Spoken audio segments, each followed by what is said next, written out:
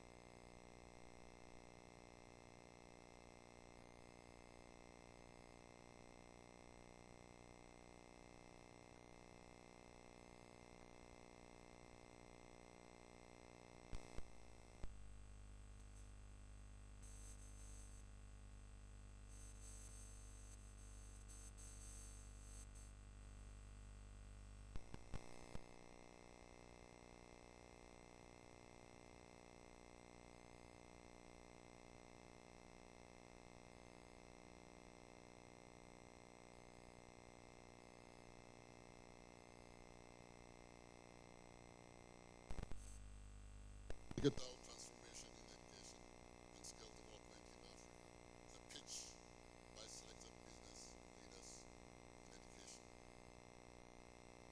Ladies and gentlemen, this conference seeks to provide a platform for collective thinking and action among stakeholders in order to provide skill development and innovative research to reverse the current trend and make the youth thrive. I believe we will all share our thoughts and experiences to ensure for our youth to thrive.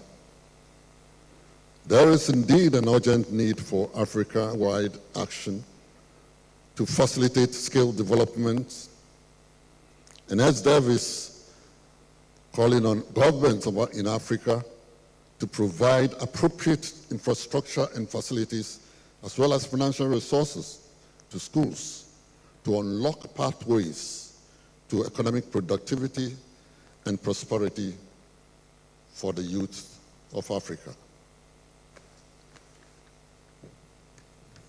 Ladies and gentlemen, through collaboration and willingness of African governments, we can, within a generation, empower those within and connected to education systems to enable all children and youth to be in classrooms, and not only in classroom, and learning.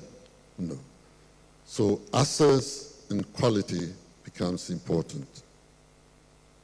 ARC-EDS, I believe, is built on hope and action. It is our hope that the youth of Africa will be equipped with skills and competencies to make them live a fruitful life.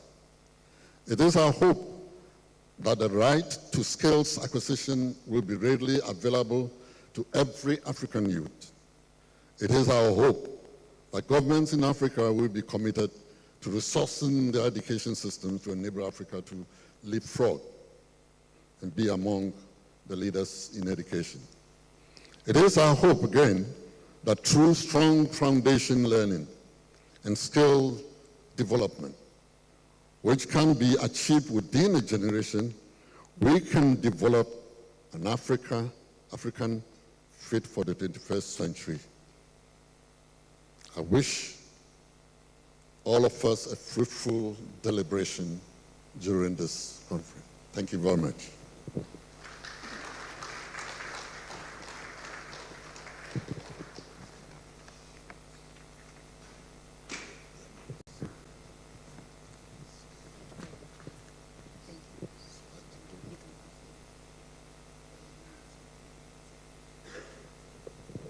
Please, let's give it up to him. Now the road has been set. It is the 2024 Africa Regional Conference on Education and Skill Development. And the theme we are looking at is unlocking Africa's youth potential for socio-economic transformation. This conference is brought to you by SDEF Foundation Africa in partnership with Accra Technical University and with the kind sponsorship of United Nations, UNICEF, UNESCO, Vanuatu Trade Commission in Ghana. Now let us welcome here someone to properly welcome you to this conference this morning. In our midst is Professor Amevi Akabovi, Acting Vice Chancellor of Accra Technical University. Thank you very much. Let's do it as he gets here.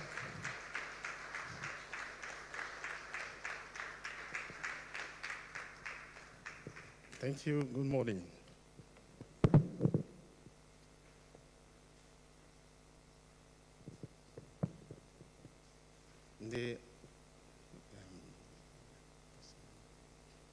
The Honorable Deputy Minister for Education, Honorable John Timfojo, the representative of the Honorable Minister for Employment and Labor Relations, the representative for the Honorable Minister for Environment, Science, Technology and Innovation, the Ambassador, Vanuatu Trade Commission, the UN Resident Coordinator, representative of the African Union Commission, Professor Chair, Professor Anamwa Mesa, Professor Francis Owusu Mesa, the CEO of ARC-EDS Foundation Africa, the Director General or his representative for the Commission for Technical and Vocational Education and Training, members of the Governing Council of Accra Technical University, Vice Chancellors from sister technical universities, the chairpersons and members of the organizing committee, directors of research from sister universities, our dedicated staff, friends from the media, ladies and gentlemen. It is my great pleasure and honor to welcome you to the Africa Regional Conference and Exhibition on Education and Skill Development. Today we gather to address one of the most pressing challenges of our time, which has to do with youth unemployment in Africa. Your presence here signifies a shared commitment to empowering our youth and fostering sustainable socio-economic transformation through education and skill development. Africa is experiencing an unprecedented growth in its youth population, which presents both an opportunity and a number of challenges. By the year 2050, it is estimated that the continent population will double, with a significant proportion being young people. In Ghana, the youth unemployment rate stands at 12.1%, a stark reminder of the urgent need for effective solutions. Moreover, the lack of adequate support for people with disability at the tertiary level further compound the issue of unemployment.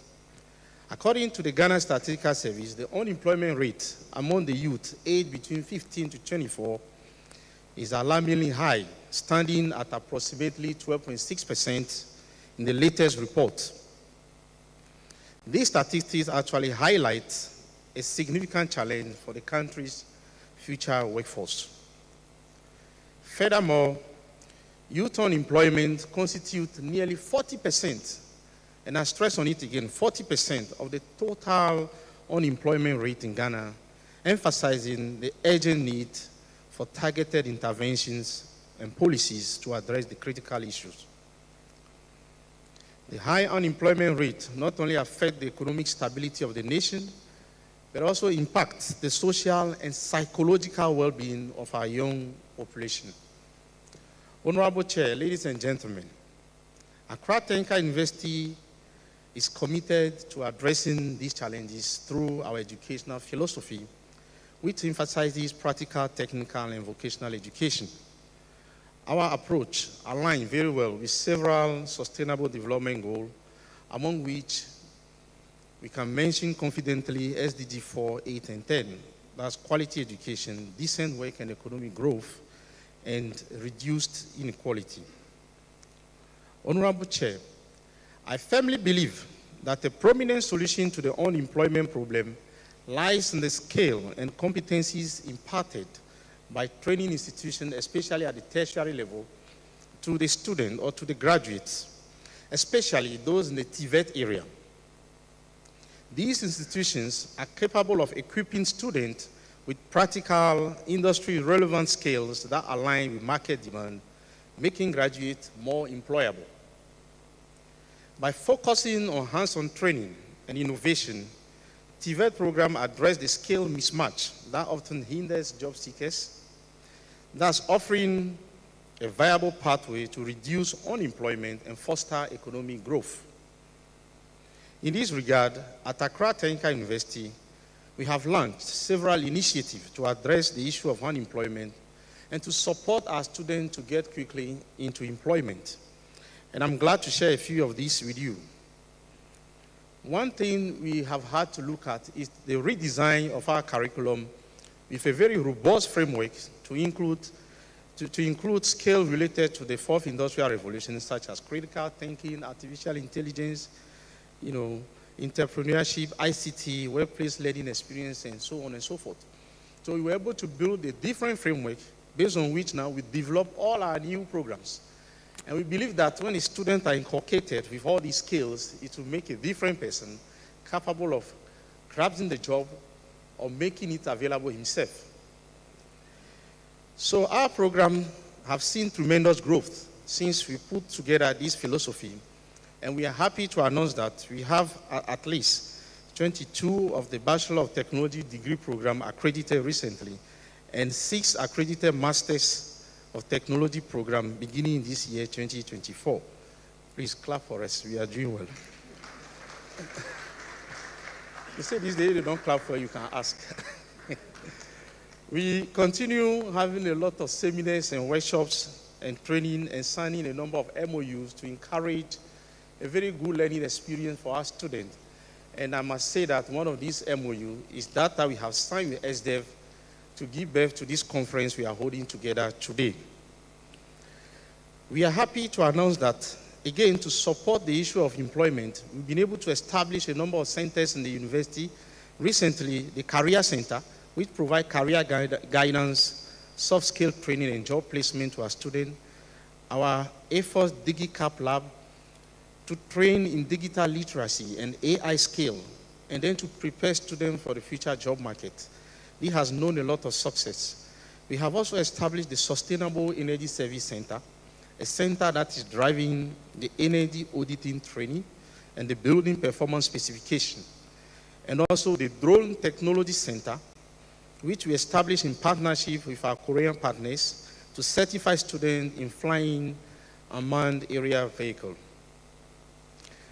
Mr. Chairman, there have been a lot of breakthrough in research and innovation at Accra Technical University, and some of these include the establishment of the ATU Research and Innovation Fund that supported a number of staff and students to bring a lot of research on board. And I'm glad to say that this has led to impactful publication and then design of artifacts to solve problems in the society, especially in the areas of AI, cryptography, software development, nutritional values of food, local medicine for cancer, and other prominent solutions to societal problems. It is for all these reasons, and many of these achievements that I do not stand here to list all, that I'm glad to tell you that ATU was rated 4th best university in Ghana by the Time Higher Education ranking in the year 2022. Please clap for us. Honorable Chair, ladies and gentlemen, in the near future, ATU plans to undertake 2 remarkable projects, a continuation of the solutions discussed, probably that will be discussed also in this conference. We hope to receive your support and assistance in bringing this project to fruition. And there are 2 things, and I wish you really take this home so that you see how you can assist us. We are looking at the establishment of a state-of-the-art incubation center. We do have one, I will talk briefly about it, and the establishment of the ATU virtual/physical museum. The establishment of the state-of-the-art incubation center and that of the museum are visionary projects that hold immense potential for the future of our community. Yes, there are forms of incubation centers in all the university, but we believe that this is the area when well tackled can make a transformation when it comes to employability of our students. Because if the students are able to bring out innovation and we are able to translate this innovation in real solutions in the world of work, assist them to do so consistently, I think it will be a game changer. They can set up their own business, their skill in entrepreneurship, and others will grow. So the incubation center will serve as a hub for innovation, providing startup and entrepreneurs with the resources, mentorship, and networking opportunity they need to succeed. This will not only foster economic growth, but also position ATU as a leader in technological and business innovation. Similarly, the ATU Museum will be a beacon of cultural preservation and education, offering an immersive experience that bridges the gap between the past and the future. I tell you, when you go into the past and we play some of our video past exhibition, you see that ATU students have designed some of the most innovative products you can think about. But with time, these things have disappeared. They have not been carried into the industry, and the memory have faded away. So actually, if we create a museum, be it virtual or physical, that we can keep some of the innovation and keep the memory, we can still sell this potential, database to industry and stakeholders who may come closer to learn what the students have designed, to look into their creativity and see how this can materialize in product on the market. This is the museum we are targeting, so that we can really, really have a collection of all our products in the past and those we shall design in the future, and keep it as a brain, as a memory for the university. So by combining virtual and physical elements, the museum will make our rich history and heritage accessible to a global audience, promoting cultural understanding and appreciation.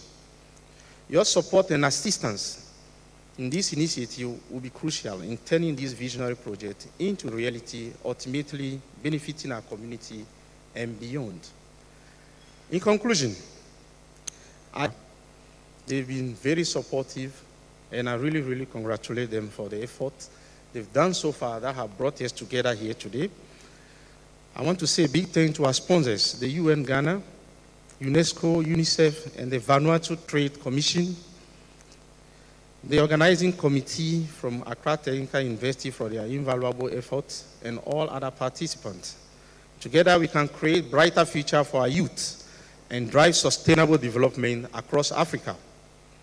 Today marks the inaugural session of this Africa Regional Conference Exhibition and Education and Skill Development, which we plan to hold annually.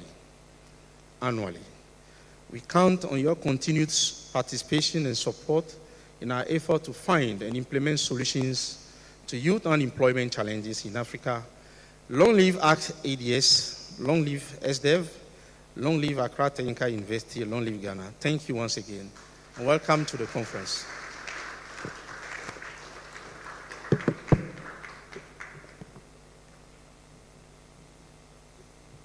Thank you so much for the warm welcome. Please let us continue to clap for him as he gets to his seat. Again, you're welcome once again to the Africa Regional Conference on Education and Skill Development.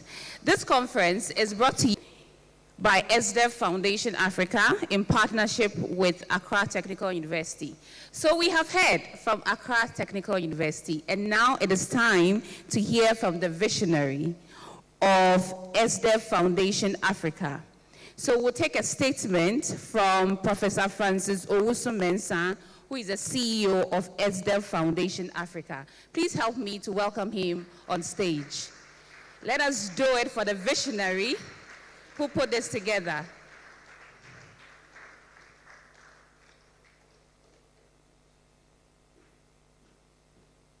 Thank you,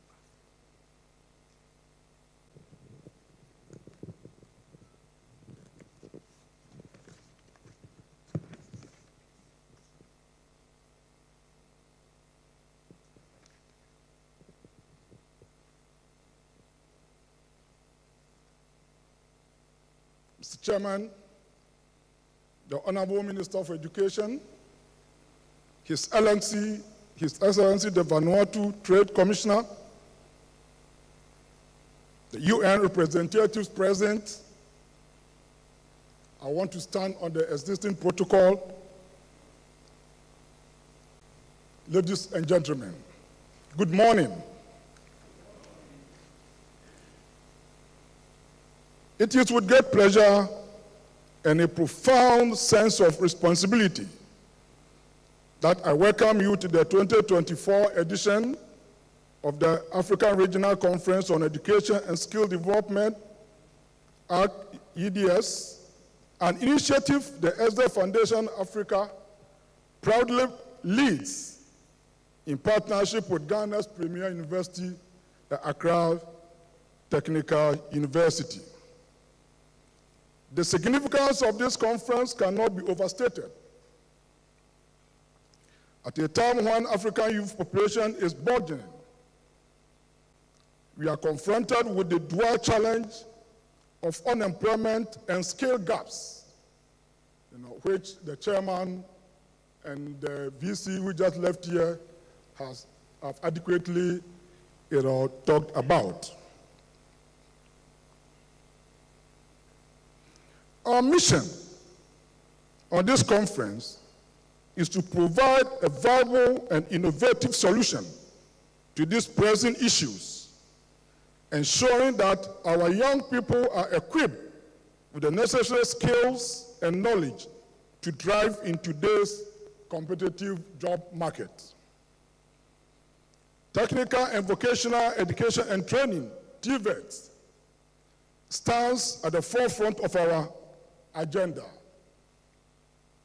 We believe that TVET is not merely an alternative to educational pathway, but a crucial vehicle for empowering our youth with the entrepreneurial skills and practical knowledge required for sustainable development. By advocating for and investing in TVET, we aim to unlock the potential of young Africans, reducing unemployment rates and fostering culture of self-reliance and entrepreneurship. The 2024 ARC-EDS is more than just a conference. It is a platform for collaboration, innovation, and transformation. It brings together policymakers, educators, industry leaders, and young aspiring professionals to engage in meaningful dialogue, share best practices, and forge partnerships that will drive the future of education and skill development in Africa. Beyond this conference, the ESDA Foundation Africa will continue to deepen collaboration with technical universities in Ghana and across Africa through our flagship projects, namely Innovate for Employment and Innovate Launch, which are already being launched in South Africa and Nigeria. This tried and tested model is designed to empower student entrepreneurs by providing the resources, mentorship, and support necessary to transform, innovate ideas into successful startups.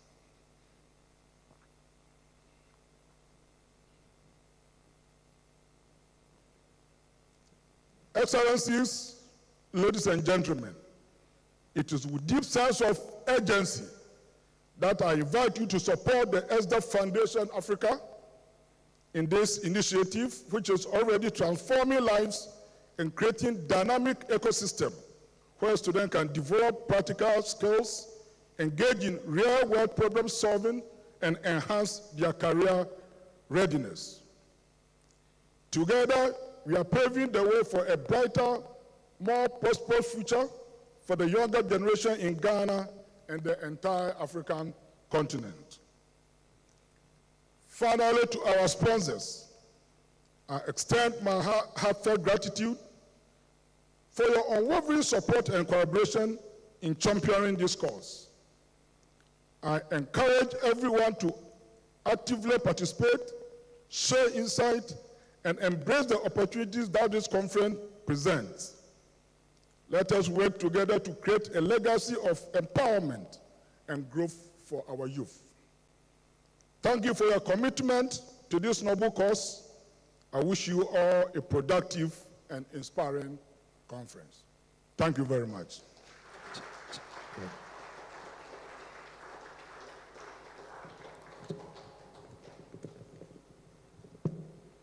Thank you, Prof. Okay, so we are inching closer and closer and closer to our snack break. But before we do that, we would like to take some messages. And ladies and gentlemen, your excellencies, I would like to tell you that we have dignitaries in our midst, but at the right time, I will introduce them to you.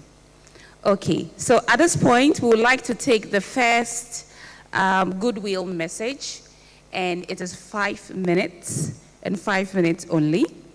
Now we will start with the rep from the Ministry of Environment, Science, Technology, and Innovation, Mr. Cephas Ajay Mensah, the Director of Research. The clapping The clapping is going low, yeah?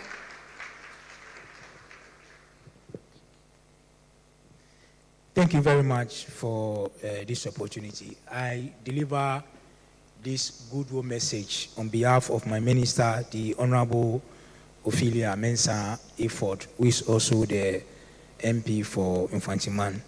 And so wherever you see I, is the minister, not me. Prof. Chair, good to see you again, Professor Mensah. Back there in our days in education, we've been working quite a long time. So Professor Chair, the Excellencies present over here, the resident coordinator of the UN in Ghana, distinguished invited guest students present here, our friends from the media, ladies and gentlemen. It is my distinct pleasure to deliver this goodwill message at the opening ceremony of the African Regional Conference on Education and Skills Development here at the Movenpick Ambassador Hotel, Accra. Your kind invitation is an indication of the cordial relation that exists between you and the Ministry of Environment, Science, Technology and Innovation, MESTI, as partners in progress and nation building. I would like to begin by acknowledging the incredible efforts of SDEF Foundation Africa and Accra Technical University for initiating this crucial and critical conference.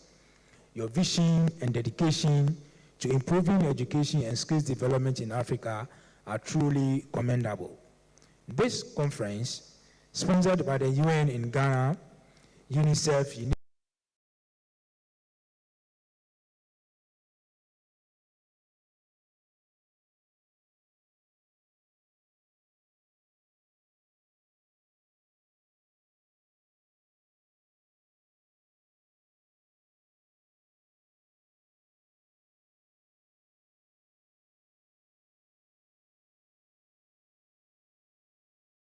technologies to revolutionize education and create new opportunities for our young people.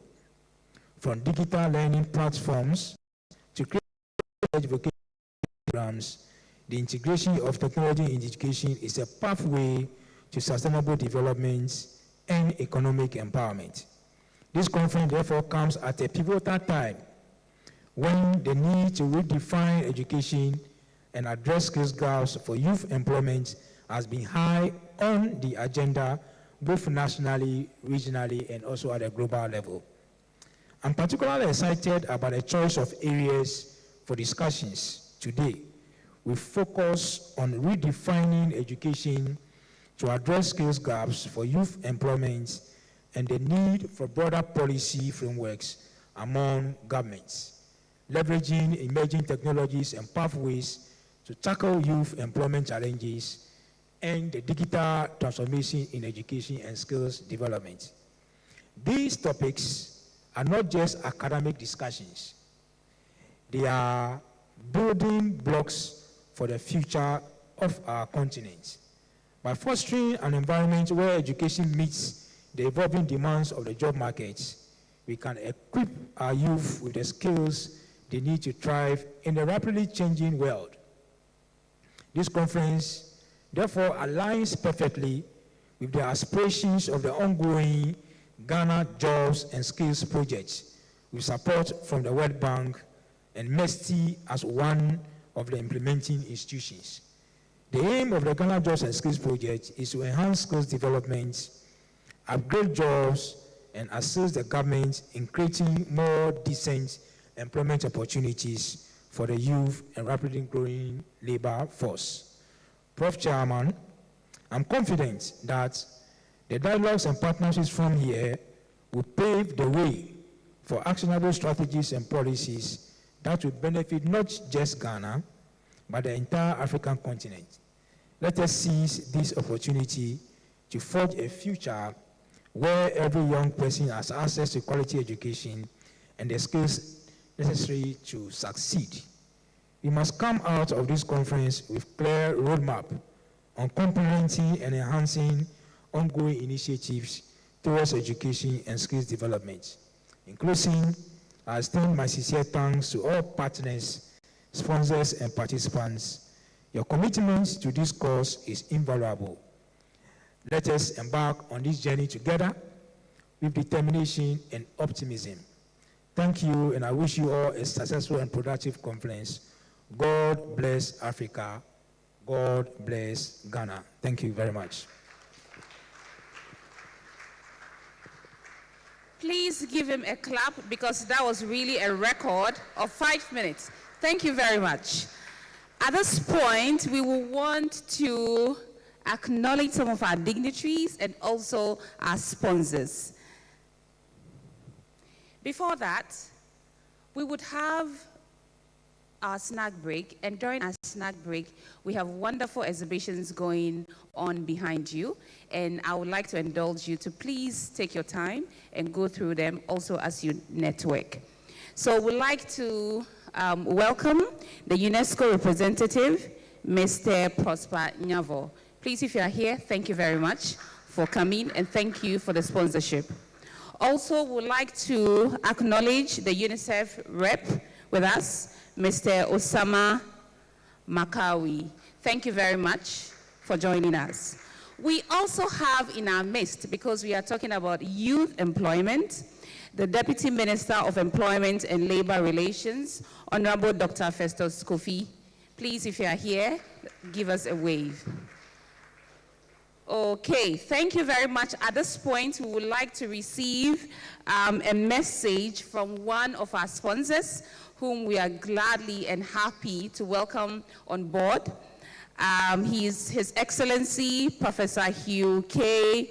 Aye, and he is Ambassador of Vanuatu Trade Commission. Please welcome him.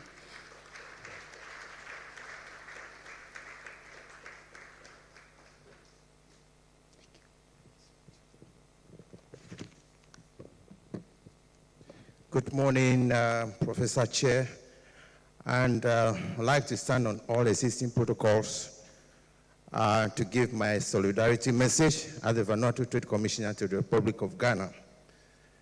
But before I do that, Professor Chair, many of us might be wondering, what is Vanuatu? Vanuatu is a republic. We're in the South Pacific, just 3 hours from Australia. We had our independence in 1980, so relatively a small number of about 320,000 people. We pride ourselves in so many strategies. We share a border with nobody because we found ourselves in the middle of the sea. We have about 83 islands. Presently, 18 of them are occupied.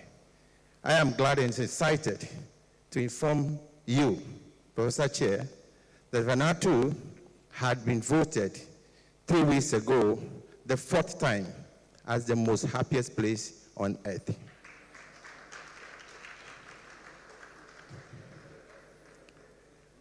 Professor Chair, I'd like to start with my message, the theme Unlocking African Youth Potential for Socioeconomic Transformation. Distinguished ladies and gentlemen, it is with great honor and privilege that I stand before you today at the African Regional Conference on Education and Skills Development, hosted under the auspices of ESDE Foundation Africa and the African Technical University. This conference, held under the theme Unlocking Africa's Youth Potential for Socioeconomic Transformation, is a critical gathering for addressing the pressing challenges faced by our youth today. As the Vanuatu Trade Commissioner to Ghana, I bring you greetings and support from the people of Vanuatu. Our nations, though separated by vast oceans, share a common vision. A vision where our youth are empowered with the skills, knowledge, and opportunities necessary to thrive in an ever-evolving global economy. Africa's youth population, which constitutes the majority of its demographics, stands at a pivotal point. The immense potential of this youthful demographic can be harnessed to drive socioeconomic transformation across the continent. However, to realize this potential, we must address the significant challenges in education and skills development for employability. The unemployment rate among the youth in Africa is a stark reminder of the urgency with which we must act. United Nations Secretary General's 2023 midterm review report on the Sustainable Development Goals highlight these challenges and underscores the need for concerted effort to achieve sustainable development. Our focus today is on finding actionable solutions to these challenges. One of the most valuable pathways is through technical and vocational education and training, TVET. TVET equips young people with entrepreneurial knowledge and skills, enabling them to become self-reliant and reducing dependency. It is a powerful tool for fostering innovation and economic growth, and for addressing the mismatch between the skills our youth possess and the demands of the job market. In support of this effort, the Vanuatu Trade Commission in Ghana has also initiated the AI Africa project. This phenomenal initiative, launched on the 30th of April at the British Council Hall, Accra, aims to train 5 million youth across Africa in the field of artificial intelligence, AI, preparing them to participate actively in the fourth industrial revolution, the fourth IR. Since its inception, the program has spread throughout Ghana and beyond. So far, we have trained over 2,000 youth in Ghana and other African countries, as well as institutions such as the Ghana Free Zones Authority, Ghana Digital Center, eJobs Ghana, Accra Technical University, and many others in the pipeline. Additionally, the project has trained Zambia, Vanuatu, and the numbers keep growing. We are also signing several partnership agreements with universities across Africa and beyond to reach out of the AI Africa project. Our expectations have soared beyond our imagination, and we are excited about the future. Furthermore, we have initiated programs to support and fund businesses and startups with a seed fund of $1 billion equivalent to AKLOMI 62,000 in Ghana. I think we deserve a round of applause for that. This initiative will be expanded to other African nations for our short term up to 2030. The focus areas include sustainable agriculture, renewable energy, and African fintechs with support from the African Diaspora Central Bank, of which the Vanuatu Trade Commission is a trading partner. This program will be launched in August for Ghana. Additionally, we are establishing a research fund to support educational institutions in the coming months, promoting research and innovations across the continent. As we gather here, let us commit to advocating for and investing in TVET and initiatives like the AI Africa project. Let us explore and implement strategies that will amplify the opportunities available to our youth. By so doing, we can combat the growing issues of youth unemployment and create a future where every young person has the chance to succeed. This conference is not just a platform for discussions, but a catalyst for action.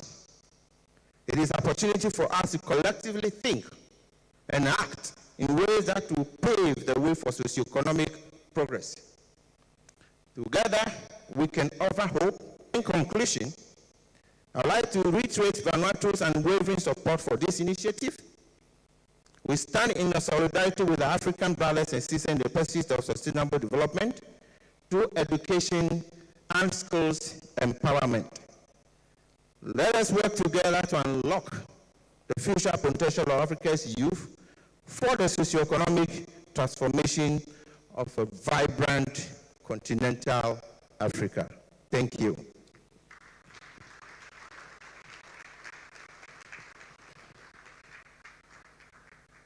Thank you so much, Prof. Hugh. I just want you to know that I'll be visiting Vanuatu very soon.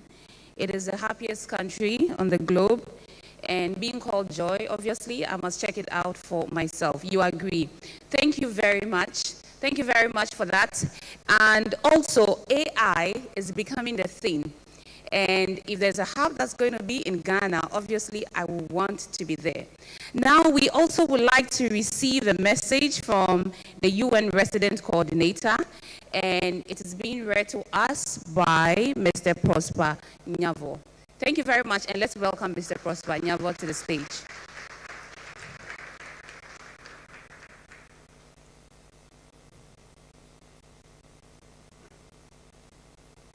Thank you. Good morning. Yeah. So just like my colleague from MESTI said, these are not my words. I'm delivering this solidarity message on behalf of the UN Resident Coordinator in Ghana, Mr. Charles Abani, who sends his apologies. The day has been tight for him and he couldn't have been here. But the UN is heavily represented here under the leadership of the UNICEF country representative and other staff. So I'll proceed and permit me to go ahead based on the existing protocols. I congratulate the Accra Technical University and the SDEP Foundation Africa for organizing this extremely important dialogue, aiming to explore strategies to combat the growing youth unemployment by amplifying the opportunities that exist in the Africa region for the youth.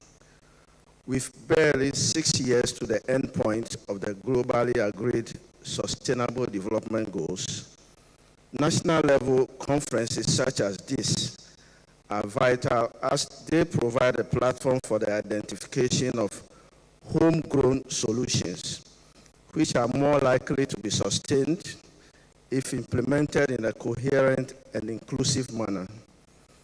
This conference is also being organized at an opportune time as it will serve as a precursor to the Summit of the Future, which will be hosted by the UN Secretary General from 22nd to 23rd of September in New York. This summit will bring world leaders together to forge a new international consensus on how we deliver a better present and safeguard the future. The Summit of the Future will look at the how. How do we cooperate better to deliver on the above aspirations and goals? How do we better meet the needs of the present while also preparing the challenges of the future? This summit will build on action points that were agreed on by world leaders at the Transforming Education Summit held in New York in 2022. There were some commitments that were made at the Transforming Education Summit. I want to just highlight 3 of them. Number 1, member states are to deliver on their national commitments that were made at the conference. In Ghana, the commitment was to focus on skills development. Number 2, to keep education on top of the political agenda. Number 3, advocating for financing education as an indispensable investment. Ladies and gentlemen, education is not just a fundamental human right, it is the cornerstone of sustainable development and economic prosperity. However, millions of young people are not able to acquire the needed education and skills that will make them competitive in the current globalized world. This has been mainly due to inadequate funding, coupled with inequitable distribution of available resources by many national governments. As a result, many young people, especially in Africa, continue to face the harsh reality of unemployment, hindering their potential and the continent's growth At the Transforming Education Summit, member states were reminded of the importance of elevating education to the top of the global agenda and adapting to relevant skills development. These are also crucial for unlocking opportunities and empowering individuals to thrive in an ever-evolving job market. By equipping young people with relevant skills and knowledge, we will not only reduce unemployment, but also foster innovation, entrepreneurship, and inclusive growth.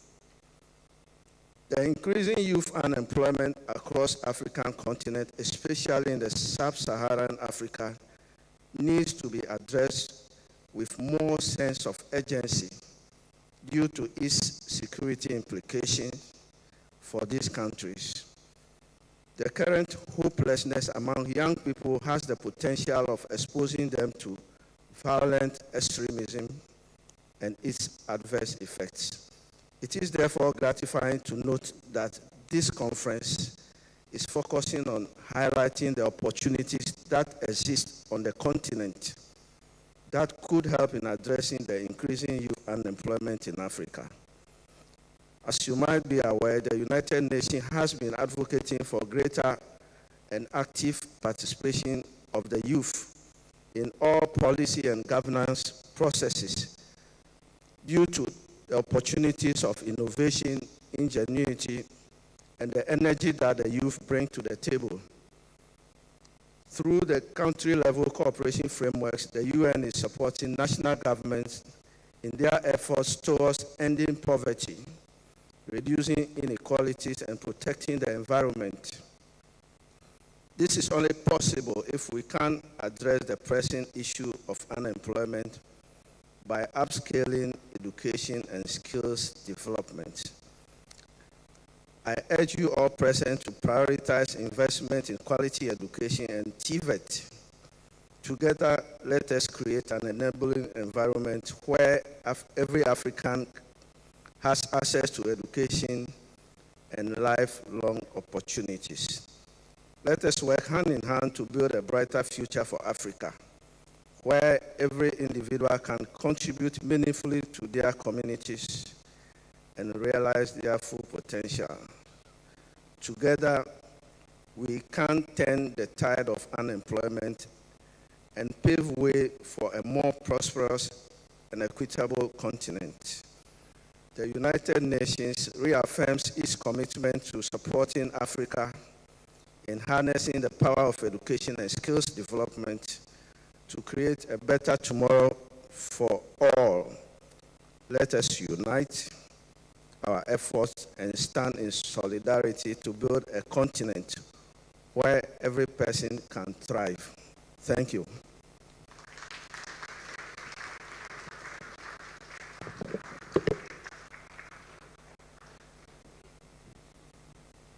Thank you. Let's continue to give it to them as one of our sponsors. If for any reason you have forgotten where you are, then I'm here to remind you that it is the 2024 Africa Regional Conference on Education and Skill Development. So you hear the words artificial intelligence, AI, skill development, job creation, the cornerstone, job market, innovation, SDG. And I guess something comes to mind. For me, it is education. So we will now take our address from the guest of honor, Dr. Yaosei Iduchu, Minister of Education of the Republic. And it will be read on his behalf by the Deputy Minister, Reverend John Intim Fodjo. And he is also the MP for Asin North in the Central Region. Ladies and gentlemen, help me to welcome Reverend Asin South. Thank you. Thank you very much, Joy. It's exciting to know that there's another country competing with Ghana for the happiest place. And for today, I think Vanuatu has won. So we'll be looking for Vanuatu visas, not passports. All right, thank you very much. Professor Chair, Professor Jofos Anamwa Mensah, who is a respected academic, and has recently been recognized for his efforts in education, not only in Ghana but globally, and has been appointed the Learning Generation Global Champion, a great mentor to many of us. My respected colleague, oh yes, he deserves the round of applause, very much deserving. My respected colleague and Deputy Minister for Employment and Labor Relations, a Member of Parliament for Upper Dentra East, Honorable Dr. Festus Kofi, the CEO of SDEF Foundation, my own brother, Professor Francis Owusu-Mensah, the Vice Chancellor of Accra Technical University, Professor Amevi Akapovi, His Excellency, the Ambassador of the Vanuatu Trade Commission, Excellency, the UN Resident Coordinator, represented ably by the Country Director of UNESCO, Country Director of UNICEF, and all diplomatic members present here, the representative of the Minister for Environment, Science and Technology. I see my own lecturer, former lecturer, and the respected former Vice Chancellor of the University of Mines and Technology, Professor Jerry Kuma, also here, and all distinguished guests, Director, Tertiary Ministry of Education, Professor Nunu, and Technical Advisor to the Minister for Education, Madam Angela Fran, and our friends from all over the continent and overseas who have joined us both in person and online. We are very much excited to be here at the maiden edition of African Regional Conference on Education and Skills Development, with a particular focus on realizing the potential, unlocking the potential of the African youth for socio-economic development. I wish to congratulate SDEF Foundation Africa and the Accra Technical University for the initiative, organizing this powerful platform, putting it together, and as we acknowledge the sponsors and the partners who have supported SDEF Foundation, Accra Technical University, for making this possible. I had a discussion with Professor Owusu-Mensah just before coming here, and I congratulated him for putting this great platform together. This is the first of the series to follow, and it is our expectation that in the subsequent sessions, we are going to see not less than 10 ministers of education and skills development and higher education of African continents seated here, where each will present the action plan and their commitment to ensuring that we commit to unlocking the potential in the African youth for a rapid socio-economic development of our continent. The enormous opportunity that lies in the youth and lies in human capital is awesome for leveraging on same while rapid socio-economic development. All my previous speakers have agreed on two facts. One of the facts is that Africa is a youthful population, and the second is that we're grappling with unemployment situation. But as I bring you the warm compliment of Dr. Oseduchum, the Minister for Education, it is also exciting to know that as youthful as Africa is, that is where the opportunity lies, to harness that potential. As we speak today, the reality of the youthfulness of Africa is that 40% of the population of Africa is below the age of 15, and that is how youthful the African population is. And it is expected that by the end of the century, the population of Africa will contribute to 42% of the global population. That is going to be nearly half of the global population. And so imagine a continent that has been empowered, and a continent whose people have been empowered with skills, whose people have been empowered with the relevant education and imbued with the relevant 21st century skills, with a minimum gross tertiary enrollment ratio of about 40%. The people who have been pushed into innovation with their youth, their creative potential and the critical thinking potentials of their youth unleashed with technology-driven and innovation-driven education. There's going to be a lot of explosion in our socio-economic development. Now, regardless the natural resources endowment of a continent or any country may have, the reality is that the guarantee to a rapid socio-economic transformation does not lie in the human resources, does not lie in the natural resources. A country may be endowed with gold, diamonds, timber, oil, but for us to transform, it lies in how we position the human capital on the path of development, on the path of relevant skills, on the path of innovation. And that is where Education Commission Now Learning Generation, in their 2020 report, indicated that if nothing changes by the year 2030, nearly 285 million young people, not only in Africa alone, but globally, may reach adulthood without the skills needed to thrive in today's world. And that is nearly half of the global youthful population. So skills is essential, and skills is very important. And that is why it is important that the focus of our education system must be focused, must be channeled to unlocking the skills potentials, skills development, and modernizing TVET and skills development, and ensuring that we embrace 21st century education and put the young ones along that path. 2024 as the year of education, and further urge member countries to educate the African child with the 21st century skills. The 21st century skills are the skills that will empower our youthful population such that in the next, by the time that we end the century, we are not going to have just 40% of contribution to the global population in numbers, but competently and confidently and strategically contributing to minimum 40% of global innovation, global inventions, and global technological advancement. That is a responsibility upon all of us. It is a collective responsibility of all stakeholders to join hand in hand, supporting government, the private sector, CSOs, development partners to ensure that Africa would not sit for the rest of the continent to run past us. But we will leapfrog. And in leapfrogging, we leverage on the opportunities. The youth, we are blessed with some of the most intelligent and talented gifts in this continent.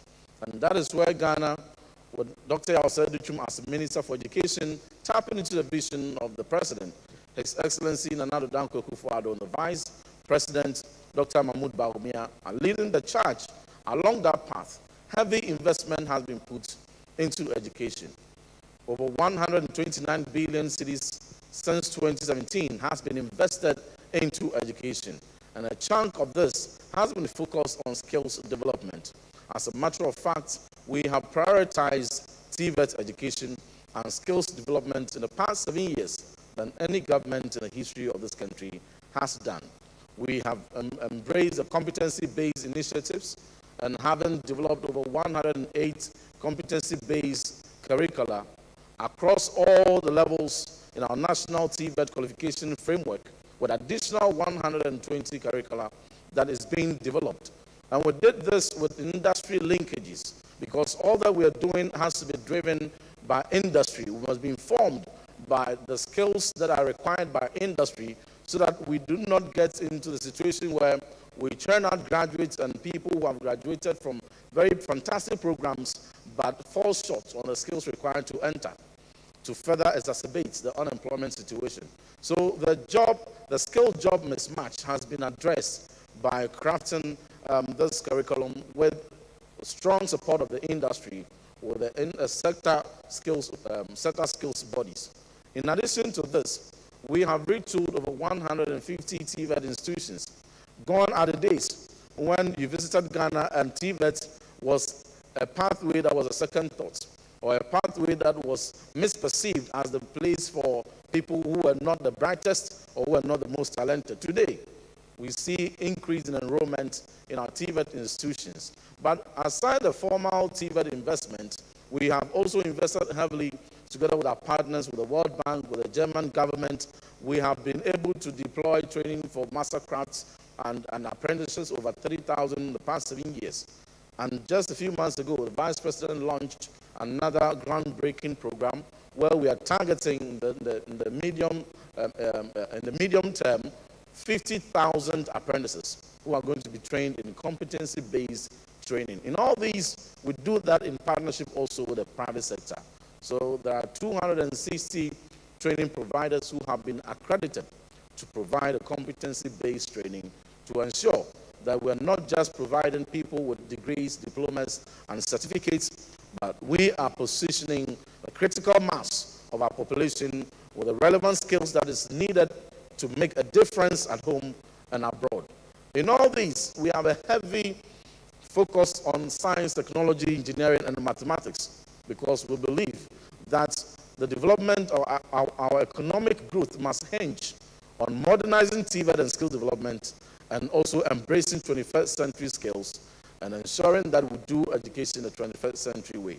So that calls for introducing STEM across various levels, from primary, SHS, with heavy emphasis on the secondary side, and pushing for us to attain a 60%, 60-40 ratio in favor of science, as against the current 40-60 in favor of humanity. So on your screen, you see rolling the pictures, evidence of the heavy investments that we have made in this country within the past 7 years around the areas of STEM, around the areas of skills development in TVET, and ensuring that TVET continues to be attractive, and that we realize as a country that by our comparative advantage, we must leverage on skills. And talking about skills, the relevant skills, the 21st century skills, the skills that will propel us on a sustained and rapid path of economic development. So that is a path I want all of us to come along, to do our bits and support to ensure that by the end of the century, we are not going to have a continent contributing to 40% in numbers. We're not going to have a country where only one continent where only one country, Mauritius, has a gross tertiary enrollment ratio above 44%. The rest of us are around 22, 24, with many others around even under 10, gross tertiary enrollment of under 10. Here in Ghana, right at pre-primary stage, because we are not waiting until people grow. We are not waiting to add on to the 244 million young people between the ages of 6 and 18 across the world who are estimated to be out of school. We want to ensure that we provide opportunity for every Ghanaian child to have access to quality and inclusive education. We have been able to attain 100% gross pre-primary enrollment. And post-COVID, we're trying our best to attain 100% net enrollment, but we are making very strong progress. Professor Chair remarked in his address the issue and the challenge of learning poverty, because if you are not able to cure learning poverty, and if at the age of 10, your population are not able to read, your children at the age of 10 are not able to read at grade level, this poverty will later translate into actual poverty and actual unemployment. And so as the World Bank projects for sub-Saharan Africa, learning poverty to be around 90%, and indicating that if you took 10 children at the age of 10 in sub-Saharan Africa, only one of them may be able to read at grade level. In Ghana, a number of interventions were deployed, because if we are able to set the foundations right, then you'll be able to build a solid strategy of skills development on it. So from 2015, early grade reading assessment of only 2% of our pupils reading at P2, we deployed a number of interventions with our development partners, with the Ministry of Education putting in a heavy investment. Now fast forward to 2022, the outturn of the National Standardized Test indicated that from 2%, an improvement has been seen to 38% of our pupils reading at P2. And we have seen, contrary to the projection, I think it's a good place to clap. Yeah, it's a good place to clap, if you may.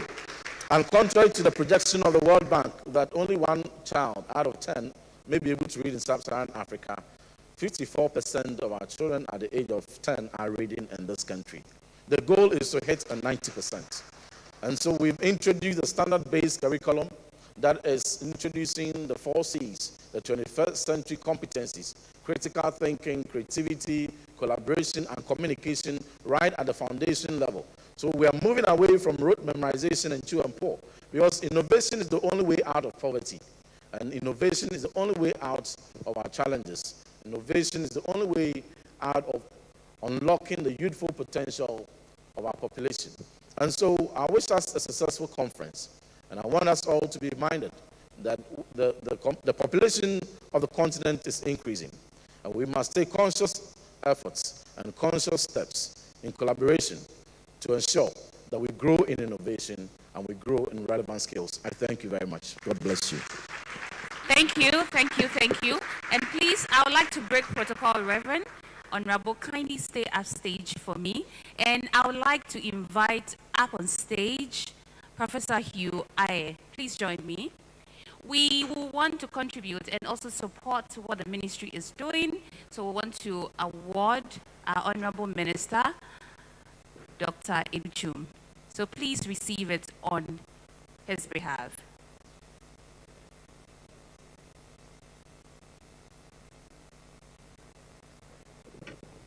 Professor Chair, I'm privileged to present this honor, and I read the citation. Citation of honor, proudly presented to Honorable Dr. Educhum, Minister of Education, Ghana. In recognition of your exemplary leadership and transformative contributions to Ghana's education landscape, the ASDEF Foundation Africa and Accra Technical University honor you at the 2024 ARC-EDS. Your visionary guidance has significantly advanced STEM education, fostering a new generation of innovators. The support for technical and vocational education and training, TVET, has revitalized the sector, providing practical skills and employment opportunities for young Ghanaians. Your comprehensive reforms across the education system have enhanced curriculum, teacher training, and infrastructure, ensuring quality education for all students.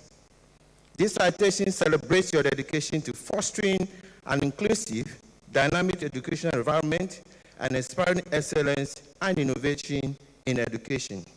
I equal honored by the proud sponsors of this event.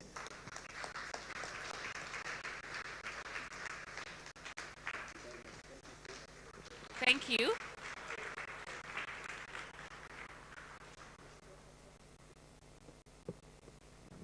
Thank you very much. So in addition to the citation is also a plaque, and I have that singular honor to stay present to the Honorable Minister, Honorable Dr. Yao Ose Educhum. Thank you.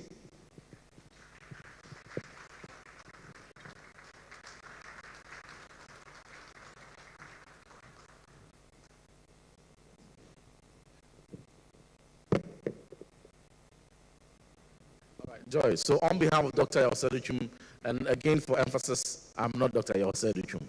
Dr. Yao Educhum is my boss, a fantastic gentleman, very visionary, who is leading a transformational team at Ministry of Education and who has led many initiatives that is not only reforming but transforming education outcomes. So on behalf of Dr. Yao Educhum, we express our sincere gratitude to the organizers for this valuable recognition. I thank you very much.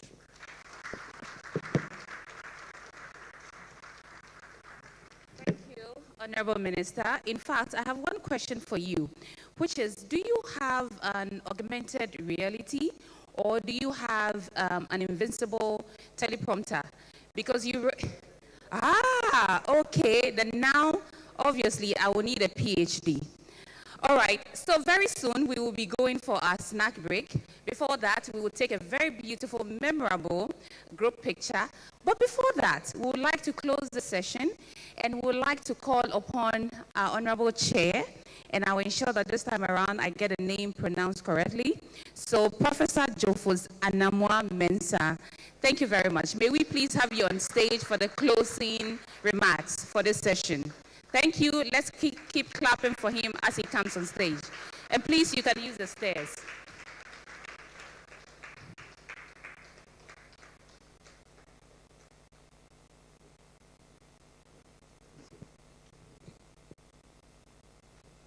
Thank you so much.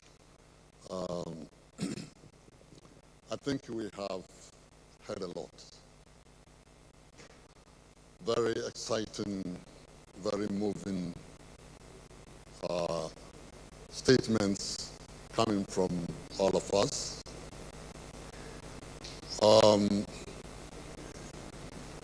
I believe that the impact of the messages that have been given has really dawned on all of us. Africa requires to transform itself. There's nobody anywhere who will come and transform Africa for you. We have to do it. And the statements coming tells us that indeed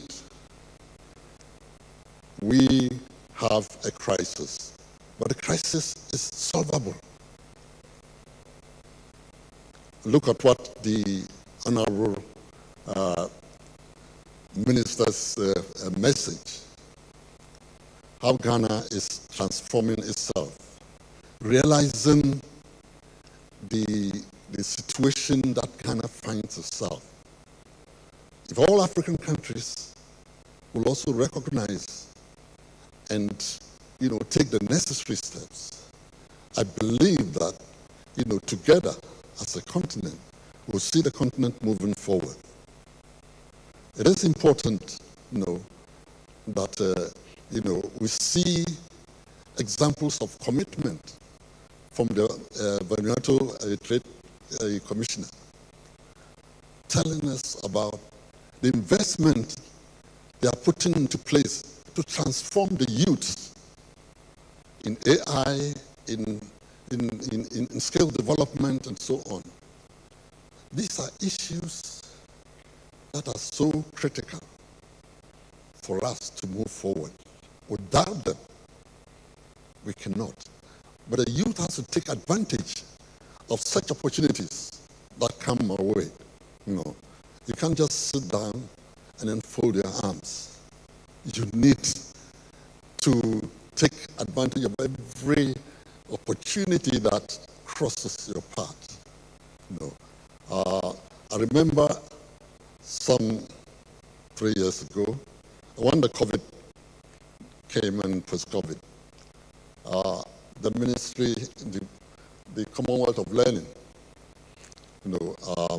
asked that I should get some people, the ministry and all the colleges and industry who are interested in having skill development through, virtual learning, where they had linked up with some universities, and they wanted us to provide about 2,000 people for training, and this training crosses over so many places and so many international universities. We couldn't get a 2,000 in the first instance. We got about 800 and something. Because we were trying to get the youth. So this is an opportunity for you, to learn something, that you can use, for your future. But the message probably did not sink well, and we didn't get the numbers that we wanted. But here again, we have opportunities around. We need to utilize them. Accra Technical University is doing wonderful things there. They don't have many resources, but they are trying to ensure that what they provide is of quality and can train the people to have the skills and the competencies to be able to be useful citizens who can then help in transforming the system, African system. So these are issues of very importance to us. The CEO of SDEV, also mentioned the fact that, we need all hands on deck. Everybody, we need to rally everybody to support this noble effort, that is being pushed into Africa. It is important that we all, promote and help develop SDEV to really transform the systems around us in Ghana, outside Ghana, in other African countries. These are places, these are things that we need to do. So please, I just want you to keep it in mind.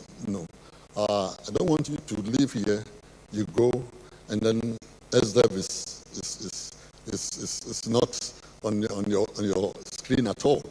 SDEV should be something that we should be thinking about. How do we, provide skill training for our youth? How do we transform our system? As I said, Ghana is doing something wonderful. The CT vet is there. Technical service has also been put in place. So there are things happening. Changing the status quo.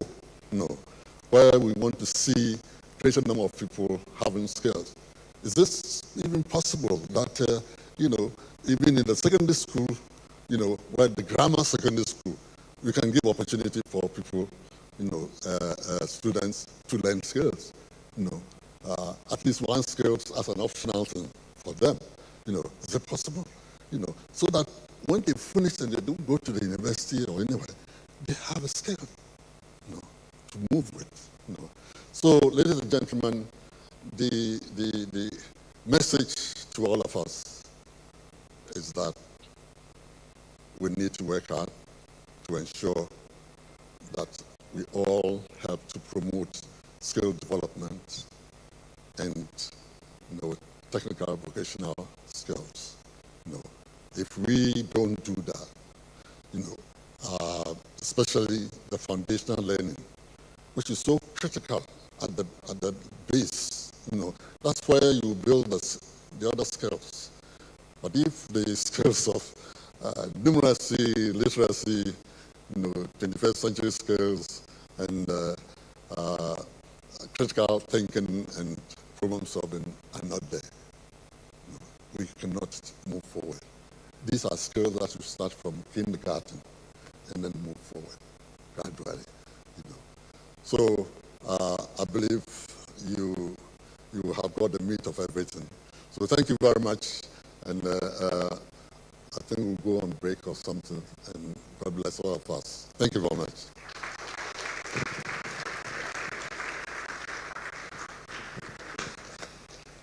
Thank you, Prof. So Prof mentioned that we will go on break or something. The something is that we will take photographs.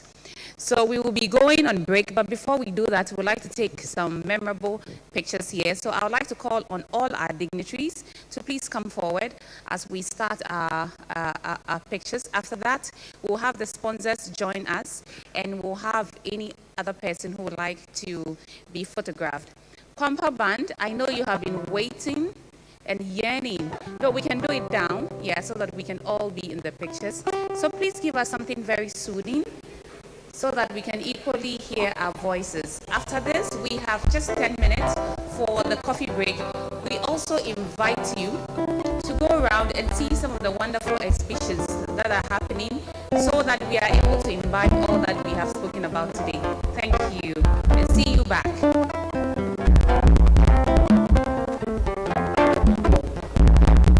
Yeah.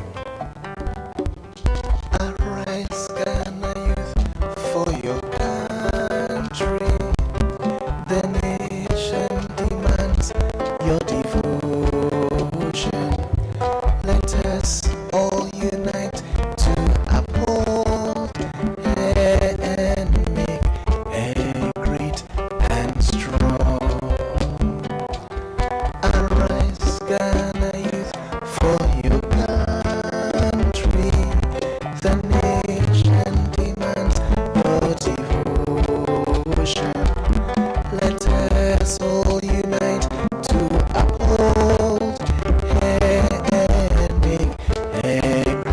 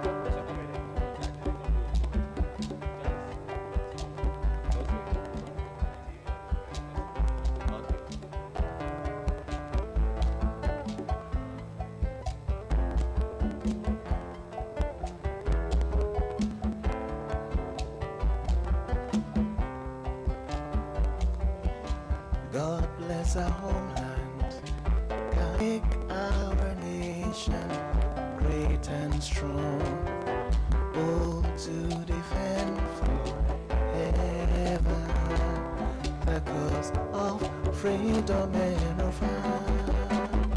Fill our heart with true humility and make us cherish fearless honesty, and help us to resist oppressor's rule with all our will and might forevermore.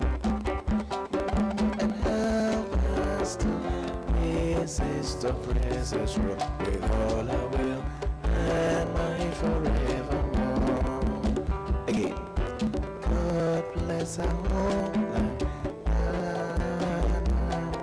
and make our nation great and strong, bold to defend forever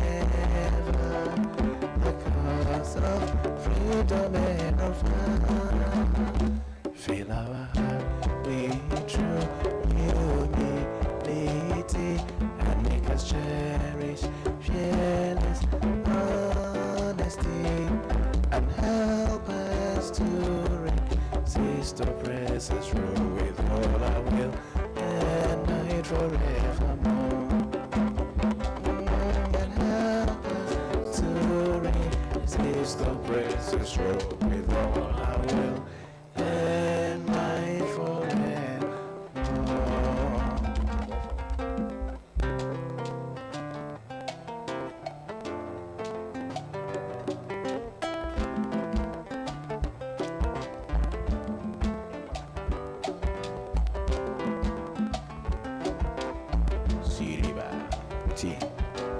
Susu baby baby Fabwa Ghana Na Ghana be you Enye you if you know I know Kwampa Susu baby baby Fabwa Ghana Na Ghana be you Enye you if you know Young Koni be my Susu baby baby Fabwa Ghana Na Ghana be you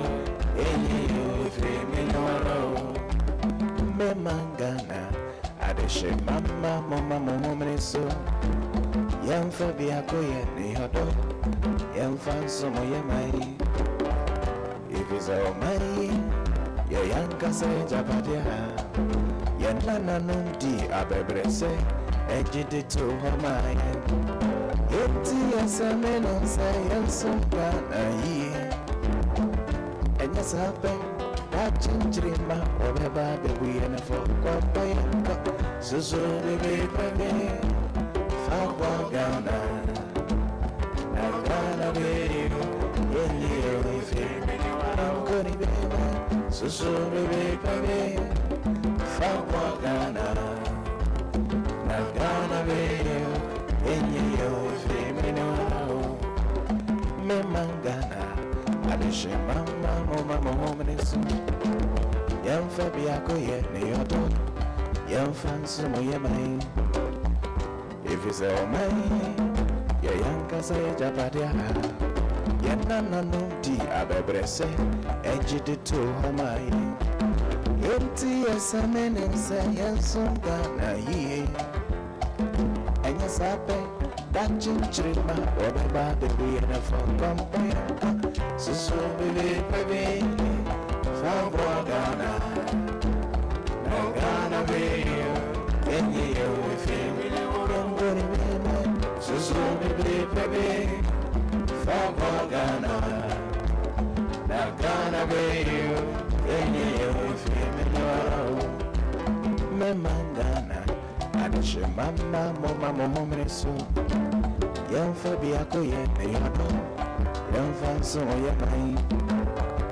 If it's all money Ye yanka sa japadia Ye nana nundi abebrese Ejide to homa ye Yenti ye se mene se yansunga na ye Enye sape Da chinchirima Wamba bebu ye nefu Susu baby baby Fagwa Ghana No Ghana be you Enye you if you Susu baby baby Fagwa Ghana No Ghana be you Enye you if you Konsu ne papemo Ofanya moi Enkutumpu ne kongonsa Ofanya moi Anyhow ne korono And also Ofanya moi Semingu menyanzo Ofanya moi Yenti esameno se yansunga na ye Enye sape Da chinchima Oba babu yunifo Kompanywa Susu baby baby Fagwa Ghana Na Ghana be you Enye you if you Yungu kiwe Susu baby baby Fagwa Ghana No Ghana be you Enye you if you know Mema Ghana Adeshe mama mama so Yamfa biako ye ni yodo Yamfa nsumo ye mai If it's all mai Ye yanka sa ye japadia Ye nana nundi abebrese Ejide tu homai Yenti asemeno sa yansunga na ye Enye sape Da chinchirima wababa bewi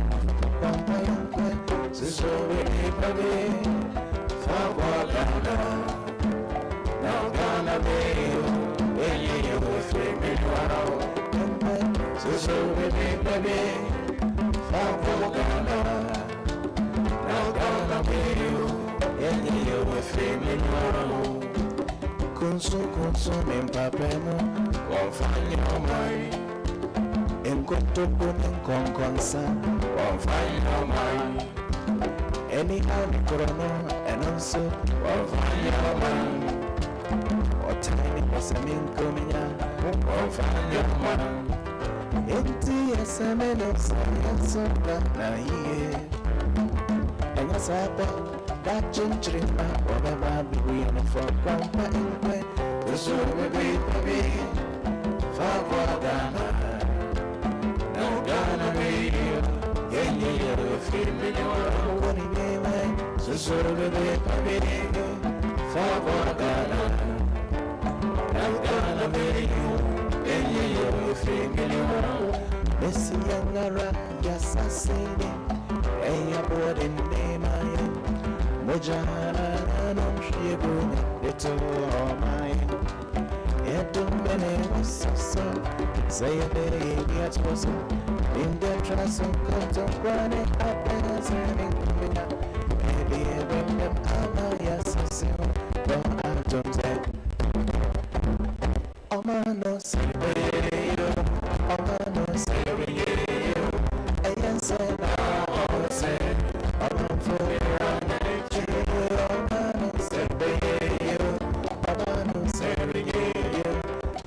Hello.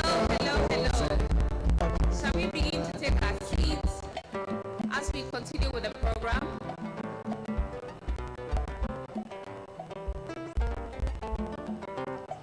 We have the next session being a plenary session.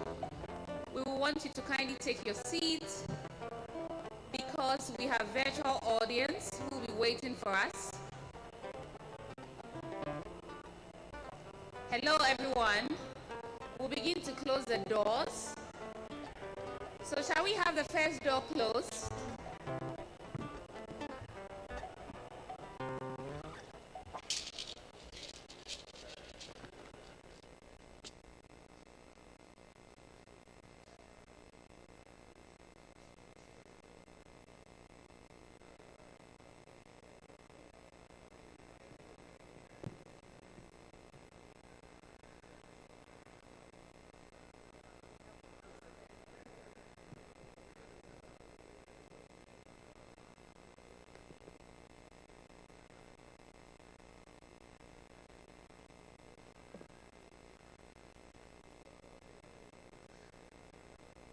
Hello, my wonderful audience. I would like you to kindly start taking your seats. So for those of us who are behind, enjoying the exhibition, please take your seats as we close the doors.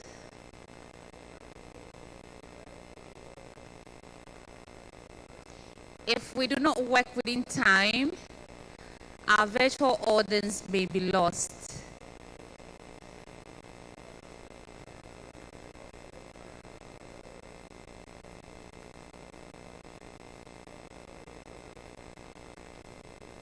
Okay. Hello. May I please have everyone behind sitting down? You know, education equally has something that goes with it, which is discipline. And I know that in school, one of the things that is instilled in us is the habit of discipline.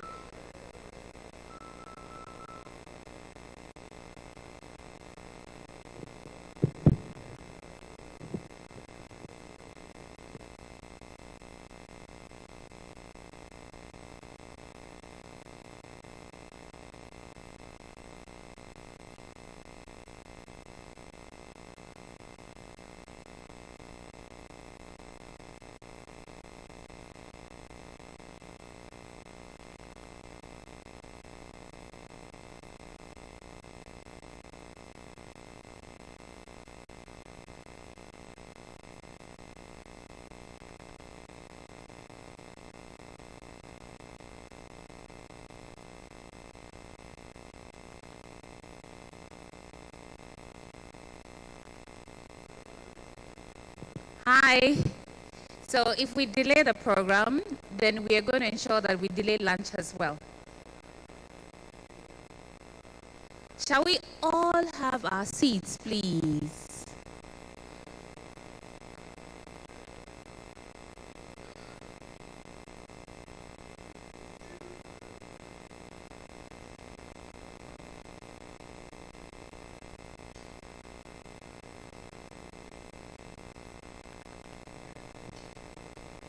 Okay.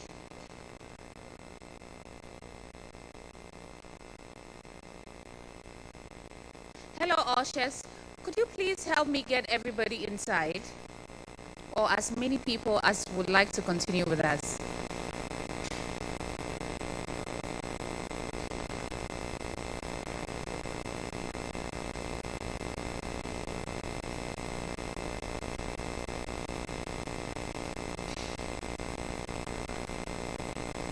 Okay. I can see Vaniatu here. So we are getting set.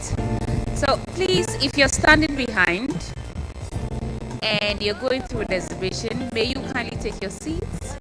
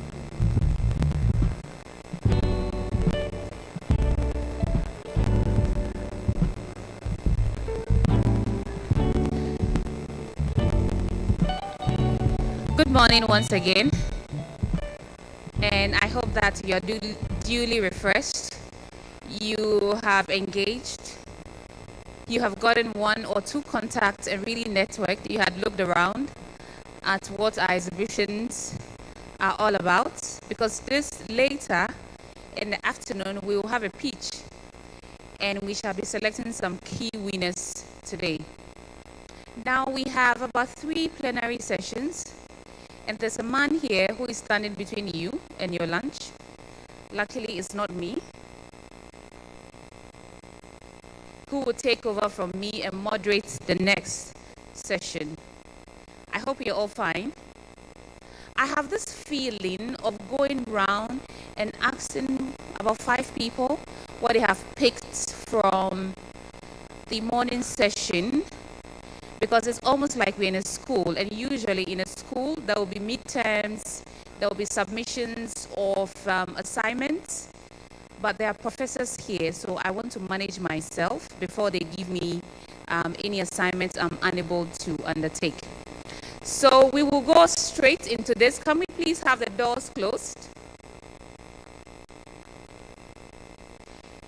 And thank you to our online audience who are waiting patiently for us. We thank you for waiting, and we hope that you are duly engaged and you are taking nuggets from today's session. Okay, so we start.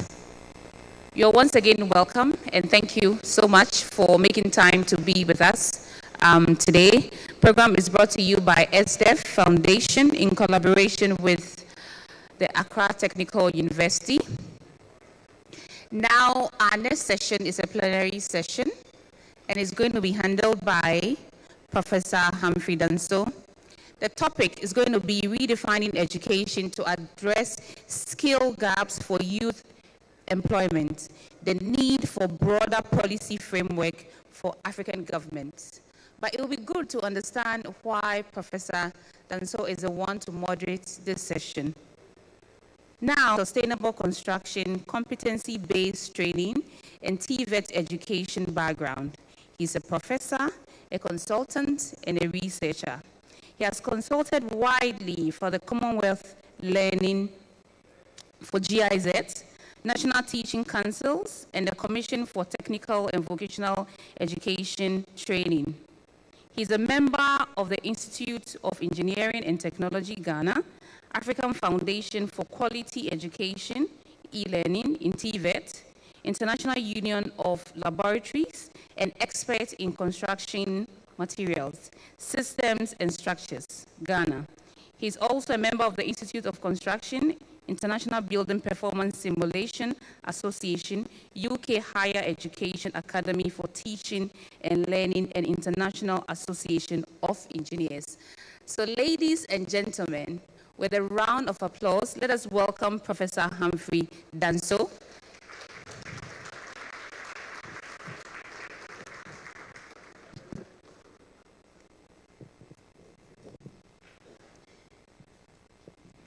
Hi, Prof. Thank you, gorgeous MC. Chairman for this program, Professor Namo Mensah. I'll have the honor to moderate this session of this conference, which has the theme, Redefining Education to Address Skills Gap for Youth Employment, the need for a broader policy framework for African governments. In fact, when you look at the Professor Namo Mensah educational reform in 2000, 2002, you could see that that is where we, as a country, that's Ghana, started looking for ways of training our students at the lower level with skills in mind. So we could see that the program started with a very good technical programs and vocational programs, some languages and others from the reform that was led by Prof. And you could see that it really started the discussion in the country and generated the debate in terms of the need for skills development in the curriculum of our educational system. Indeed, we cannot develop as a country without looking at issues with skills training. Skill training is very critical to the development of every country. When you go to UK, where I based for some time, you realize that the education pattern is pure skill training and specific skill. And a lot of people are going out of a lot of higher education and concentrating on acquiring skills. Because those with skills are those who get the money. The carpenters, the masons, the plumbers, they get the money. I had a colleague friend who was a plumber. Before you call and book for a job, you pay some money. Then he comes, work for less than an hour or two, the hourly rate is applied, even when he works for just 5 minutes to come and unblock your WC that is blocked. And he takes his money and he goes. So skill training is very important, and that is what will propel the training or the development of African countries. And therefore, we need not to look down on skill training. When you look at the educational reform that we've had for some time, it has emphasized more on skill training. We need to do more to promote that. We'll talk about bringing TVETs in line with skill training when we get to the panel discussion. Because of our time, I wouldn't waste much time. When you look at the program manual, we are beginning with the second presentation. And the topic or the title for the presentation is Quality Education and Skill. And scaling of youth is the way to reap the demographic dividend in Africa.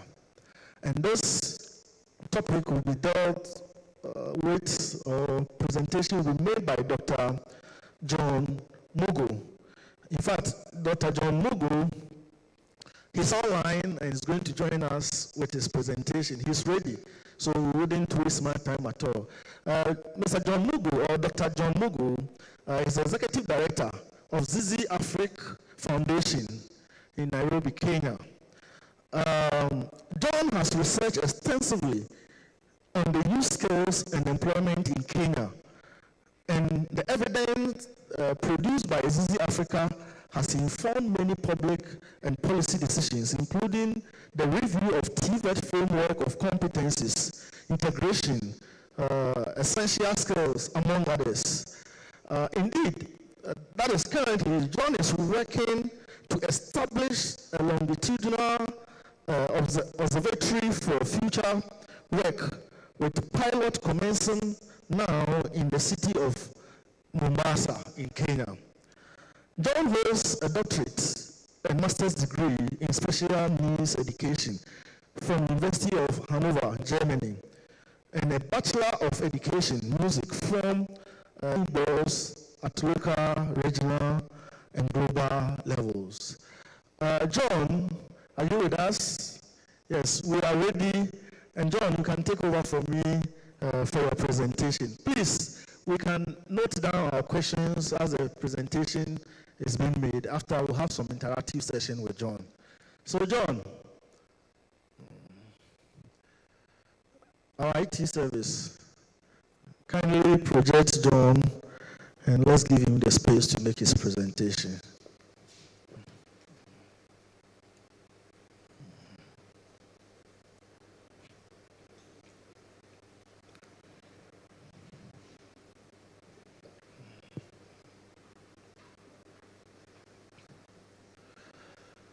I think John is online, has been online for some minutes now.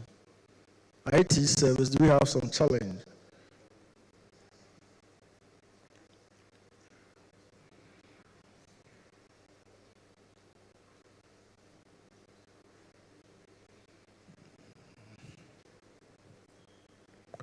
All right, so John will be speaking.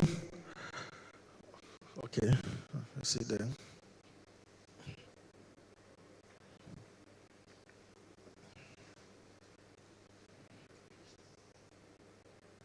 So, in redefining education to address skills gap for the youth employment, I think government has done a lot so far with introduction of some new policies. When you look at the Educational Regulatory Act 2020, now making what we call CODVET, Commission for Technical Education. Now that's a CODVET to a commission, giving them stronger powers and abilities to be able to champion the training of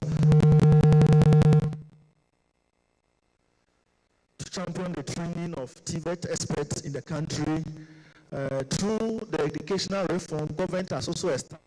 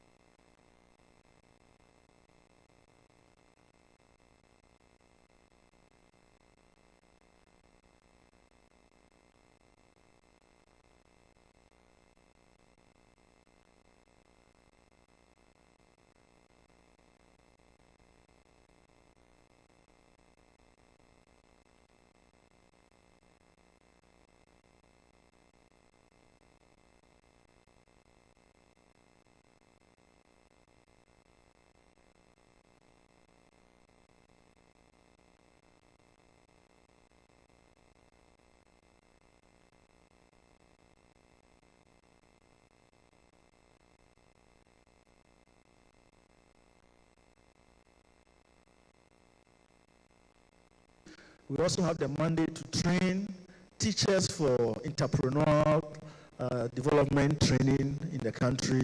And we also have the mandate to establish linkages with industry for growth of TVETs and skill development in the country. So ARC-EDS has purposely been created by government also in 2020 to champion skill training and skill development, entrepreneurial development in the country. I've seen a lot of universities in the country running programs like entrepreneurship and entrepreneurial activities, innovations, creativity, and others. That's the way we should go. We should train people to acquire skills. We should train people to have the thinking of starting their own businesses instead of training them to come and look for some white-collar job somewhere. When you look that is in the country, you will find that we have serious issues with skills. And therefore, we have skills gap in many areas that we are not supposed to have skills gap. We are training people in certain fields of skills. However, we have serious gaps in those areas. What do? We have to look at our curriculum and train our students in a way that will prepare them to become functional in the industry.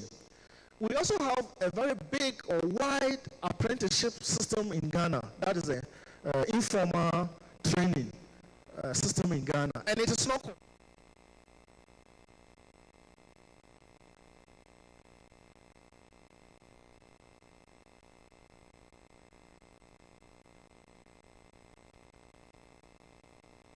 small skills. He will stop the training and start his own work, start working for others. He has not acquired the critical skills, the finishing skills, the other skills he needs to use, he needs to gain to be able to become proficient and competent in delivering that line.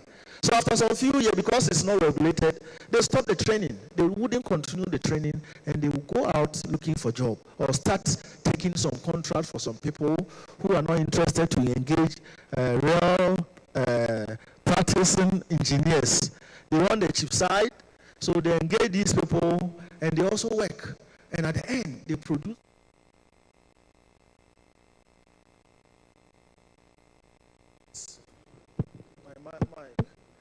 Like POP and some areas, we rather rely on people coming from Togo and our neighboring countries to do or perform those activities for us. For us, we have people here. We have not really trained them well. Those who are going through the training are not properly trained because they stop along the way and go out to look for a job or work to be able to gain some money for themselves. So we need to do a lot. The TVET landscape in our education system currently is promoting what we call CBT, competency-based.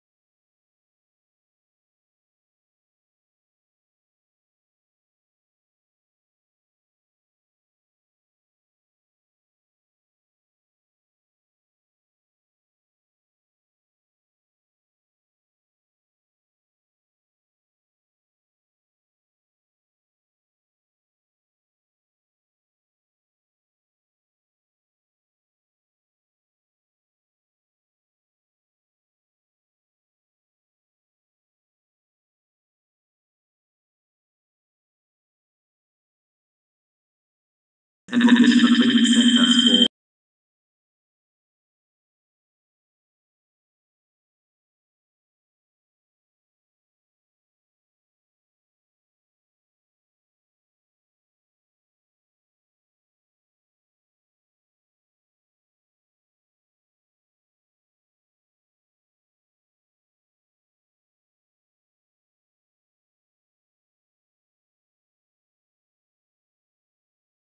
slow or they can't do certain things. And so I have quite some experience to share around this. We have also a lot to learn, so not that we have answers. But this responds also to Professor's question around intersectionalities. What we have learned was that training youth with disabilities matters, dropouts, school dropouts, anyone who did not complete primary.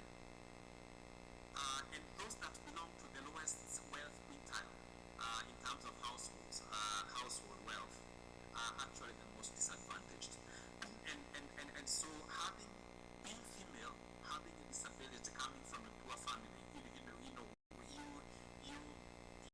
intersectionalities around this kind of things, and we have experimented with some of these intersectionalities to see how to reach. But then, while our countries in sub-Saharan Africa are pretty similar in terms of demographies, there might be certain intersectionalities that are unique to Ghana. And I think, Professor, you are raising a question that can help us to examine, who is accessing training, who is accessing jobs, not just saying of those completing training, for instance, 30% are accessing jobs. When you look at Kenya, of those that are able, for instance, to go for STEM courses, female youth, our girls are still just around 30%, which means to raise that from 30 to 50, there is quite some work to do. So gender is also a pretty dominant, depending on what aspect you are addressing. Some of the things we've been challenging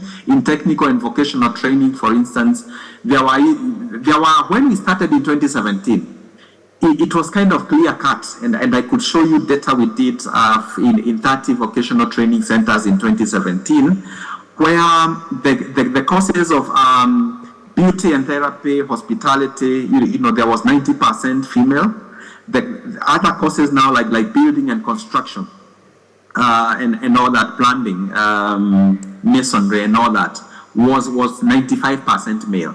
And so our work and giving scholarships was trying to challenge some of these norms, gender norms, letting men know that you can train, in hospitality and beauty and all these other things, and the same for the girls. The question around around values and which ones, our curriculum in Kenya has defined 8 values. And so there is nothing for us now as civil society to create. We are leveraging on the curriculum, our competency-based curriculum. And the values that have been, some of the values prioritized by Kenya are respect, responsibility, patriotism, peace, unity, and so on. And this curriculum is online. There are various considerations that justify the selection of these values, but also on learning progressions for these values, like a child who is 4 years old in the first stage of our early childhood, what level of performance in terms of respect are they able to demonstrate? We have literature, Professor, around learning and what can be taught and what cannot from what we are learning. But what we know about values is that values largely have to be practiced for children to pick them. You don't teach them, you practice them. And when you practice them as a population, then naturally children will pick them up. Back to you, Professor. Thank you very much, John, for the precise responses to the questions. So I would like to just add one to the value, Prof. Indeed, in Ghana, we call it soft skills. And with the TVET landscape, it has been integrated into the curriculum. where the students also learn the soft skills aspect, where they look at the values and how they should handle client-related issues and some kind of, in higher academia, we are looking at issues with like ethics and others. We look at it at that level as the soft skills. So with the new curriculum, it is well taken care of, and I believe that in some years to come, some of these issues will be addressed. Thank you very much. Yes, we are happy that John has made his presentation and we have some interaction with him. Because of time, we'll move on to panel discussion. And I will invite our panelists straight ahead so that we can use the next 20-25 minutes to go through some panel discussion. So we have our representative from various areas here in academia. We have Reverend Dr. Timothy Krenzel. Reverend, I think he's around. Where is Reverend? Reverend, kindly join us. Oh yes, Reverend, please join us on the podium. As Reverend is joining us, I would like to say something more about Reverend Timothy. So Reverend Timothy Krenzel is a dedicated academic and practitioner with a deep passion for textiles, design, and art education. With extensive experience in both teaching and industry, he has made significant contributions to the field of art making or art marketing, textiles, coloring, and dyeing, and chemical processing of textiles. His research interests span entrepreneurship for art and art-related occupations, providing innovative solutions and strategies for creative industry.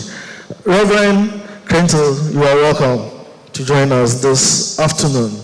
Our next panelist is the person who is coming from industry, industry rep, and that is Mr. Terry Mante. Terry, where are you? Yes, kindly join us on the podium. Let's give him a clap as he joins us. As Terry is joining us, let me just give a brief background information about Terry.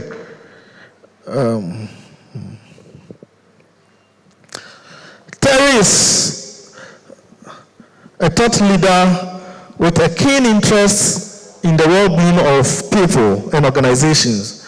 He's a senior consultant with Suku Technologies and Kadodo Africa, providing guidance and leading projects in organizational behavior, corporate strategy, and business development, as well as human capital development. There are a lot of things that he has done. He has won quite a number of awards. I wouldn't like to go into all of them.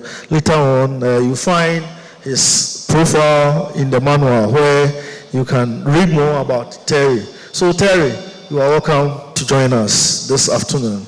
Our third panelist, that is our youth representative. We have Mrs. Sylvia Opon Buenu. Sylvia, kindly join us. Let's give her a clap to usher her into our podium.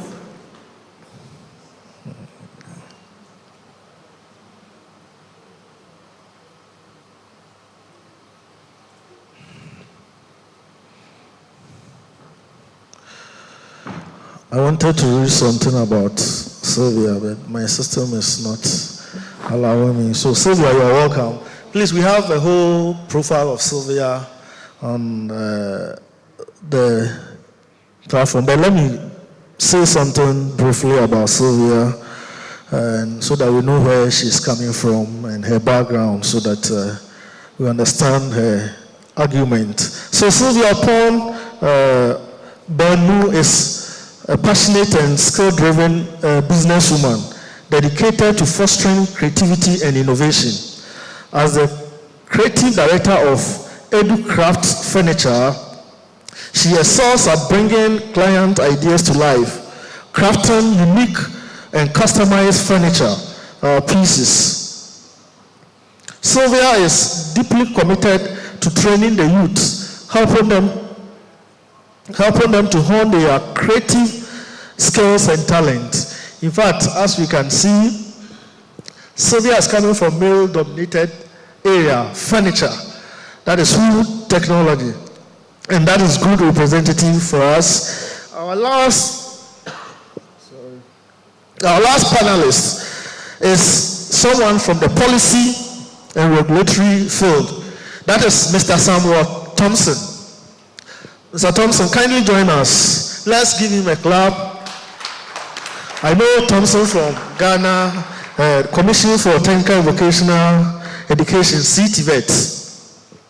So Mr. Samuel Thompson is currently the head of policy planning, project, research, monitoring and evaluation, Department of the Commission for Technical and Vocational Education and Training, CTVET in Ghana. He was a project director for Orange Knowledge Project, institutional collaboration projects, and the project coordinator for Ghana Skills for Employment Program, that is JSEP 1 and 2. All of which were projects under CTVET. Prior to his appointment at CTVET, he worked as a program manager and a director of a foundation that focused on education and health. He also worked as a teacher, a head teacher, and a community facilitator. There are lots about Thompson, and Thompson, welcome to join us. So I'm going to interact with our panelists this afternoon, and our concentration, our discussion will be, Hello. Thank you. Hello.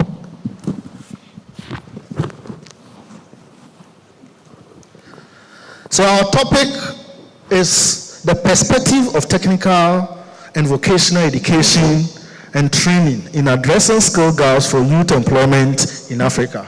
Indeed, we can't talk about TVET when that is without linking it to skill development, because the bedrock of skill development is TVET, and therefore it is important that we acknowledge that TVET plays a significant role in developing skills for the youth of every country.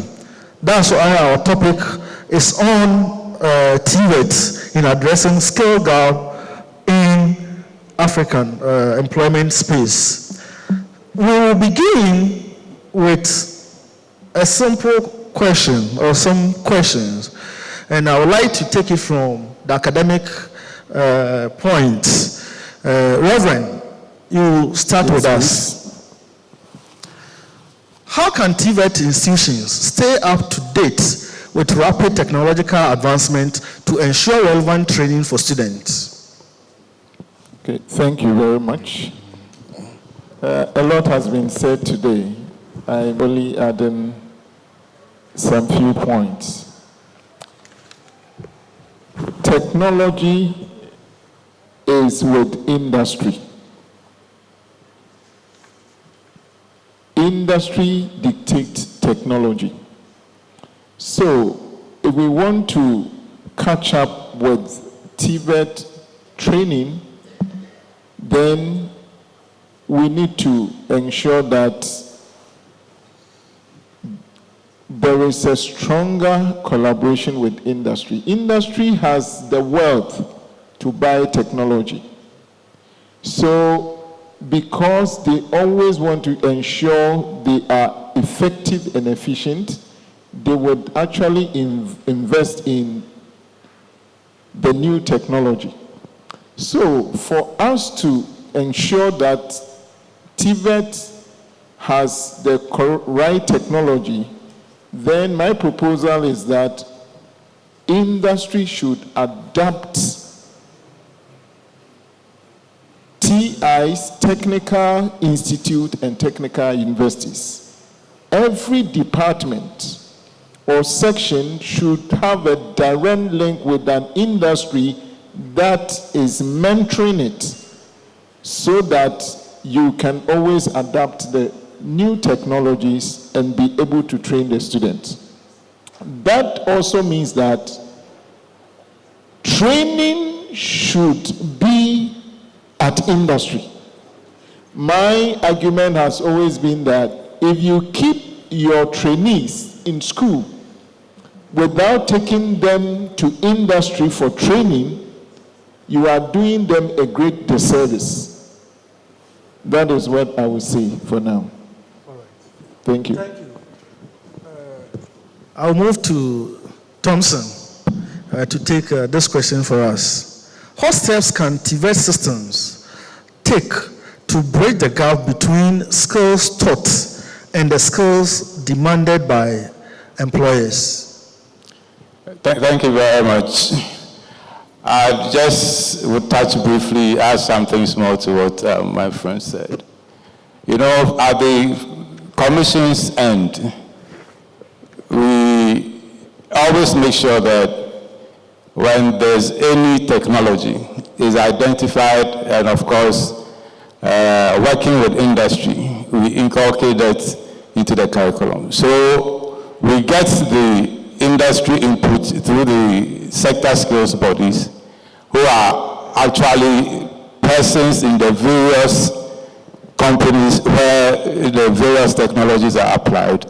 And then they use this as part of the direction to help in setting the standards for curriculum development, and then thereby making sure that it reflects in the tools and equipment that are used in the schools, and also the actual practice that should be done.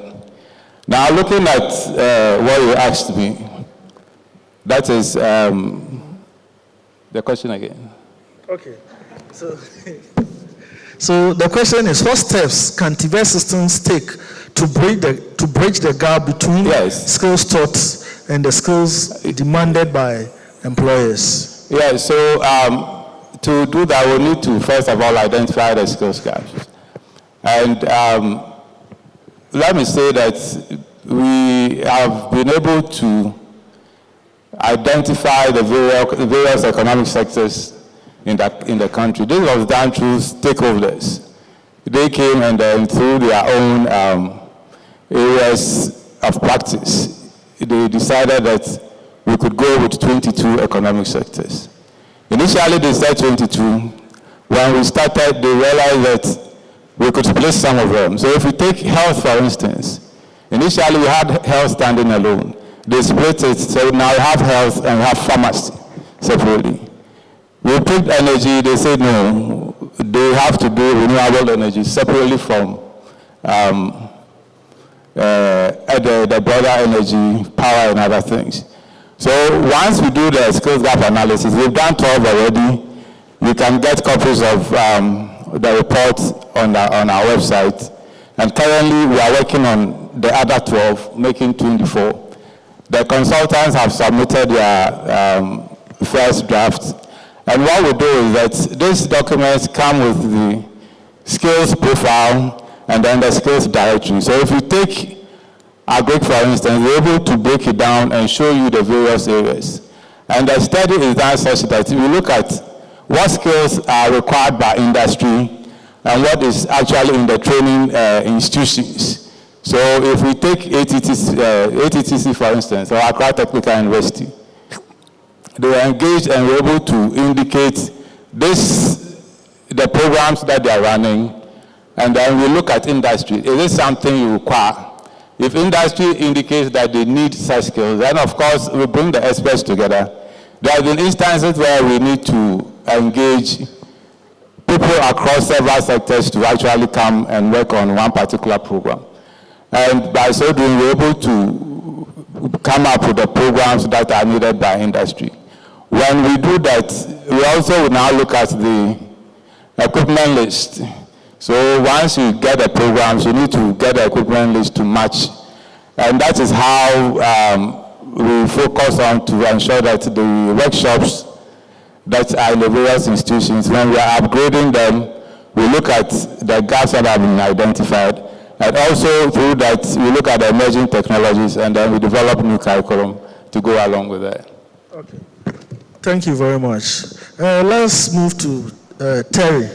Terry, you are let me say, someone in the industry, and you understand how the industry's role is in terms of training and skills development and the kind of people you want in the industry after they are training from the institutions. So what role does continuous skills development play in enhancing employability of our youth? Thank you very much. Hello?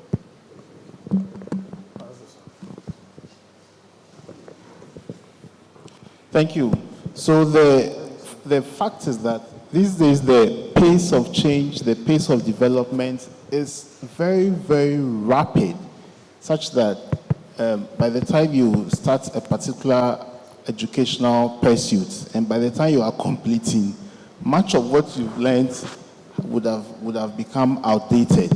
And so what I would say is that first of all, even to ensure that there is continuous professional development, the curriculum should be very dynamic and not static, such that we don't have to wait for 5 years or 10 years before we realize that, oh, we need to change the curriculum. Then we set up a committee that will use another 2 or 3 years to review the existing curriculum and come up with a new one. But we should do it in such a way that there is a system that enables us to adapt or to revise the curriculum on a regular basis, maybe every year or every other year. That has to be done.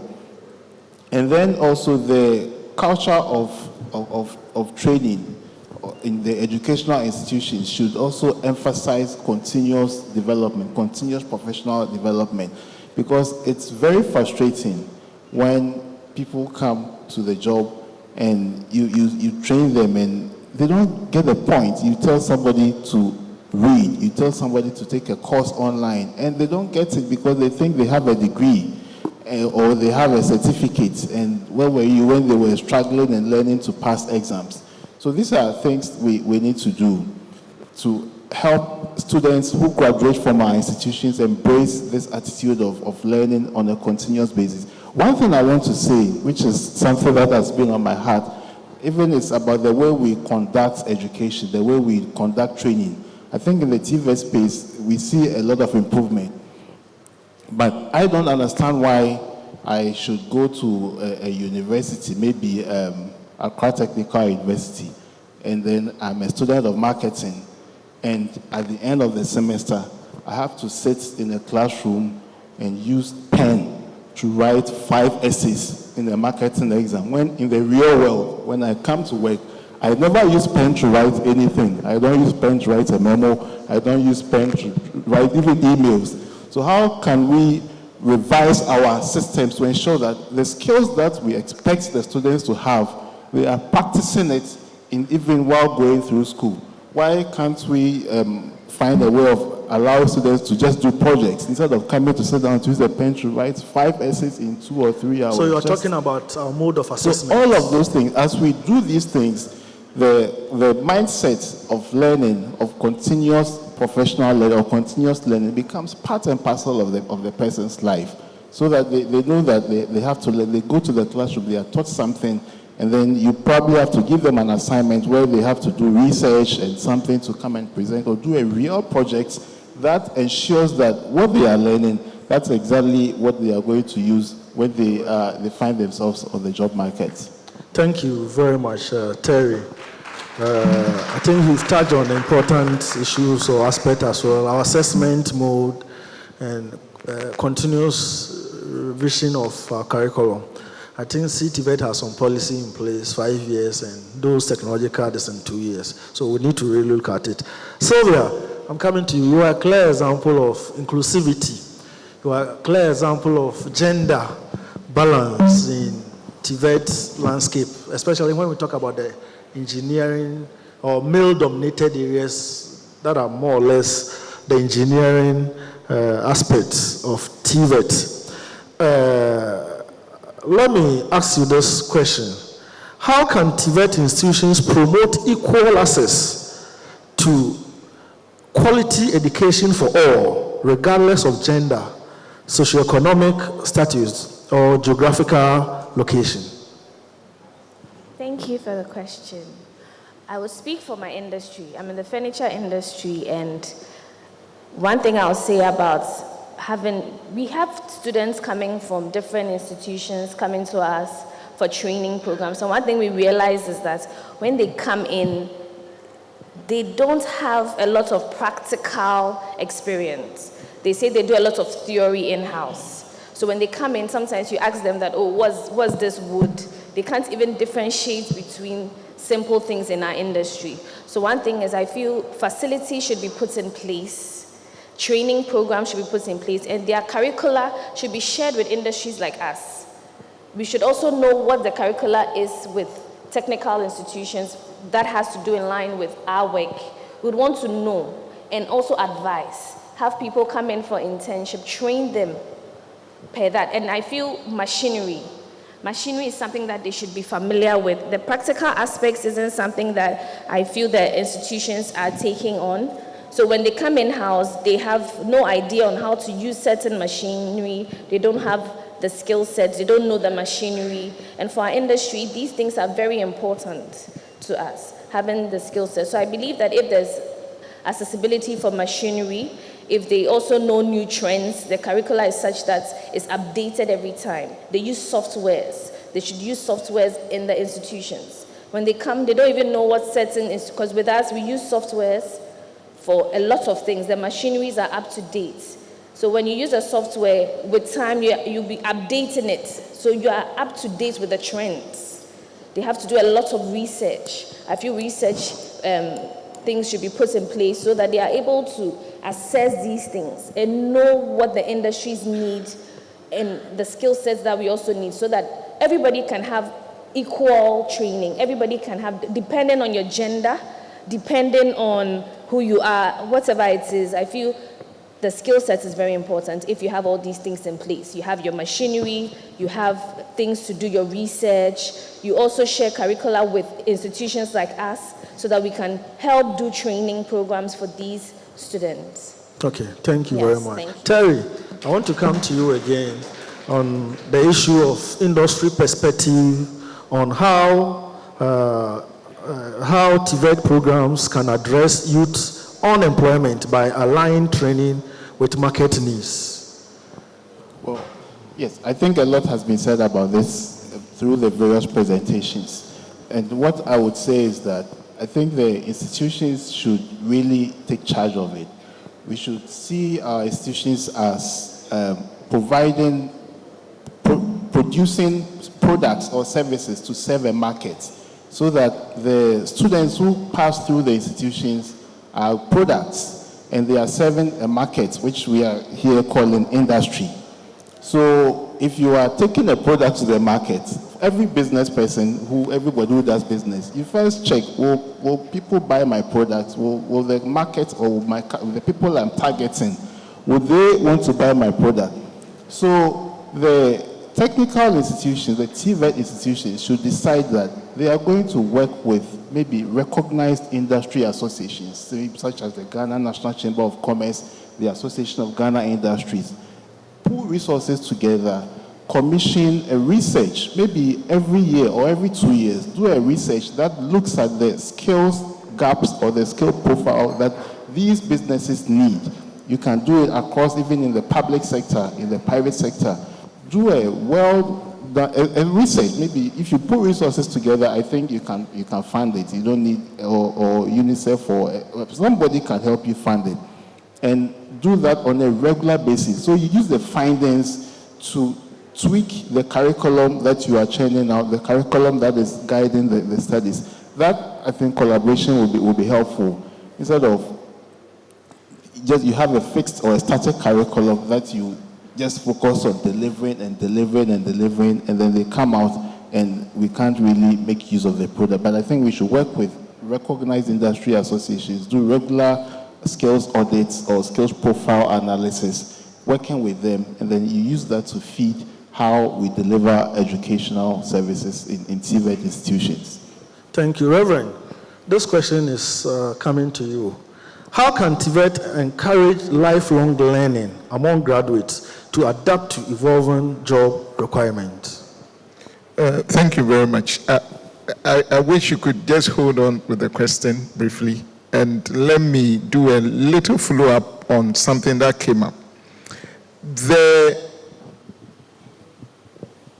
There is a statement when my sister was speaking. I made a statement that when they come from school to industry, they don't know ABC. When they come, they don't know. And we hear this all the time in school. When we go on attachment visits and all those things, when they come, they don't know this, that. But I've said in my opening statement that if we keep students in school, trainees in school, we do them a great disservice.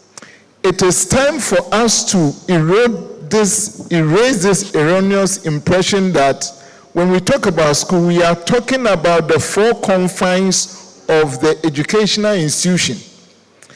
Every place is a school, is a classroom.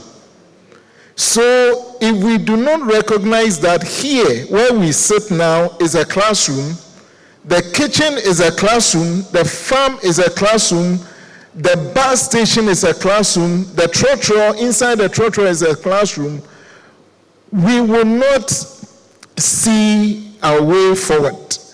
That is why I'm saying that education is not, training should not be limited to the chalk classroom or wherever. But education should take place anywhere we can obtain learning. So if it is a carpentry shop, we should designate that as a training center where skills can be obtained.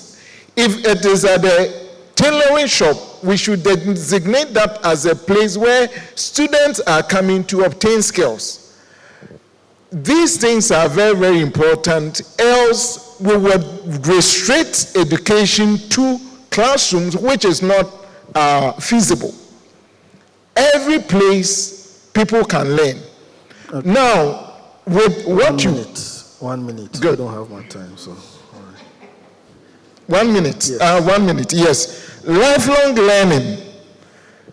If we would be able to do lifelong learning and acquire skills, then we should have this at the back of my mind, is that anytime you update your skill, you become more effective and efficient. And that is what employers want.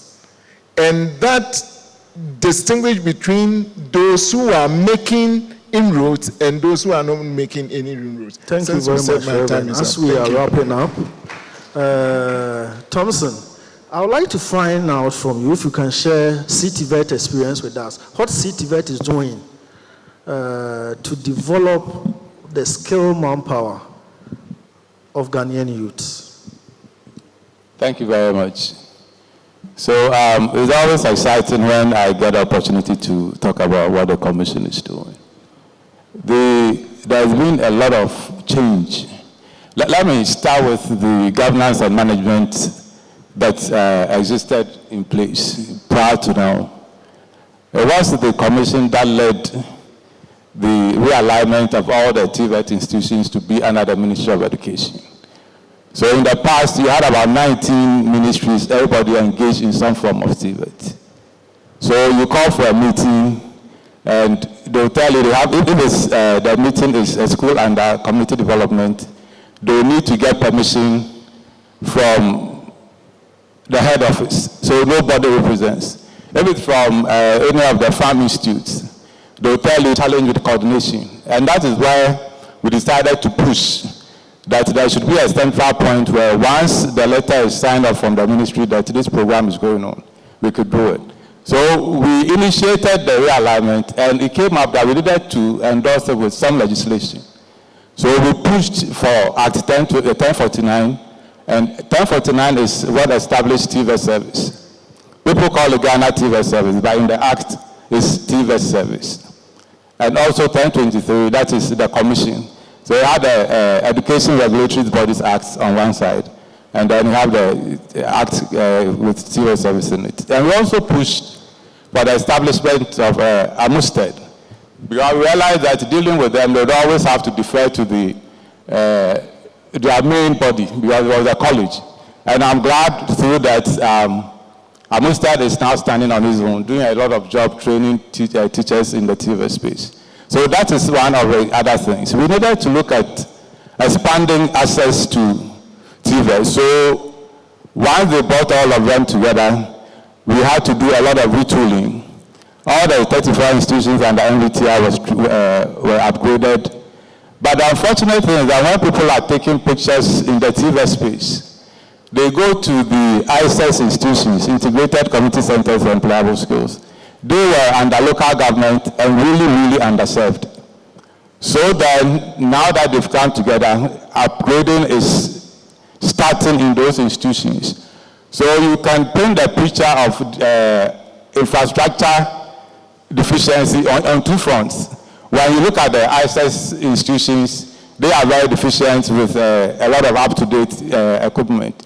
But if you take MVTI and then the technical institutions and the Ministry of Education, you see very nice things. In fact, I walked to one of the institutions, and I thought it was a factory. That is Cape Coast Technical Institute. You see the machines they put in there. And it's really up-to-date industry-required equipment. So we've expanded access, and in doing so, we made sure that we introduce what we call the recognition of prior learning. So our colleagues in the informal sector who have skills acquired irrespective of where and when, with the currency of the skills,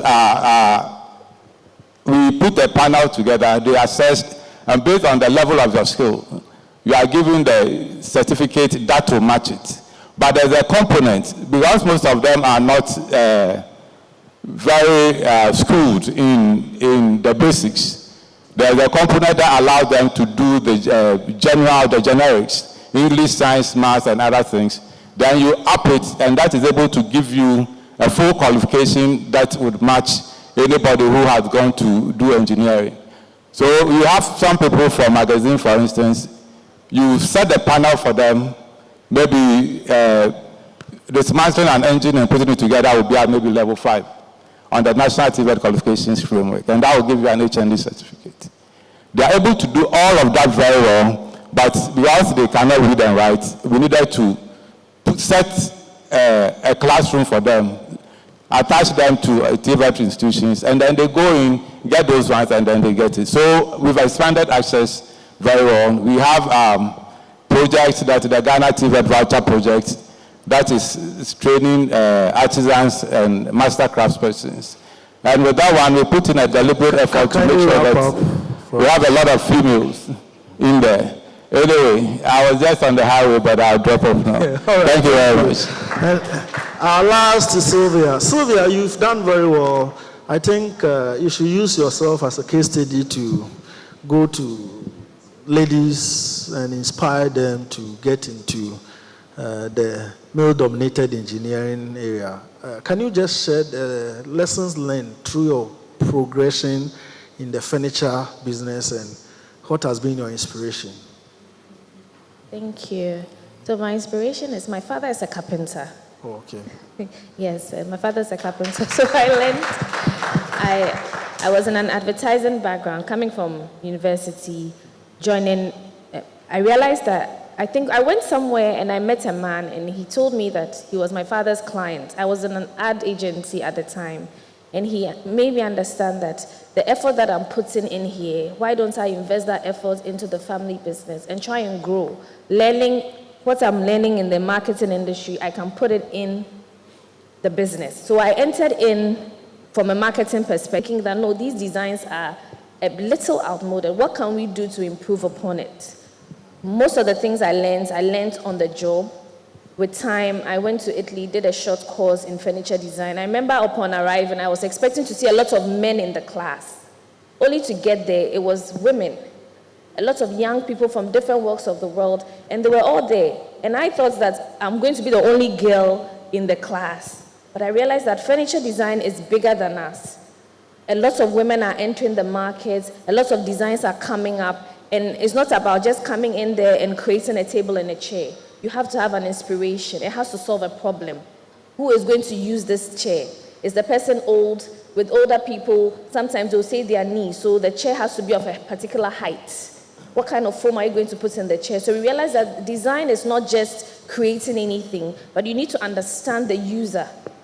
You need to know who is going to use the product. You need to know the kind of material for the production, because if it's going to be something you're going to put outdoor, you have to consider water, you have to consider sunlight. Is it going to be indoor? So we realize that furniture is big, and one thing I'll say is that it's an interesting industry. Creating new pieces is like sewing a dress. It's like learning. It's like math. It's like there's a lot of calculation.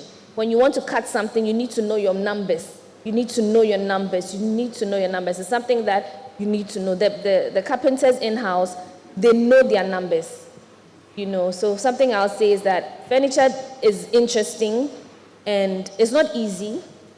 It's very tough. But it's something that I feel if you're interested in it and you're passionate about it, it's something that you can do. And one of the challenging things is understanding the process, knowing the end user, trying to solve a problem. Doing someone's kitchen, you need to understand. So if I'm doing a kitchen in Labadi, there are certain fittings I wouldn't use, because Labadi, it gives you sea breeze, and some particular fittings can rust. So you need to also know your geographical location when you are creating things. You just don't get up and say, I'm doing a kitchen for somebody. You need to know where they are. Is there a waterlogged area? What kind of material are you going to use? So all these things are very Sylvia, this is a wonderful lecture you are giving to us. Let's clap for her. I'm so inspired listening to you, and the knowledge you are and the experiences you are sharing. In fact, from Sylvia's point of view, you can see that when you talk of TVET, STEM, and others, we are not just talking about theory. We need to engage with our environment, yes, go with our community, look at the things. So it's creativity, yes, innovation, yes, and others. Yes. We are grateful to all of you for being part. As I'm wrapping up, we have discussed a lot of things within this short time. We looked at the issue with identification of skills gaps, where CTVET have said they have identified quite a number of gaps. I know they have a policy that have identified the skill gaps in the TVET space in Ghana. Probably we have to get copies of these document policies and look at them. We also learned that TVET institutions should be adopted by industry, so that they will be able to mentor the student through the practical training while the students are learning. We also learn about the mode of assessment that we have in schools, that we should let it be real, project-based, activity-based, not only the exams, writing, and others. We also learn that we should improve on the practical training of our students. They should be involved more in the training. Now we have what we call workplace experience learning, where students are supposed to spend some months in the industry.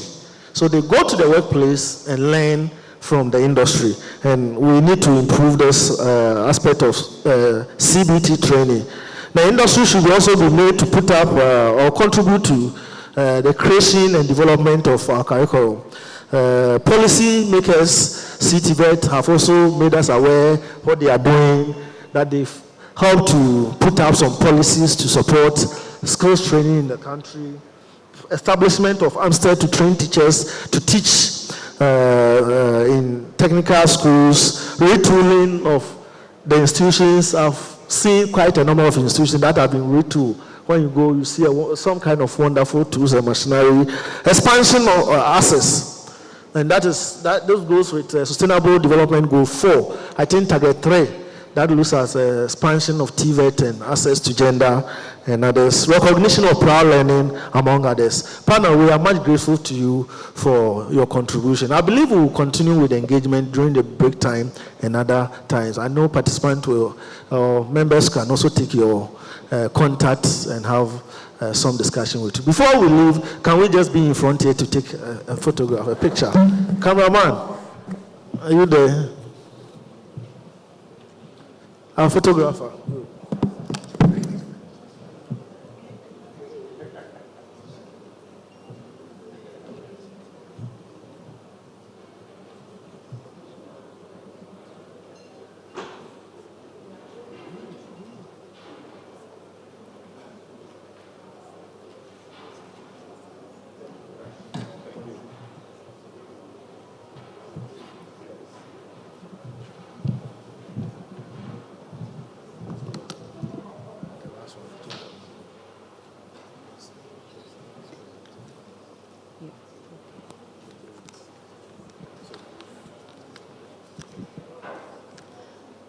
Hello.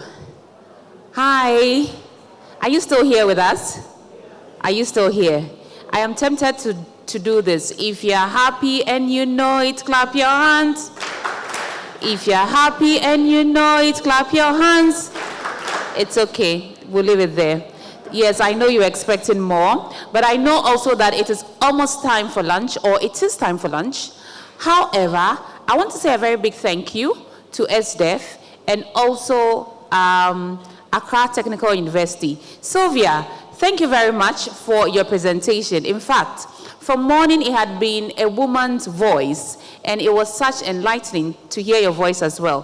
Thank you very much. To the parents here, I want to say that when your kids want to be carpenters, maybe Sylvia is that poster child who is saying that we can all be carpenters and we can be it in a good way. I hear that laughter. That sounds good. Thank you for that confirmation. Now, before we go for lunch, we have a virtual presentation to make. The team, are you ready? And we'll be hearing from, we are ready? All right. We'll be hearing from Professor Benno Weben from the UNESCO Chair on Global Understanding for Sustainability. So let's hear him, and after that, we'll go out to have lunch, network, and relax our feet a bit. You ready?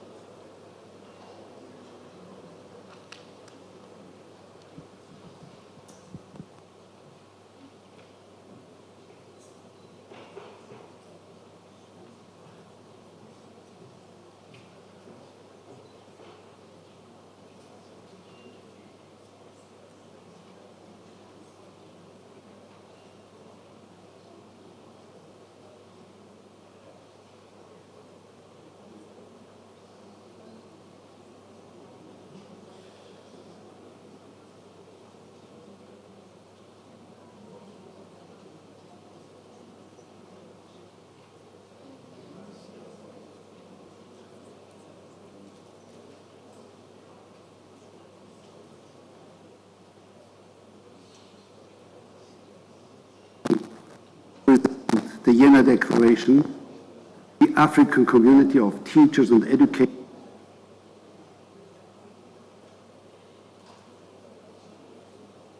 Ladies and gentlemen, dear colleagues, dear students, first of all, I would like to congratulate Rich Mike and his team for organizing this highly important event, the African Regional Conference on Education and Skills Development. And thank you for giving me the opportunity to present the Jena Declaration to the African community of teachers and educators, and of course, especially the younger generation. Over the last couple of years, it became more and more obvious that humanity indeed is very close to missing the broadly agreed 17 sustainability goals in time. Today, most, if not all, experts share this insight. One of the important reasons for this is certainly the not very convincing inclusion of education and science into the implementation of the Agenda 2030. And this because it doesn't properly reach the key agent of societal transformation, the everyday actors, the civic society. Instead, we should, in the words of Gary Jacobs, the president of the World Academy of Arts and Science, summarizing the claim of the Vienna Declaration, a broad-based global social movement to transform thinking and action in ways that enable the transition to globally sustainable living. How can this be reached? How can the speed and depth of the necessary social transformation be improved? The Vienna Declaration has the ambition to prepare some answers to these questions. Before I turn to its key messages, let me first introduce its starting point and general perspective. Today we are living, for the first time in human history, in an age where the predetermined natural conditions on site are no longer the decisive factor for human lives. This age is often referred to as the age of the Anthropocene. It is characterized as the age where human action and its consequences have a stronger impact on nature than the other way around, the impact of the untouched nature on our actions. Despite this insight, in the daily news we are confronted with various so-called natural disasters. The intensification of the frequency and magnitude of storms, floods, droughts, wildfires, etc., all over the world. Watching the presentation of the devastating impacts of these events makes it at first sight acceptable to speak of natural disasters. But is this really the correct wording? Of course, there are some good reasons to see in this a primary role of nature, not least as the destructive power seems to come from the natural sphere. But let's have a closer look at the so-called natural disasters. Strictly speaking, a natural event that doesn't endanger human facilities or human life generally is not called a disaster. It's just a natural event, but not disastrous as such. Disastrous, it becomes only when touching human life and infrastructure. As the reported news concentrate exactly on the devastating consequences for human life and infrastructure, would it then rather be more appropriate to talk about those consequences of human action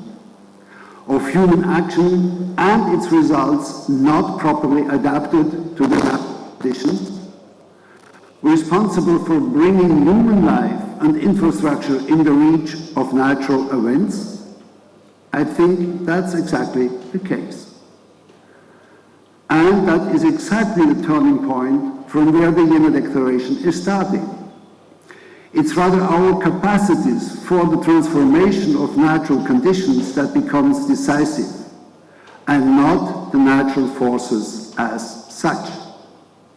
Consequently, we need also to concentrate on the constituting threats of our age, and not just hanging onto those societal considerations of the 19th century when public education has been established. So what are then these constituting threats of our age?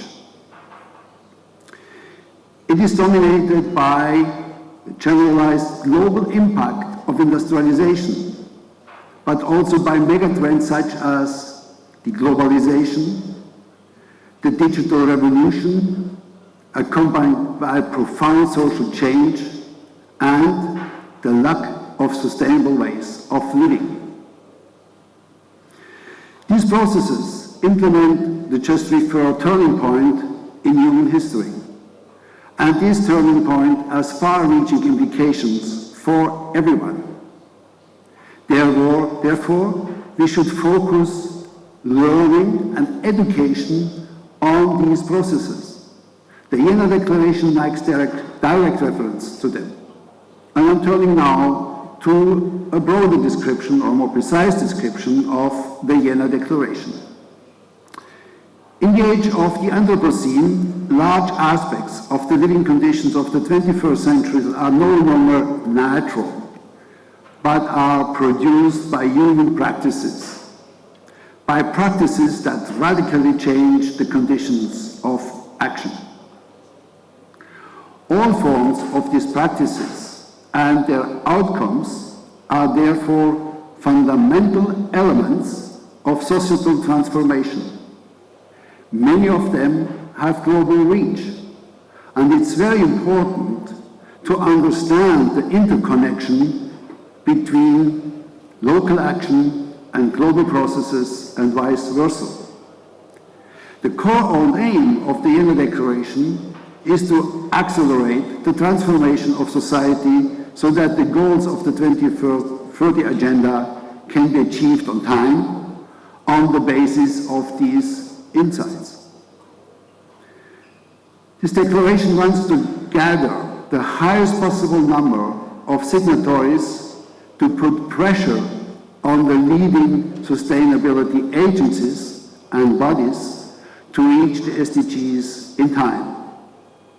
Please allow me now to turn to the declaration's leading key principle. There are 7 principles to keep in mind for the implementation of the Jena Declaration. The first one is a very simple one, but at the same time often forgotten. It's the insight that sustainability is about more than ecology, respectively more than simple managing of ecosystems or the environment. Much of today's thinking about sustainability is rooted in the idea that the human and the natural sphere are somehow opposed, that nature is simply our environment. But just the opposite is true. With our body, we are part of nature, and we are constantly part of nature, and not just when we go on vacation or go on Sundays for a walk in the forest or things like that. We are always part of nature, and the way we understand, relate to, and transform nature depends on our cultural backgrounds. Therefore, sustainability, us as part of nature, guided by cultural schemes of interpretation. The second principle refers to the idea that true change towards sustainability can only be achieved if people begin to change their everyday routines and practices. Sustainability is more than just a fashion. It is in fact a kind of mindset, something that enables us to live sustainably. Here especially the role of culture is central. The ways we see and understand things are basic for the way and ways we act. This idea leads directly to the third principle. It is about the deficits about top-down approaches. If you have ever bought a one-size-fits-all shirt, you may know that one size only rarely fits all. The same holds for solutions to achieve sustainability. Top-down approaches that prescribe solutions for everyone hardly succeed. Instead, we need to find solutions that fit the specific conditions in different contexts, or more precisely, we need to empower people to develop solutions themselves. And the direct consequence of this, we can say, as fourth principle, cultural and regional diversity shall be the starting point of any any sustainability strategy. Everything people do is locally emplaced, situated, and culturally embedded. And these conditions have to be respected for all policy and all respective measures. It's difficult to convince people to make their lives more sustainable if the proposition doesn't find even the slightest anchor in their everyday world. So, successful sustainability strategy must embrace cultural and regional differences from the beginning on. The fifth principle is about the additional role of the arts and of humanistic and social research. As I have said before, the arts open up new horizons. They can design and advance a different world. Likewise, the social sciences and humanities help us to understand the social and cultural current transformation and get us away from the first aid solutionism. The Jena Declaration argues that the arts, and social and humanistic research are key for making living sustainably not only possible, but even enjoyed by everyone. The sixth principle highlights that a true bottom-up strategy involves a change of our ways of producing and applying knowledge. Many sustainability policies try to teach and tell others how to do things properly, without knowing their cultural context, without respecting their expertise. We are convinced that robust solutions must be developed together and that there is a great potential for collaborative co-production of new knowledge in a transdisciplinary way. The basis for this is mutual learning from each other. And finally, the seventh principle. It calls for civic engagement. Genuine bottom-up policies enable to use forces and creativity of concerned citizens of all generations, but especially of the young members of our global community. These are, in a nutshell, the 7 key principles of the Jena Declaration.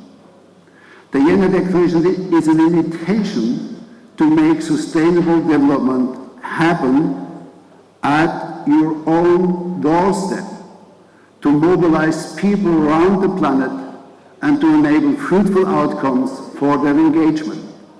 Therefore, it's quite different from many of the current movements that are blaming governments for not doing the right thing.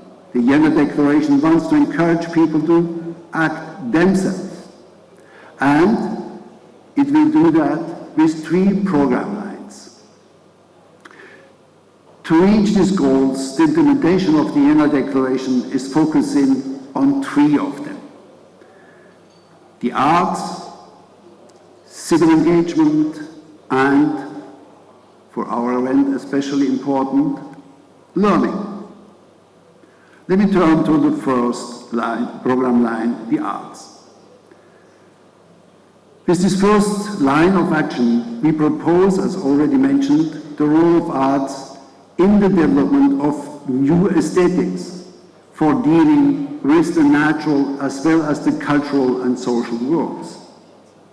Mindsets, daily routines and habits depend very much on everyone's cultural background, the applied schemes of interpretation.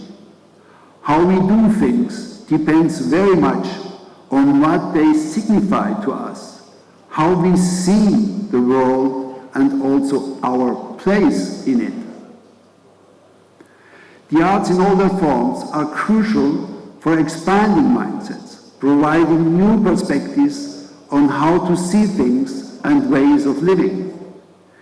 to mobilize artists of all forms of expression, music, fine arts, photography, film, performance, creative writing, poetry, numerical arts, architecture, culinary artists, and so on and so forth, for deep societal transformation is of core relevance.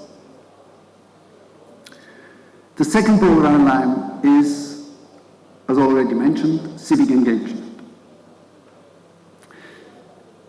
Civil society organizations are at the core of the Vienna Declaration's second program line.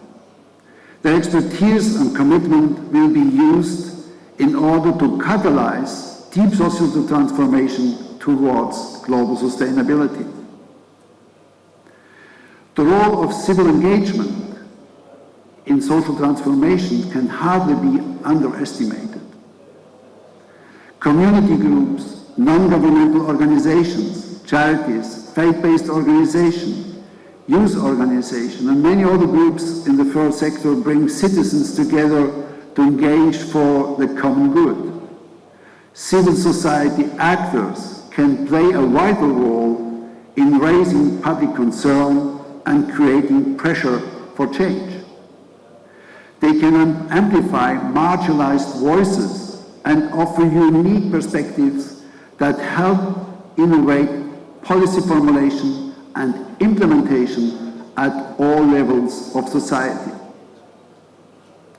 Through civil society organizations, a large number of savvy and passionate citizens can be reached who are willing to tackle today's challenges at their doorstep.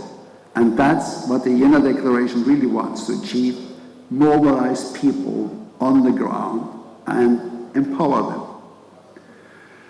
The third line of action focuses on learning of new ways of living and to engage with teachers. And this because teachers are designed to share mutually what they know and learn with about 2 billion pupils and students all over the world. It is those students who will make the decision about sustainability throughout the 21st century. And we need them all to know as much as possible and to care deeply about sustainability. But here too, we need to treat new paths. Teaching and education are normally structured in disciplinary logic as school subjects. They mirror the scientific division of labor in the form of disciplines. Scientific discipline itself are typically associated with progressive differentiation and specialization. Success in the academic system is linked to expertise in a particular field, and building on this is linked to professional reputation and authority. Pushing the boundaries of knowledge and insight ever further forward is at the heart of the scientific self-image. However, the self-image cannot be easily reconciled with the social mission of solving practical problems. Applying the logic of basic research to everyday problems very quickly reaches its limits. This fact is mirrored in a slow and not very satisfying implementation of the 17 SDGs.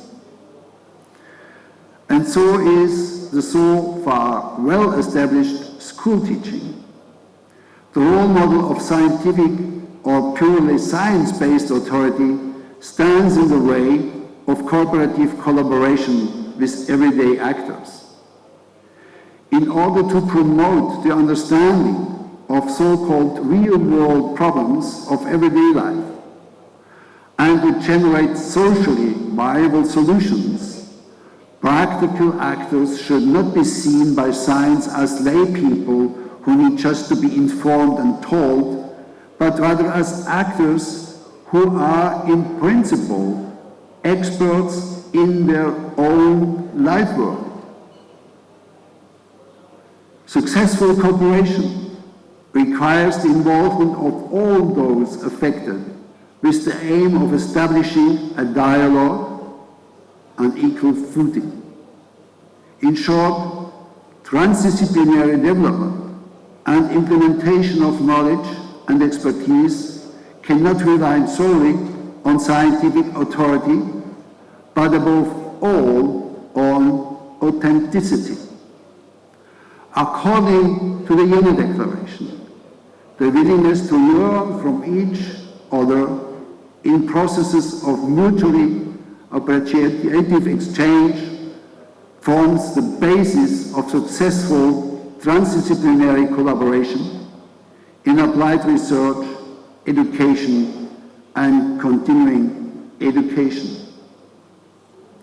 In order to promote a culture of scientific appreciation of non-scientific expertise, systematic opening processes in science education, and the inclusion of the broadest possible social sectors are required. The Vienna Declaration provides a model for this. Let me conclude with some summarizing remarks. As described, an important requisite for achieving the goals of the Declaration, it is to respect the cultural worlds, social and regional living conditions, and historical context of all people. Citizens should not experience the change towards a sustainable future as a suffering constraint. And it's very often, or even mostly, the case, as it is very often and even mostly the case.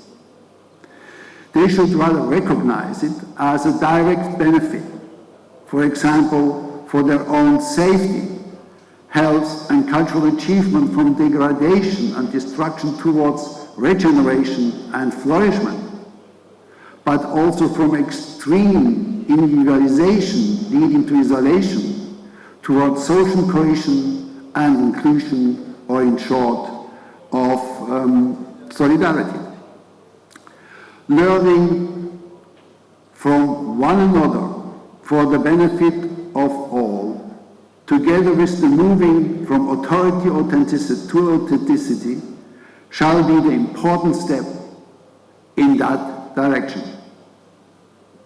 It would be great if you all could join already more than 1,000 signatories of the Vienna Declaration, contributing to the movement by signing the Vienna Declaration on its website. To do so would connect you with about 200 institutional partners and 40 project partners like the ESDF Foundation on Education and Skills Development, and our funding partners like the World Academy of Arts and Science, the Club of Rome, many UNESCO chairs, and UNESCO as well, UN organizations. Looking forward to working with you in the future, and thank you for your attention. Thank you.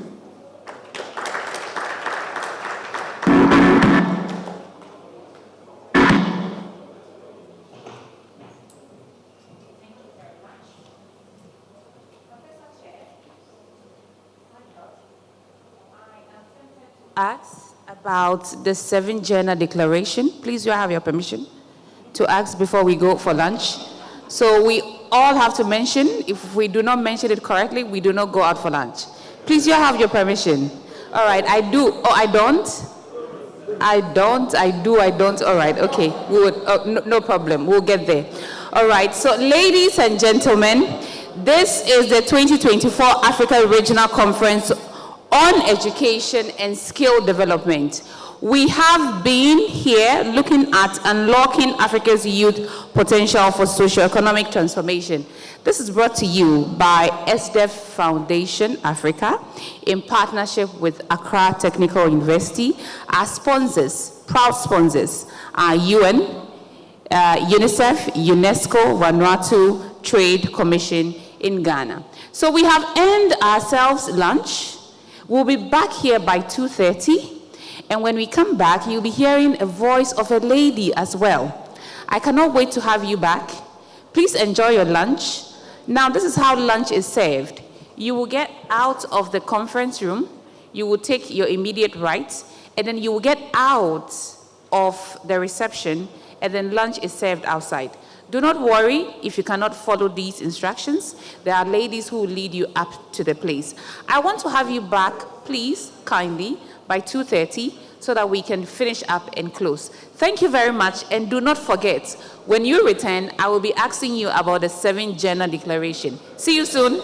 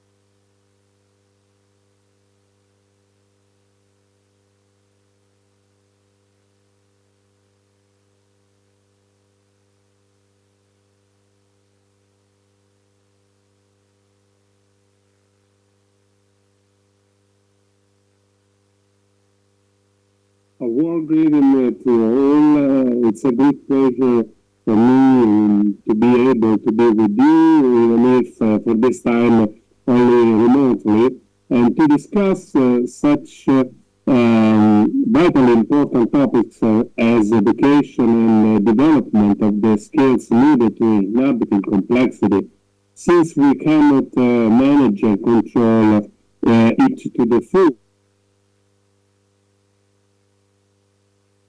Before I begin, I would like to thank my friends and colleagues at the Africa Regional Conference for the invitation. I'm honored and really hope in the future to be able to contribute to these projects and to Africa, land I love, with my experience and skills from almost 30 years of research and training in universities, but also schools at an international level. Well, let's start. The time is so short. My name is Piero Domenici. I teach at the University of Perugia. I'm a social scientist with a methodological background and a philosopher. For almost 30 years, I have been dealing with complexity, complex systems, and education towards complexity and unpredictability, which I consider to be a fundamental approach to deal with that I've called the era of obsolescence, of knowledge, skills, of paradigms. I have all the imaginable imperfections according to the dominant paradigm of hyper-technological and hyper-complex civilization.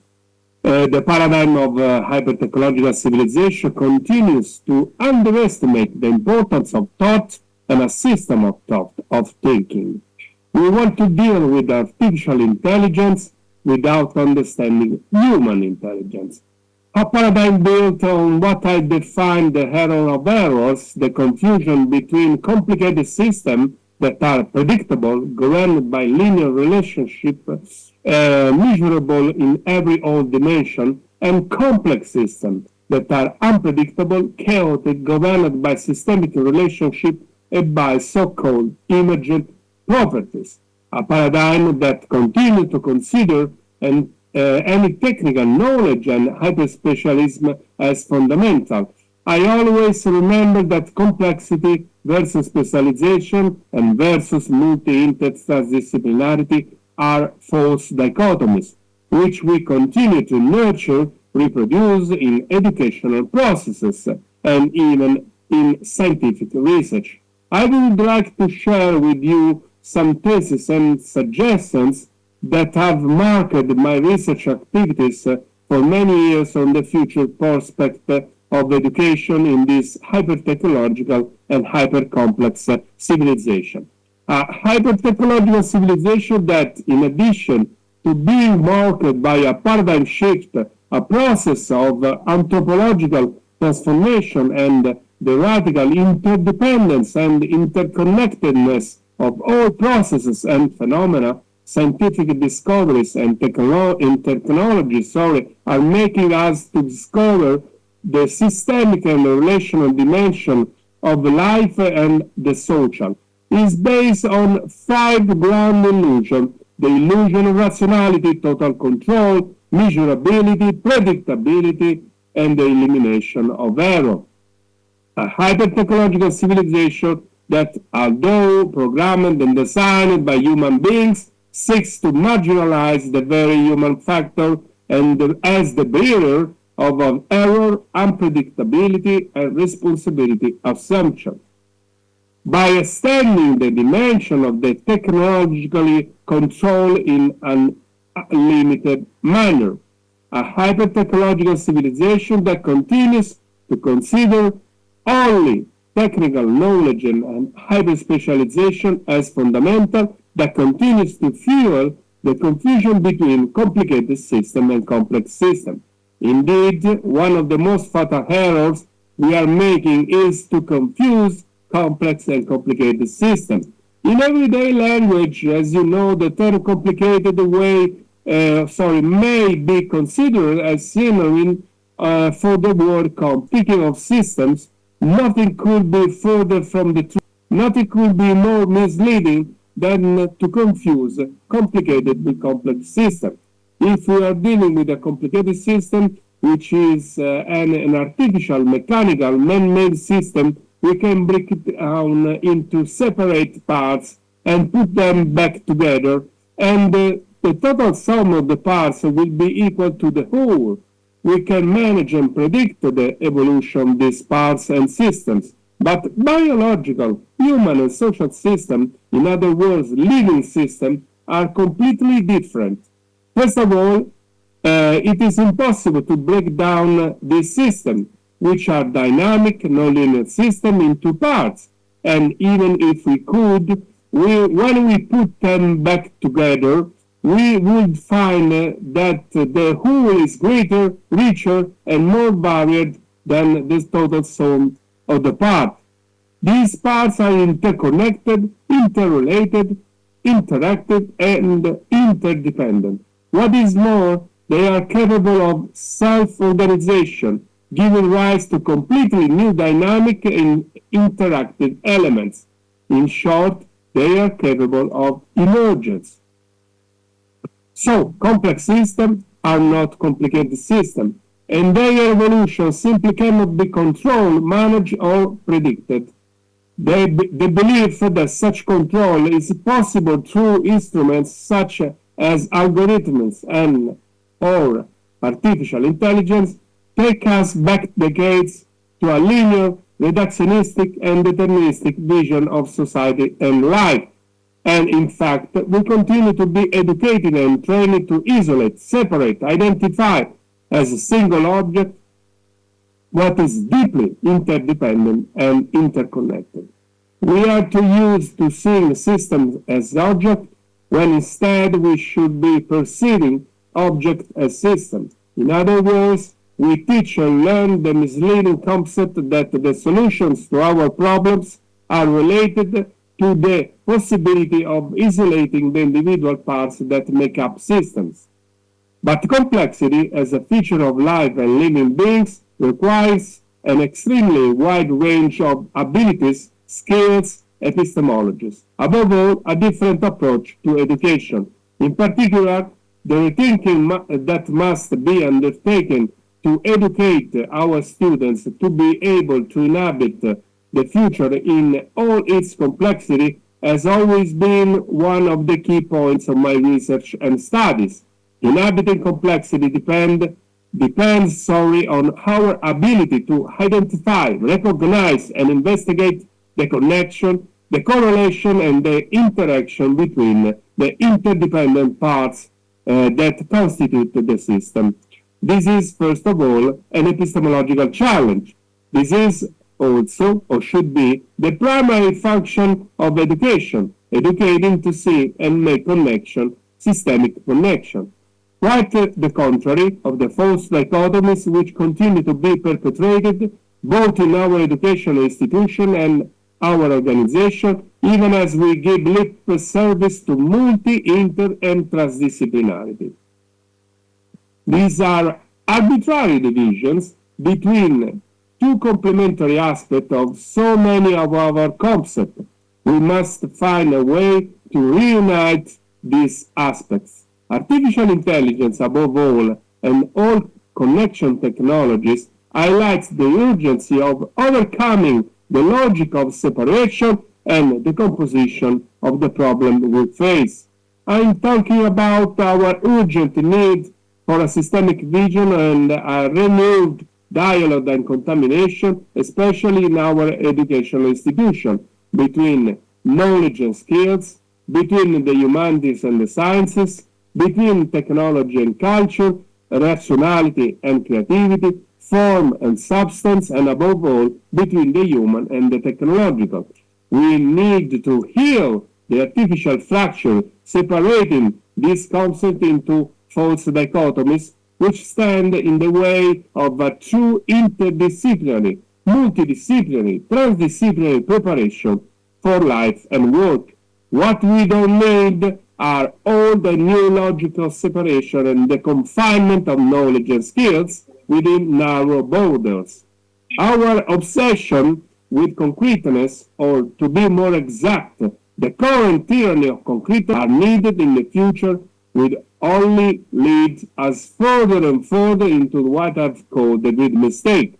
The great mistake is also the carte blanche we have delegated to technique and technology, reintroducing reductionistic and deterministic approaches which have pervaded all aspects of society, including our schools, with the idea that educational processes are a question of a purely technical nature, solely a problem of skills and know-how, and nothing more, whereas it is the why and not only the how that students should be taught to ask themselves. So, how should we go about correcting this great mistake?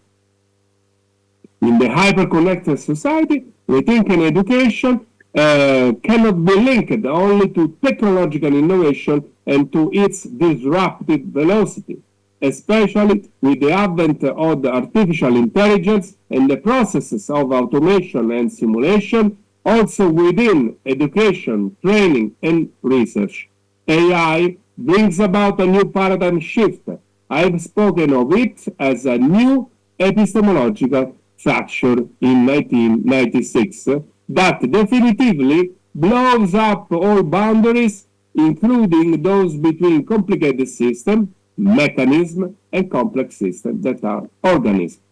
Once again, the urgency of moving beyond the shifting sense of disjunctive thinking and monodisciplinarism that mark our beloved educational and training institution is not simply a matter of extending or adjusting the traditional educational methods and processes to deal with the digital revolution and with the paradigm shift it has determined. It's not simply a matter of updating content. In our daily interaction with technology, we tend to forget that technology is a part of culture, not something external to it.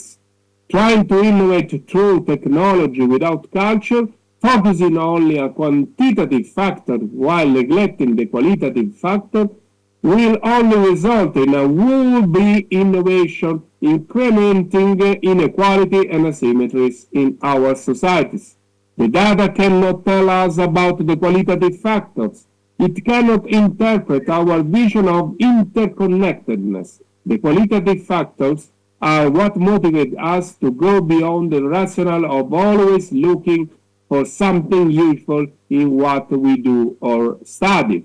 So, how can educational processes prepare students to understand the value of the qualitative factors and to learn to inhabit complexity? We will have to reformulate our schools and universities, incorporating the principle of uncertainty, error, and unpredictability. Educators must overcome all the linear and cumulative models, going beyond the logic of separation of fields of knowledge and the individualistic dynamics that consent solely the transmission of knowledge and not its communication and sharing. Our students will never become capable of analysis, system thinking, or of using the scientific method if they have not been taught how to use logic to develop or verify arguments. If they have not learned a method for synthesizing the enormous quantities of information they encounter, if they have not received an education that enables them to see the connection between knowledge and life experience, and to evaluate the social historical origins of cultural norms and legal norms, if they have not been taught to see object as system rather than vice versa. The traditional concept of learning as a process of accumulation of knowledge must be overcome in view of increasingly complex and articulate learning processes that are more oriented towards cooperation and collaboration. Our education institution must prepare us to inhabit the future in a complex world, encouraging respectful and healthy conflict and debate, letting students understand the value of error itself as a learning experience. They should be encouraged to question and verify the validity of what they are being taught instead of simply accepting the standard answer solution, to experiment new areas and methods without fear of failure or disapproval, to delve deeply into problems rather than searching for immediate solutions that are always simple solutions to complex problems. Because error, apart from being an intrinsic feature of complex system, is a source of knowledge and vitality and an essential part of learning. Educators should encourage error rather than insisting on predetermined or standardized answers. Error is what stimulates creativity, and innovation. Error is what makes us free human beings. So, the attempt to eliminate conflict and error from social systems or communities is not only impossible, it is also a uselessly repressive strategy, cutting off critical thinking and healthy dissent. Last but not least, students should be encouraged to pursue their own interests and passions rather than resigning themselves to following the most useful path. Complexity is a fact of life, it is not an option. The greatest danger for our educational processes is posed by the blind belief in what I call the grand illusion of the hyper-technological civilization. If we remain caught in this grand illusion, that is, the illusion of rationality, control, measurability, predictability, and the elimination of error, it will be to the detriment of our education institution and of our democracies themselves. I would add that we must not confuse education with indoctrination or the transmission of notion, as is unfortunately often the case. Unfortunately, what we are teaching our students, or rather training them, is to be mere executors of functional rules, who are not even capable of reflecting on their nature, on what governs these functional rules, not to mention pondering why. What we consider today to be the limits of the fields of knowledge, to be the borders between knowledge and skills, between rationality and creativity, can and must become opening, passageways, pathways, opportunities. What we need more and more urgently are hybrid figures capable of holding together imagination, rationality, creativity, and rigorous methodology, of uniting the human and the technological. We can no longer afford the luxury of training solely technicians, precisely because we are living in a hyper-technological civilization. We are realizing consequently that our organization, our social system, and our lives should be taught, reimagined, and managed as living organisms and not as mechanisms, and that we need to recover the qualitative dimension of a complex system. To do this, we also need to bring the most creative discipline and art back into educational institutions and into education research processes.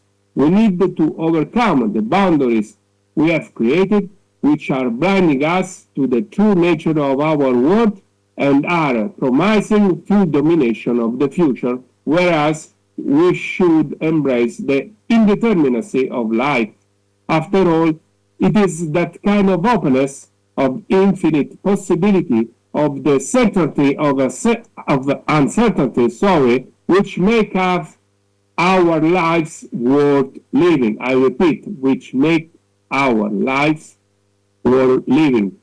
Thank you very much for listening, and I look forward to future projects and action for our beloved Africa and in a transnational perspective. Thank you so much, and see you soon.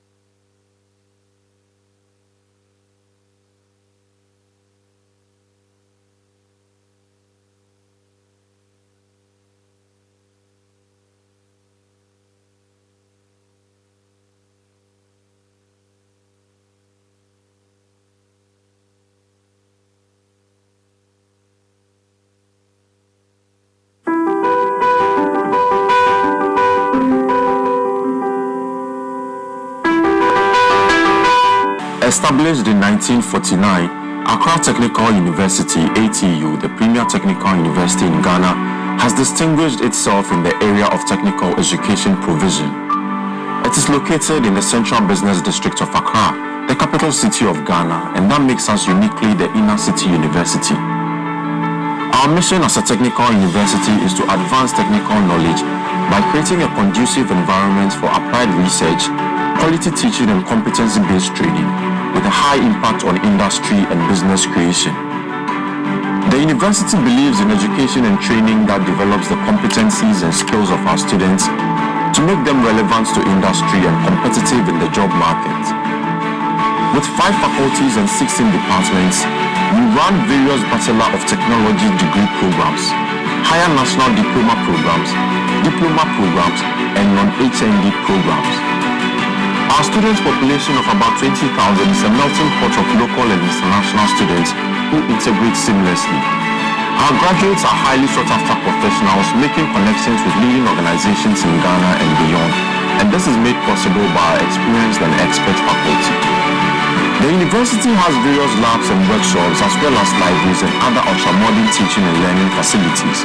So, if you're looking to start your tertiary academic journey at a university that blends theory with actual practical work and where student experience is prioritized, then it's ATU. I love ATU. I love ATU. I love ATU.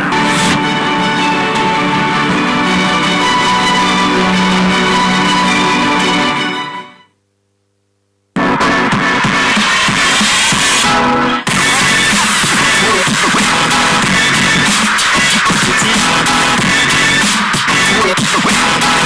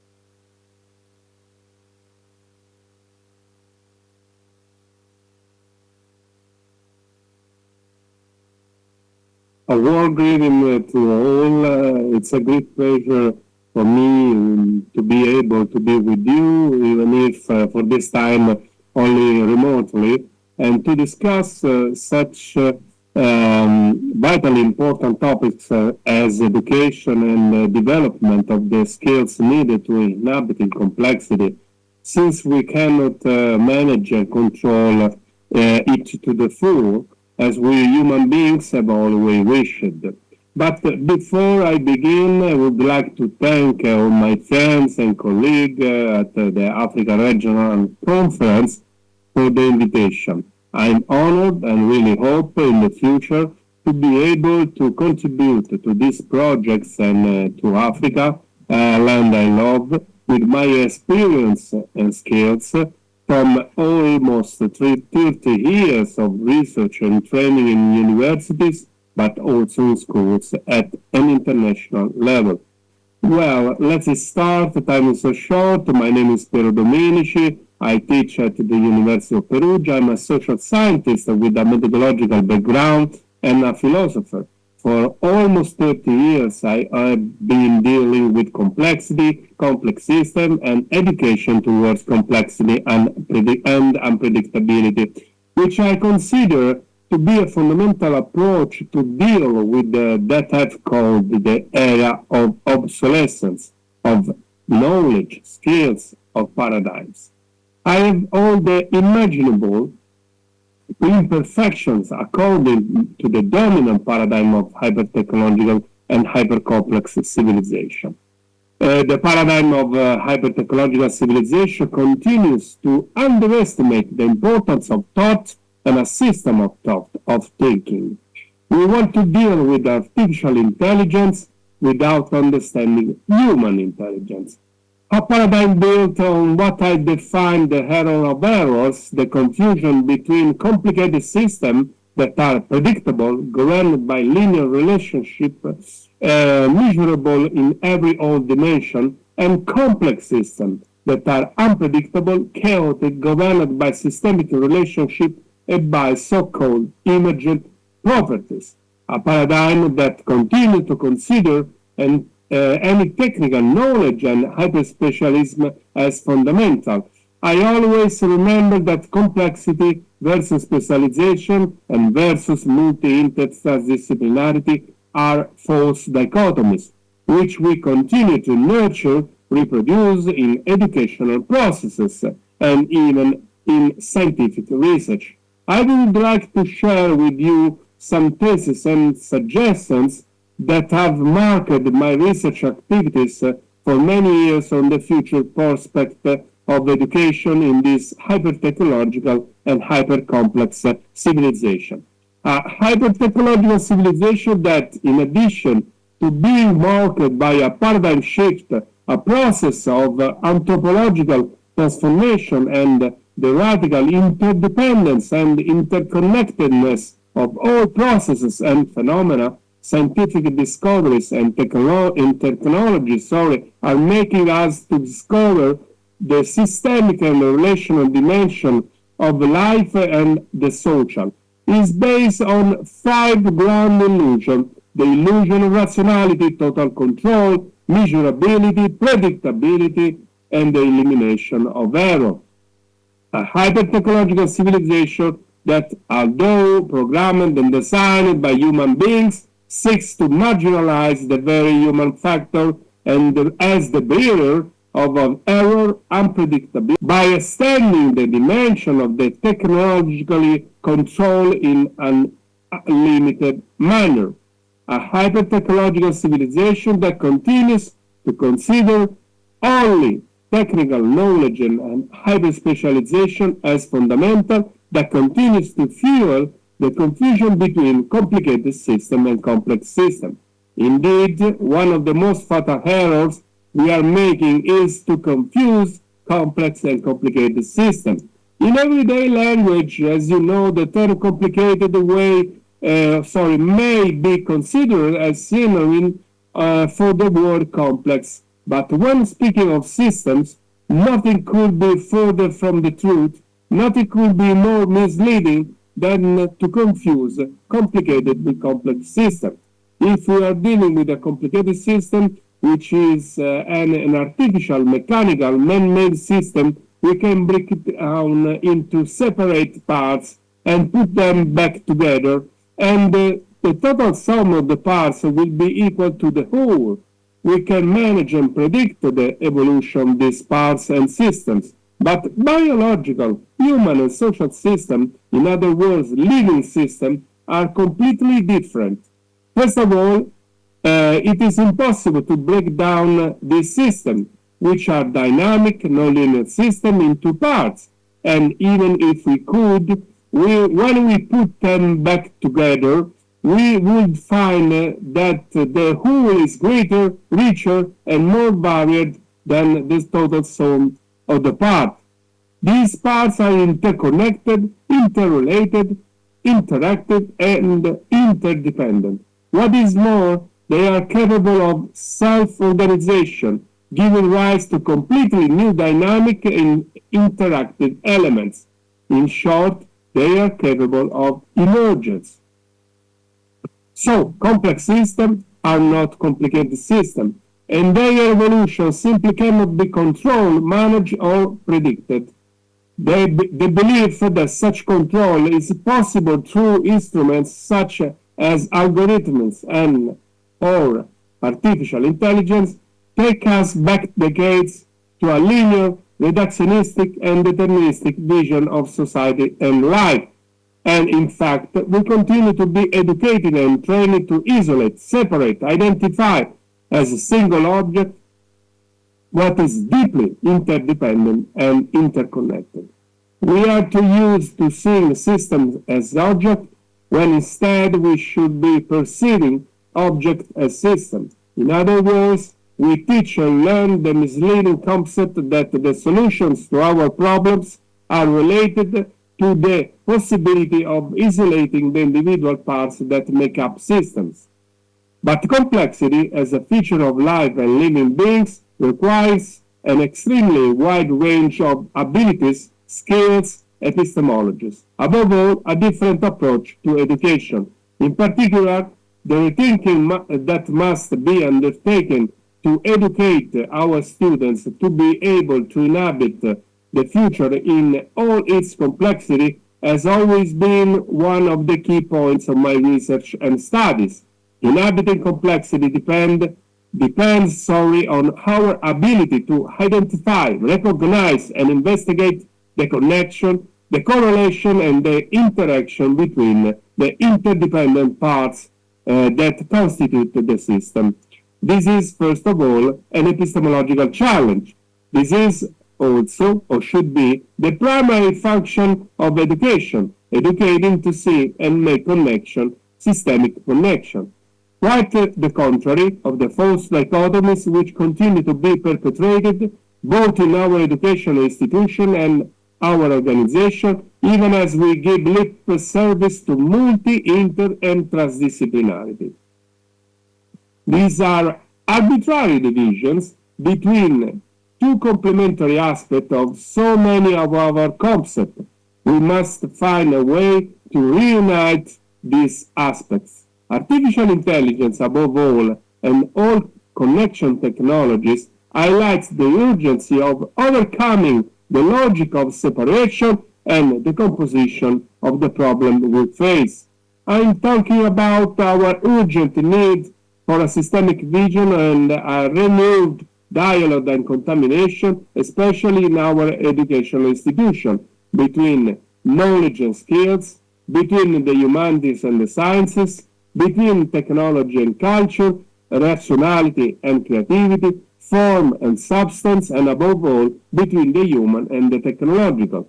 We need to heal the artificial fracture, separating this concept into false dichotomies, which stand in the way of a true interdisciplinary, multidisciplinary, transdisciplinary preparation for life and work. What we don't need are all the new logical separation and the confinement of knowledge and skills within narrow borders. Our obsession with concreteness, or to be more exact, the current tyranny of concreteness that is oppressing our age with the idea that only technicians or hyper-specialized profiles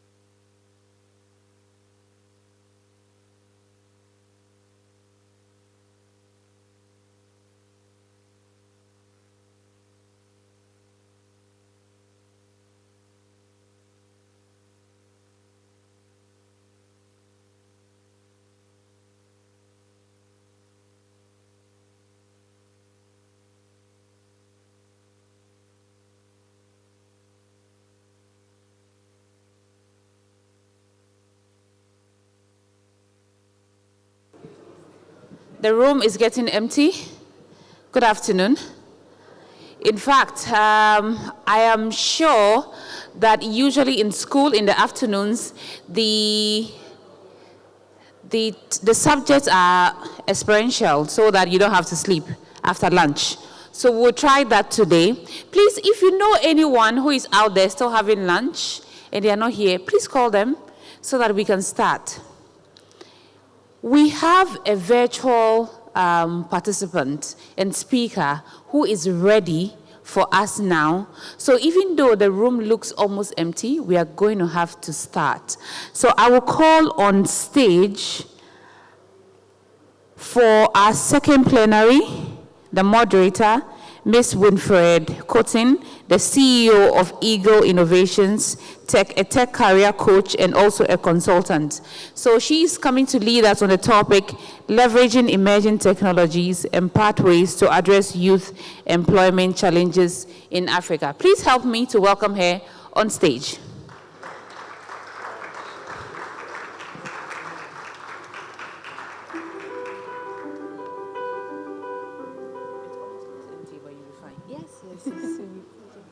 Hello.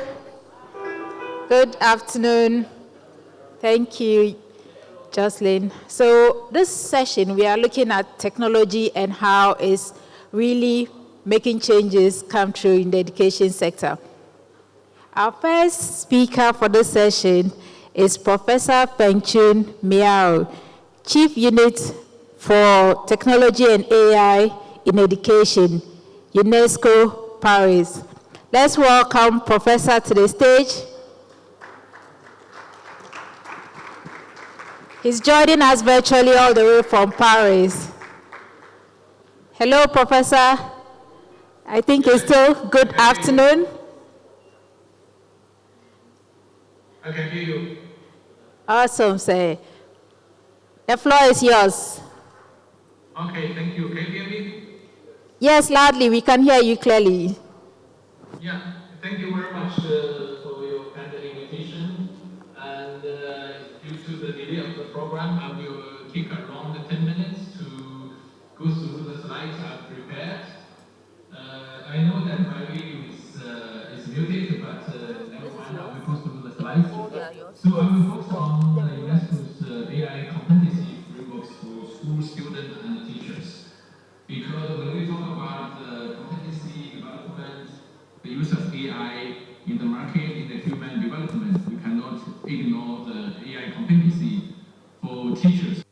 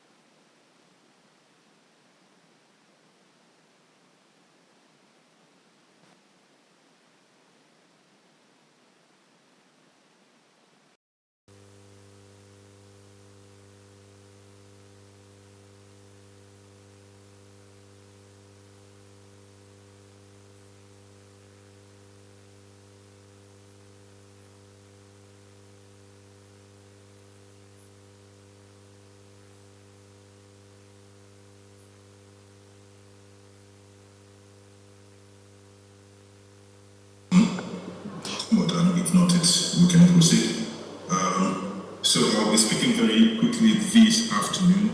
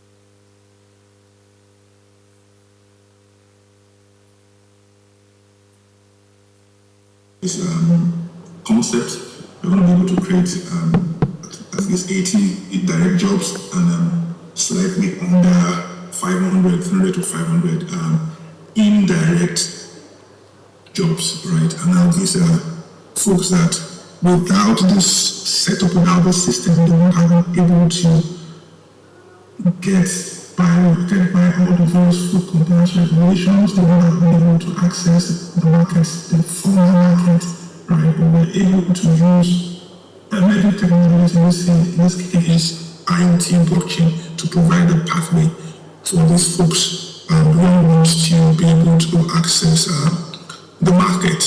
So that's just an example of a pilot we're currently running. And then in summary, because for the sake of time, what the point I'm trying to make is that emerging technologies can be a game changer. Because as an academic audience, we need to integrate these technologies in our educational training programs, right? We can learn from the case study of Switzerland, Germany, and also some of the European countries where there is vocational training that is subsidized by the government, so that we have the government and industry support. There are incentives for SMEs to onboard those students, they get tax breaks and the rest.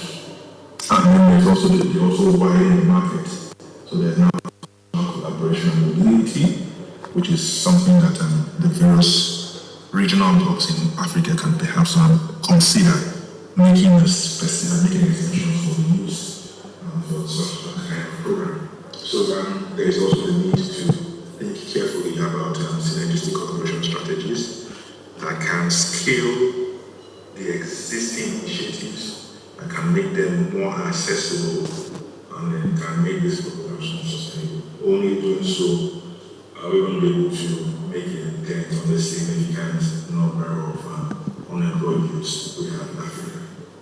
Thank you so very much. Thank you so much, Dr. Nwulu. So we've had two great presentations from Professor Mao, presenting to us on what UNESCO is doing in terms of creating the landscape to ensure that teaching and learning of artificial intelligence is able to meet the growing needs we have as a continent and as the evolutions of AI keep happening. I especially like the ethical bit of learning of artificial intelligence, and especially also protecting the rights of teachers as we continue to evolve and adapt artificial intelligence. Thank you, Professor Nwulu, especially for giving us the various opportunities for adapting artificial intelligence for job creation, and especially using it to leapfrog Africa as a nation in terms of our developmental challenges. We would entreat you to stay on as we would take the questions from the audience after the last presentation. Thank you so much, professors. For the last session on this round, we have Dr. Jami Halsal from the University of Huddersfield, United Kingdom, presenting to us an innovative route to confront youth unemployment in Ghana, a policy brief for the government of Ghana. Dr. Jami, are you online? Yes, I am. Can you see my screen and hear me? The screen is here to come up. I'm sure it will be. Okay, we have your screen now. Embracing entrepreneurship and innovation in public policy circles. All right, then. The floor is yours, Doctor. Thank you very much for that very kind introduction. Good afternoon, everybody. I hope you're having a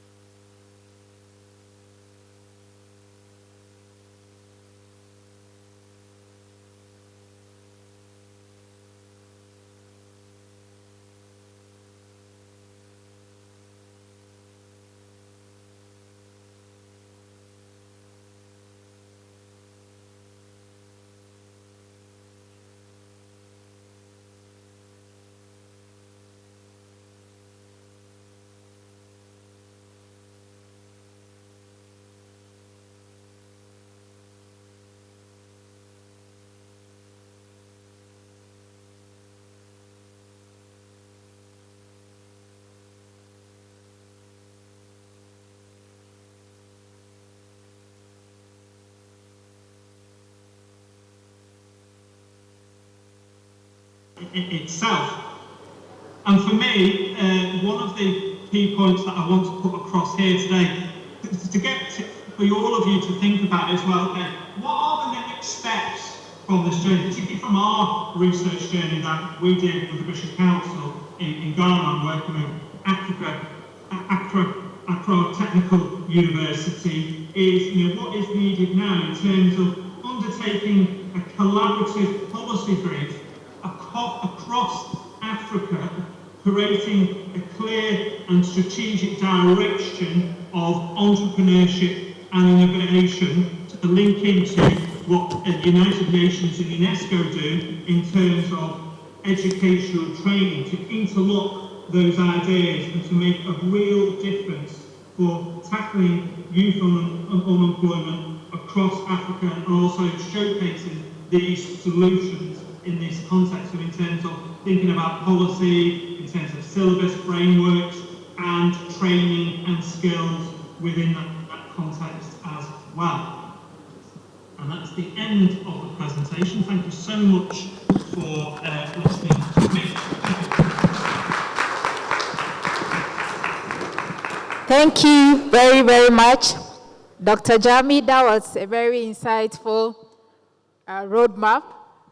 And he left us with a question. He says, what else can we add on to what has been the methodology that has been presented? So we have an opportunity to take one question for Dr. Jami and then also one for Professor Mbulu. So if you have a question, can you kindly raise your hand? We'll pass on the microphones to you. Any questions? No?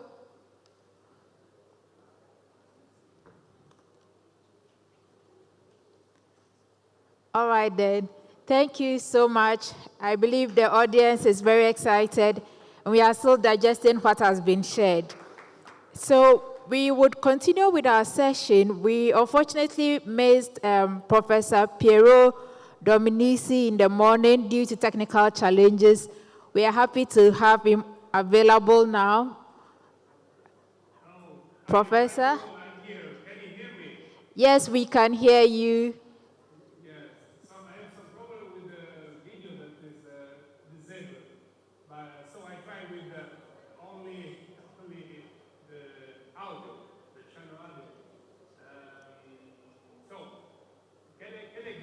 Yes, please, you can. We can hear you audibly. Please carry on.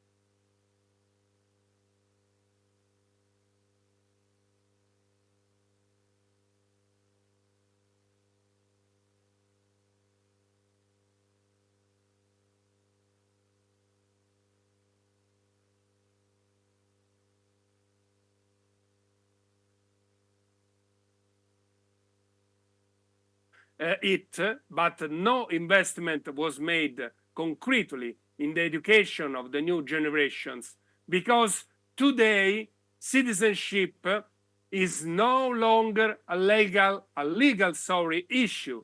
It is the quality of education, of educational and training institution that determines the possibilities of being a citizen, both locally and globally. Well, let's start. As you know, I teach at the University of Perugia. I'm a social scientist with a methodological background and a philosopher. So I have all the imaginable imperfection according to the dominant paradigm of hyper-technological civilization, which I consider very, very critical age in which we are dealing with of what I call the age of obsolescence of knowledge, obsolescence of skills and paradigms.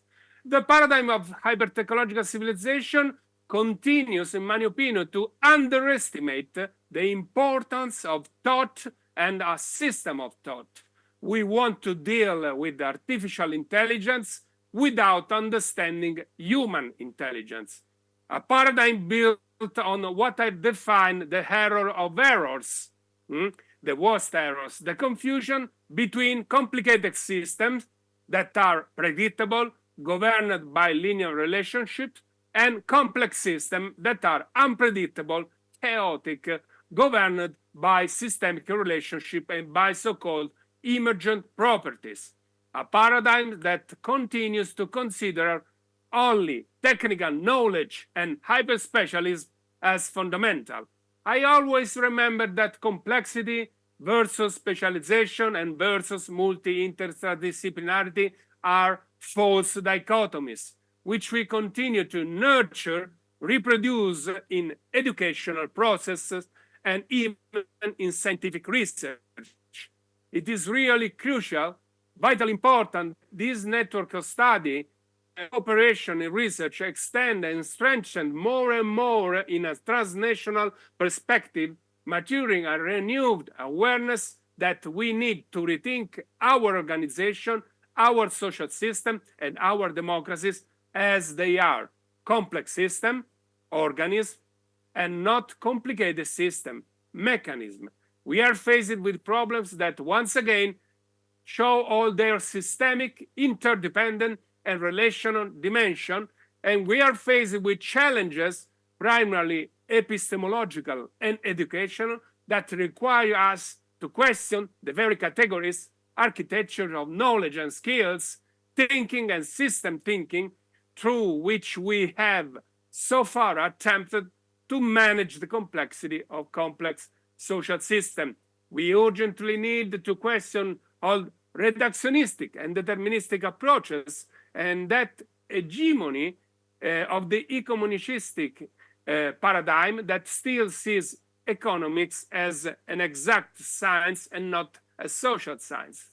We continue to deal with the complexity by always trying to simplify everything, even that which cannot be simplified.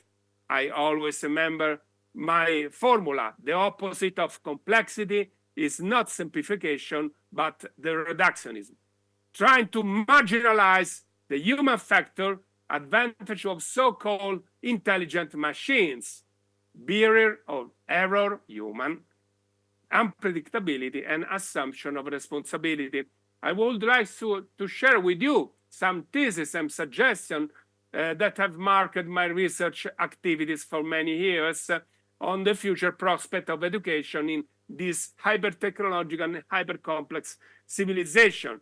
As I told you, a hyper-technological civilization that, in addition to being marked by a paradigm shift, a process of anthropological transformation, and the radical interdependence and interconnectedness of all processes and phenomena, scientific discoveries and technology are making us discover the systemic and relation dimension of life and the social, is based on 5 grand illusions.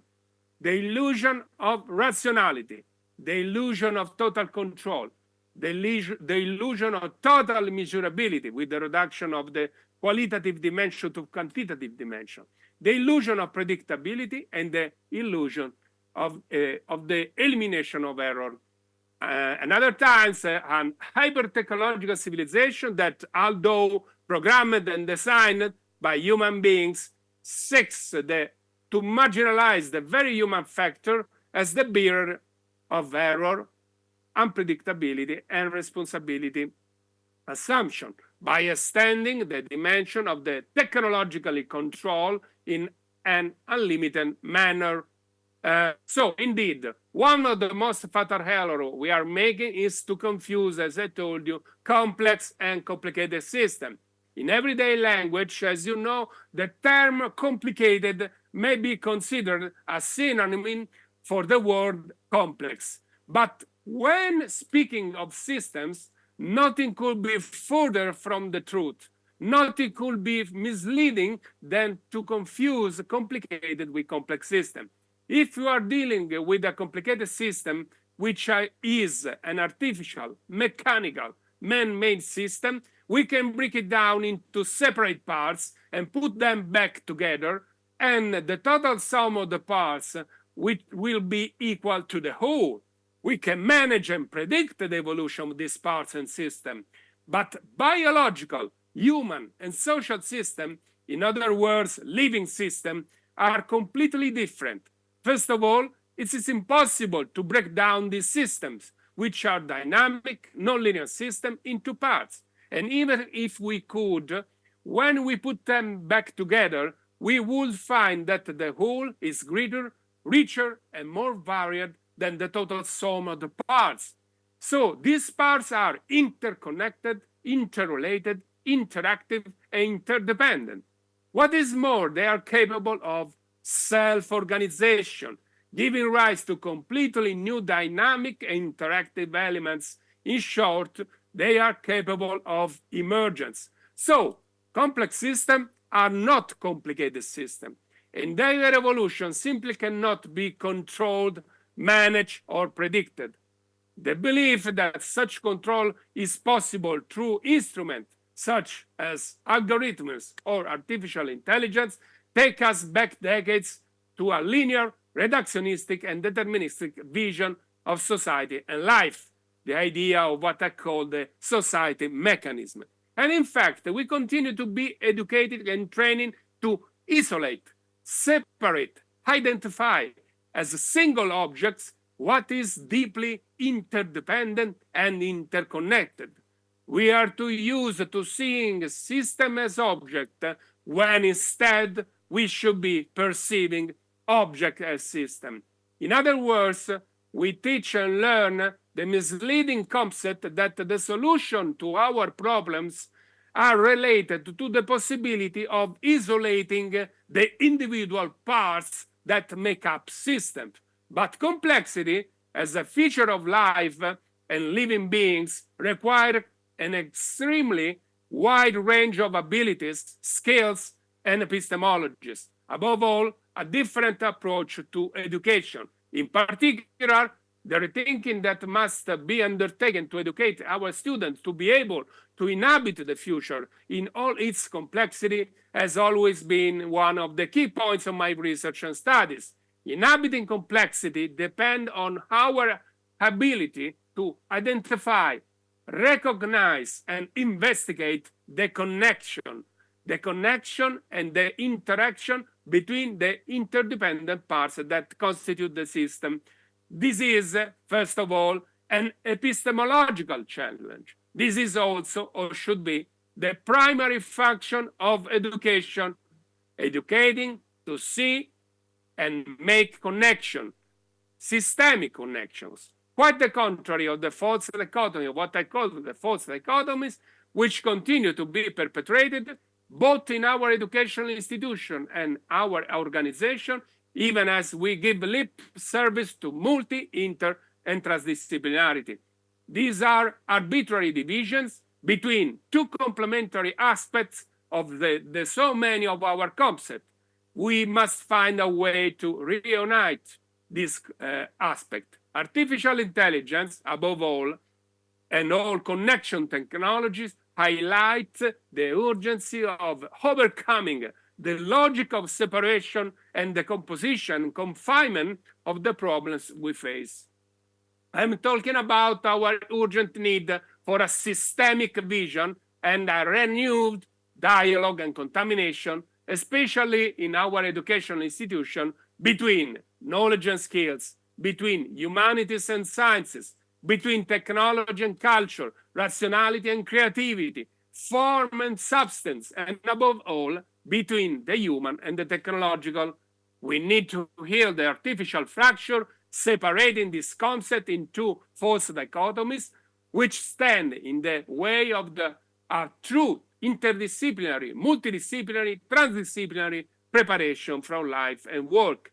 What we don't need are whole the new logic of separation and the confinement of knowledge and skills within narrow borders. And so, our obsession with concreteness, or to be more exact, the current tyranny of concreteness that is oppressing our age, with the idea that only technicians or hyper-specialized profile are needed in the future, will only lead us further and further into what I've called the grid mistake. The grid mistake is also the carte blanche we have delegated to technique and technology, reintroducing reductionistic and deterministic approaches which have pervaded all aspects of society, including our schools, with the idea that educational processes are questions of purely technical nature, solely a problem of skills and know-how, and nothing more, whereas it is the why and not only the how that students should be taught to ask themselves.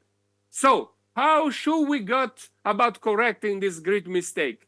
In the hyper-connected society, rethinking to the education cannot be linked only to technological innovation and to its disruptive velocity, especially with the advent of artificial intelligence and the process of automation and simulation, also within education, training, and research.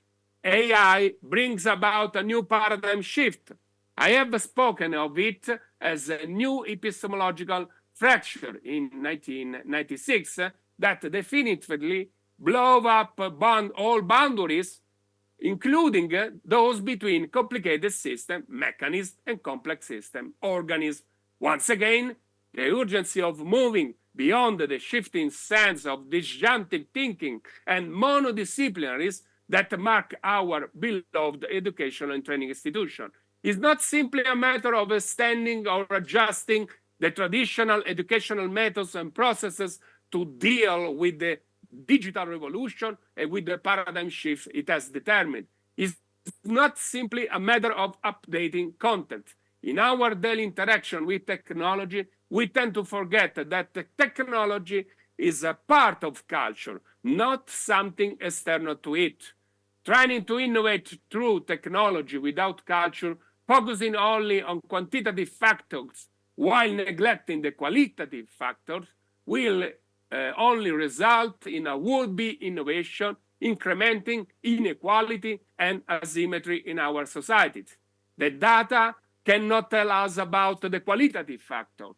It cannot interpret our vision of interconnectedness. The qualitative factors are what motivate us to go beyond the rationale of always looking for something useful in what we do or study. So, how can educational processes prepare students to understand the value of the qualitative factors and to learn to inhabit complexity? We will have to completely reformulate our schools and universities, incorporating the principle of uncertainty, of error, and unpredictability.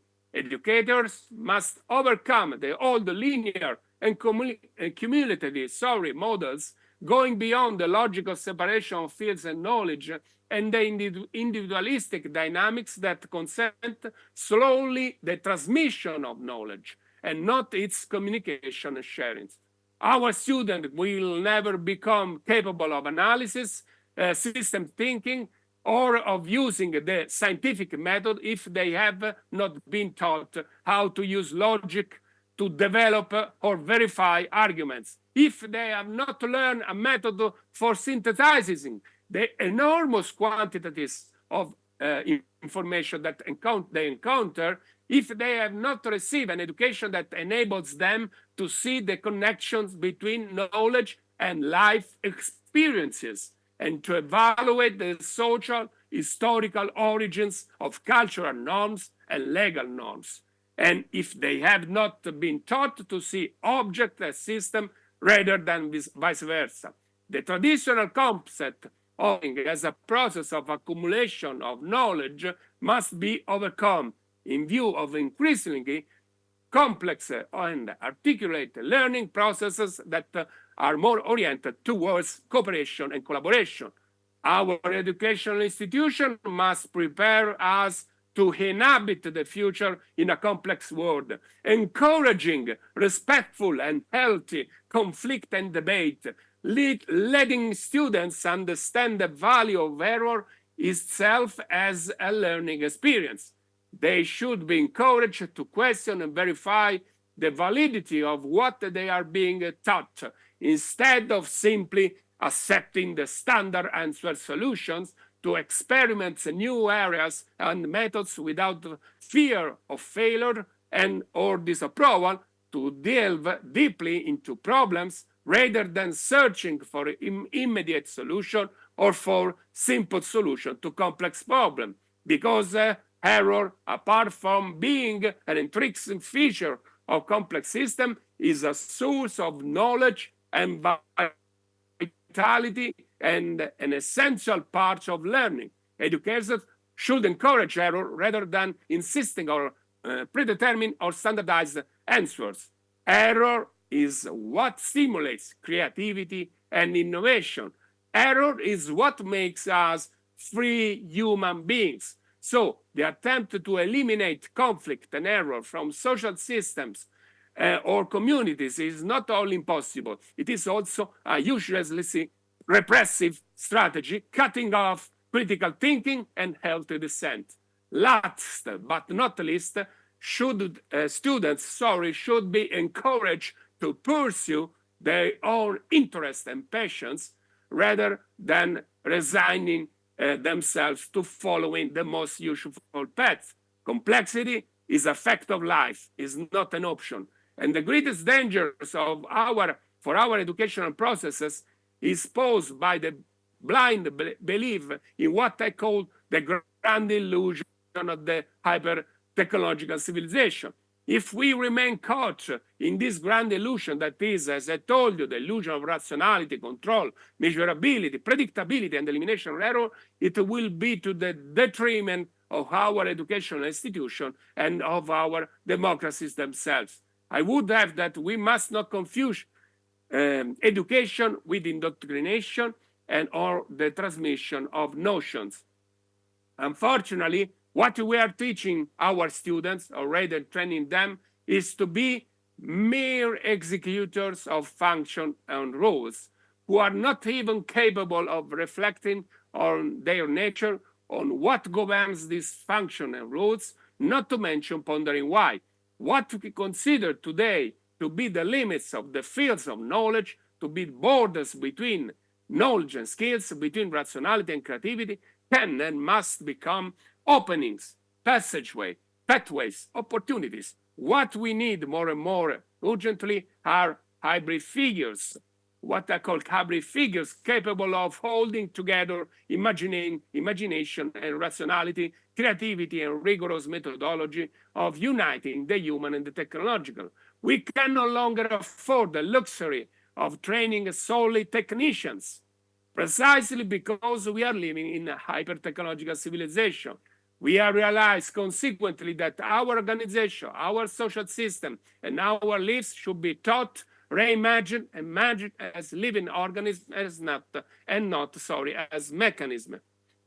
So to do this, we also need to bring the most creative disciplines and art back into educational institutions and into educational and research processes. We need to overcome the boundaries we have created, which are blinding us to the true nature of our world and are promising full domination of the future, whereas we should embrace the indeterminacy of life. After all, it is all kind of openness, of infinite possibility, of the certainty of uncertainty, which make our lives worth living.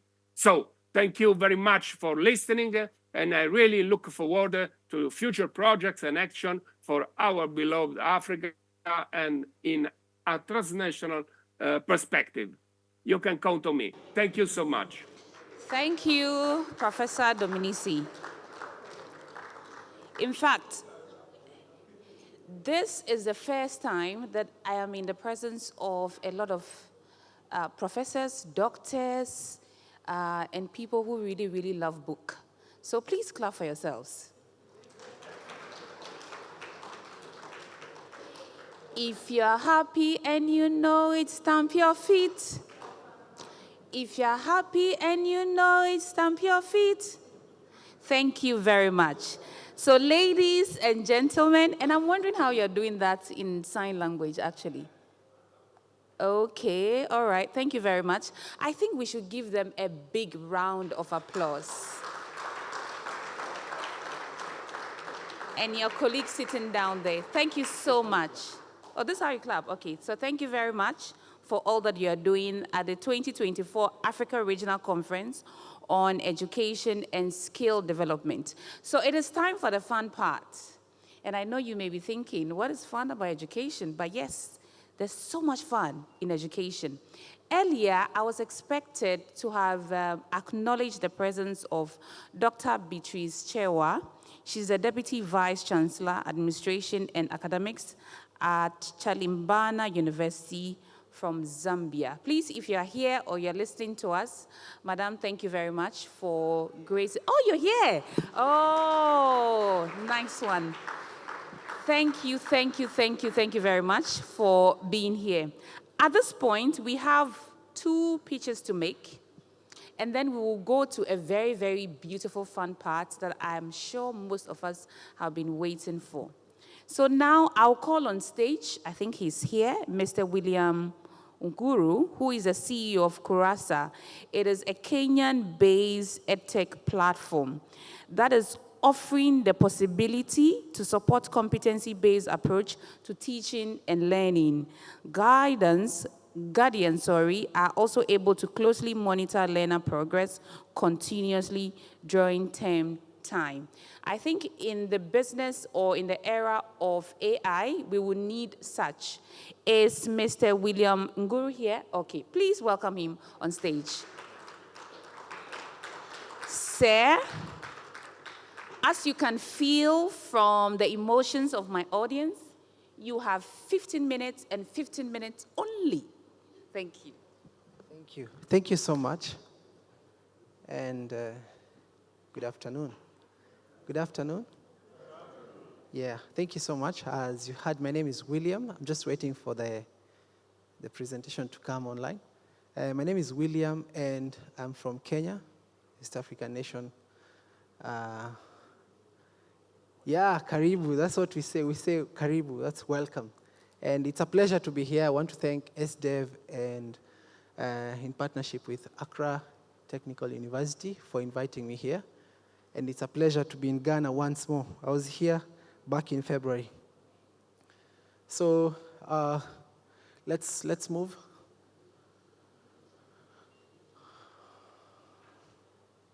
If you could just help me to, yes. So Kurasa is an edtech solution, just like you've heard, and we focus on competency-based education. So this is a privately held organization, young startup that was born out of COVID, and basically trying to address the needs in education.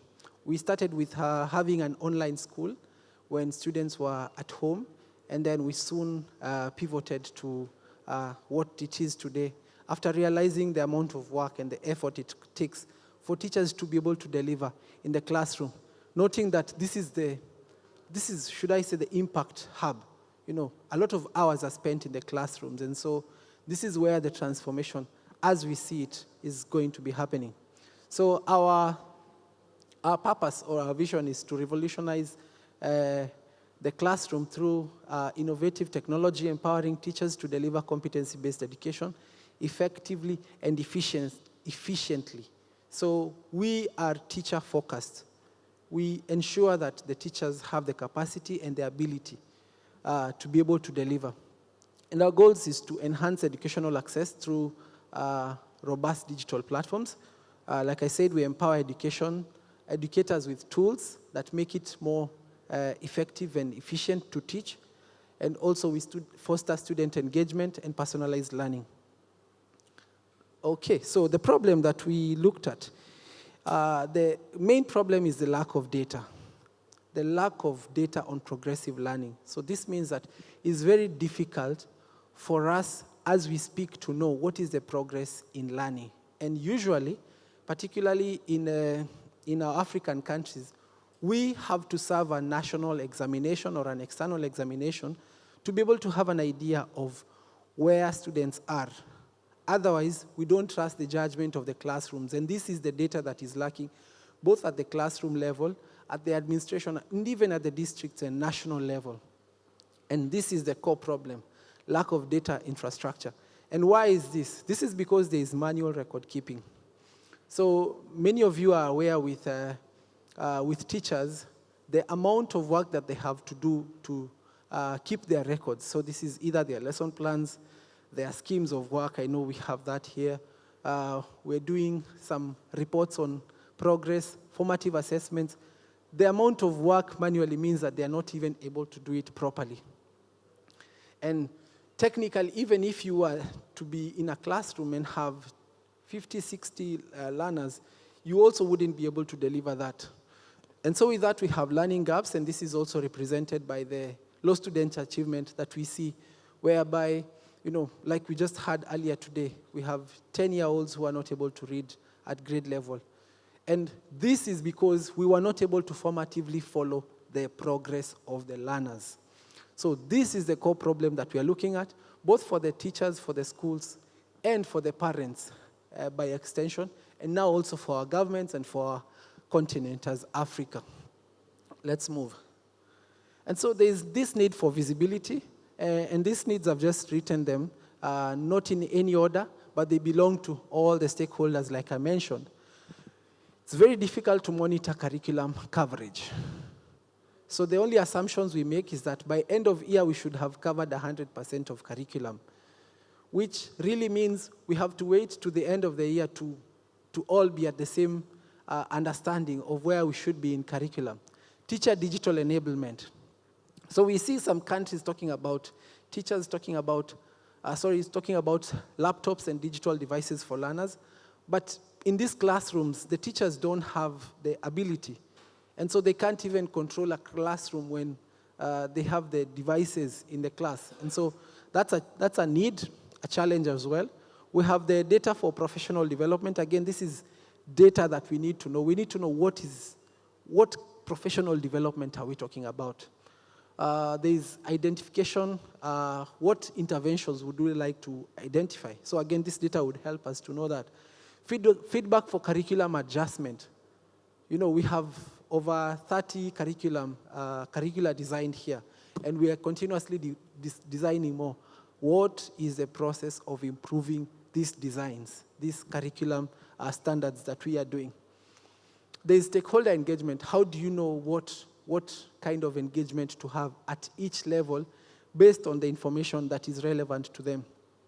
Planning for national assessments. Again, we don't have to use the rationale for end of year is the only time we can have national assessment. National assessments can be planned at any time based on information that we have. And then we have what we're calling a transition. Again, as we are trying to work on personalization in learning, we need to know what is the current strength for each learner. Are we pushing them into STEM? Are we pushing them into, health sciences, into social sciences, humanities, and so on and so forth? And then we have daily school attendance.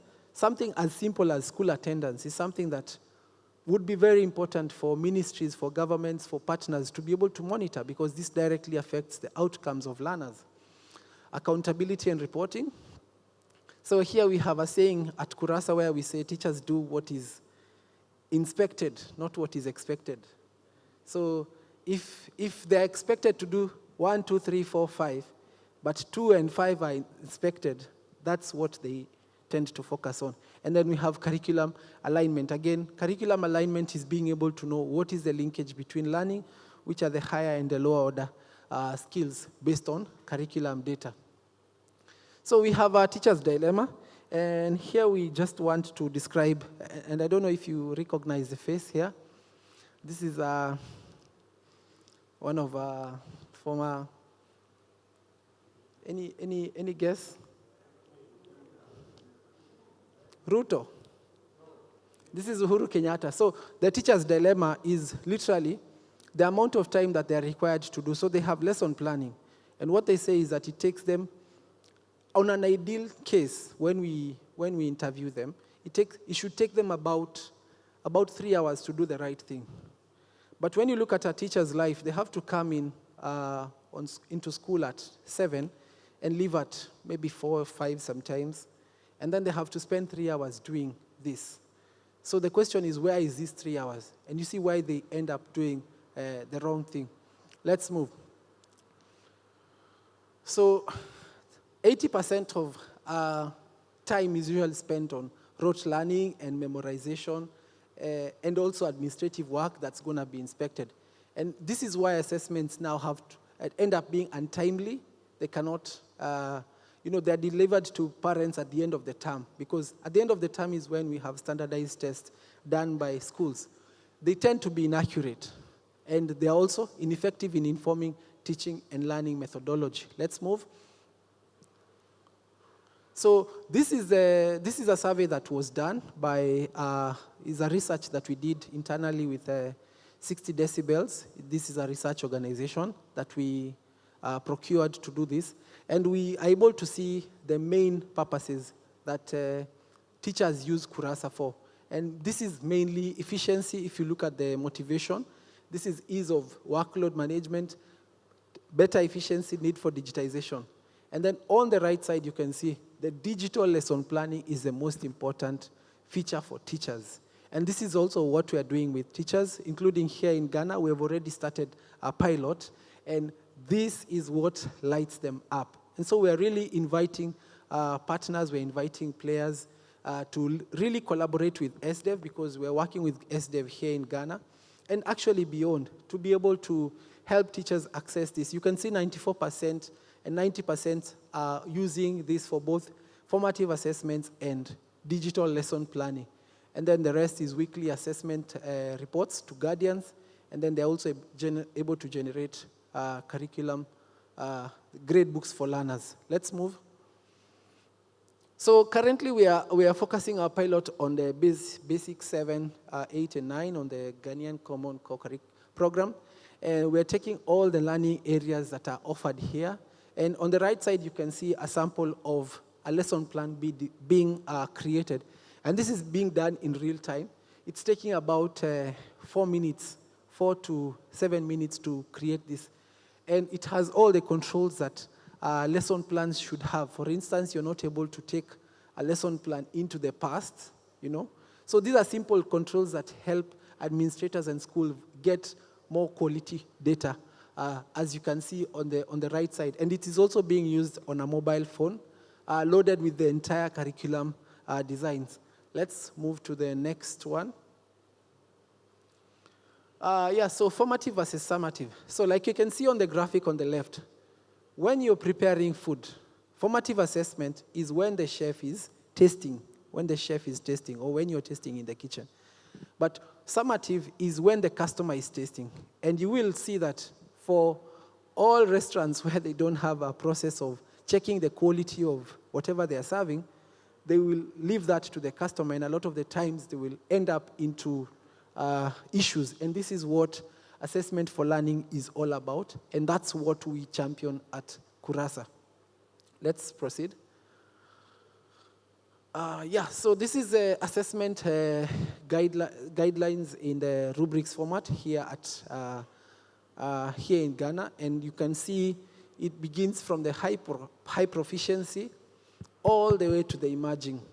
And this now platform enables teachers to specify which learners on a particular learning outcome, which learners are highly proficient, and which learners are developing all the way back to emerging. And teachers are putting in their comments. They're also putting the evidences, and this is now helping them to generate portfolio documents whereby they can be able to have evidence that shows this is actually the outcome of this particular learner in this particular content standard or indicator.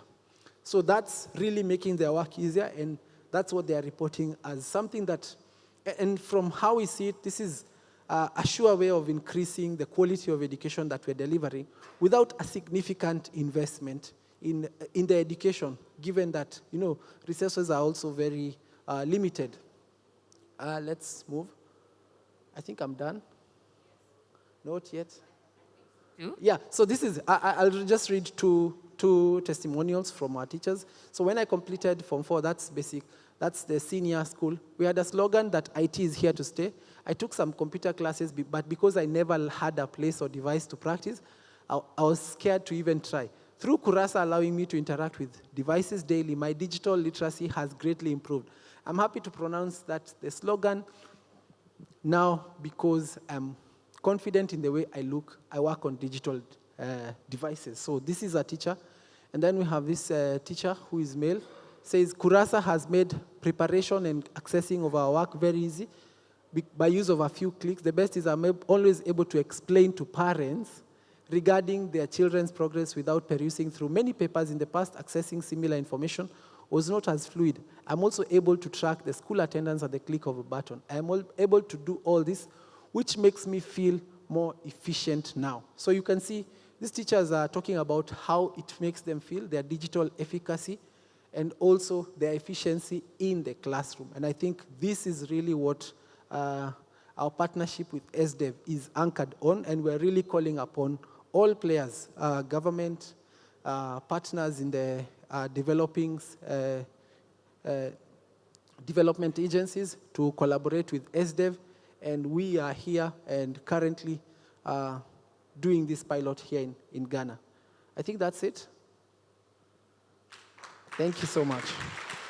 Thank you so much. So all the way from Kenya.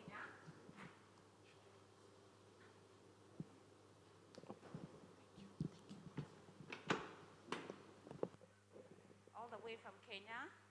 And our next speaker, thank you very much. And please, he's around, so after, oh, you want to clap? Please clap, yes. And after the conference, if you really want to get in touch with him, he's here. And because of AI as well, you can just connect with him. I'm sure he will be on LinkedIn or on Facebook somehow. All right, Mr. Ramesh, are you online? IT, are we together? Is he online? Should we continue? Should we do something else? I'm feeling like we should have an exercise, but okay, all right. My boss has just told me we shouldn't have any exercise.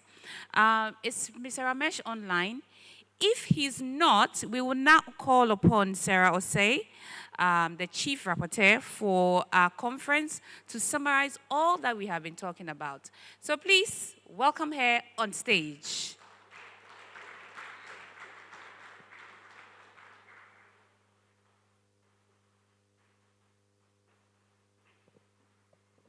Welcome, madam. Thank you, Joyce. Good afternoon. I'm here to do a singular job. Give us updates on what has transpired here. But before I get in here, please allow me to break protocol, Mr. Chair. This conference, we have this beautiful conference that we've all sat through to this time. It is something that there's an architect behind it, but I'll not bring the architect now. I'll talk about our inspiration. Between SDEV and the acting Vice Chancellor of Accra Technical University, there's a common cord that connects us. And that cord is the man you see over there, the late Professor F.K. Alote. He mentored us, he inspired us, he urged us on. Today, I'm happy that my colleagues whom Prof mentored, some of them are here to see this day. Vicky, raise your hand. Naomi, they are all here to support us. But then, when Prof was leaving, like when Jesus Christ was leaving, he didn't leave us alone. He left us in an able hand. And this, he doesn't know I'll do this, he doesn't like it. But Professor Jofosana Mwamensa, this program is what you nurtured in us. All the people, Professor Francis Owusu-Mensah, Mr. Rich Mike Wellington, and myself, are people you have mentored. Prof, we can do all these things because of what you put in us. So today, we celebrate you today. As we run this conference, we celebrate you. SDEF is not only looking at TVET, we are looking at curriculum, as William talked about. All the things that you've done. Sometimes I sit back and I ask you, so Prof, when you are not there, where will Ghana be? But I'm happy that we have answers. We have gallant men and women here who will pick up the mantle. Prof, thank you. At SDEF 2,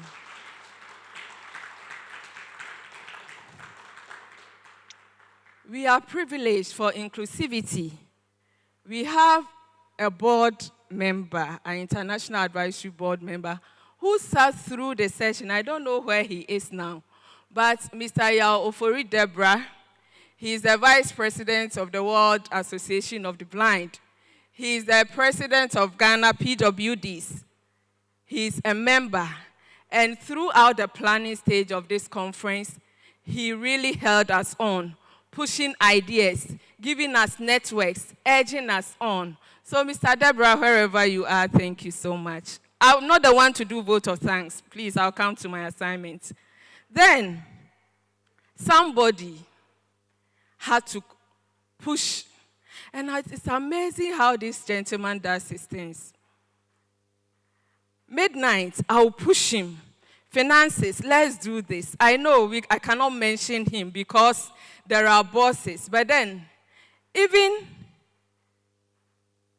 even God, who is God, he likes appreciation.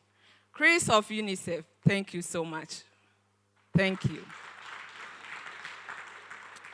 The architect behind all this, Mr. Rich Mike Wellington, thank you so much. Now I come back, and there are very big people behind it.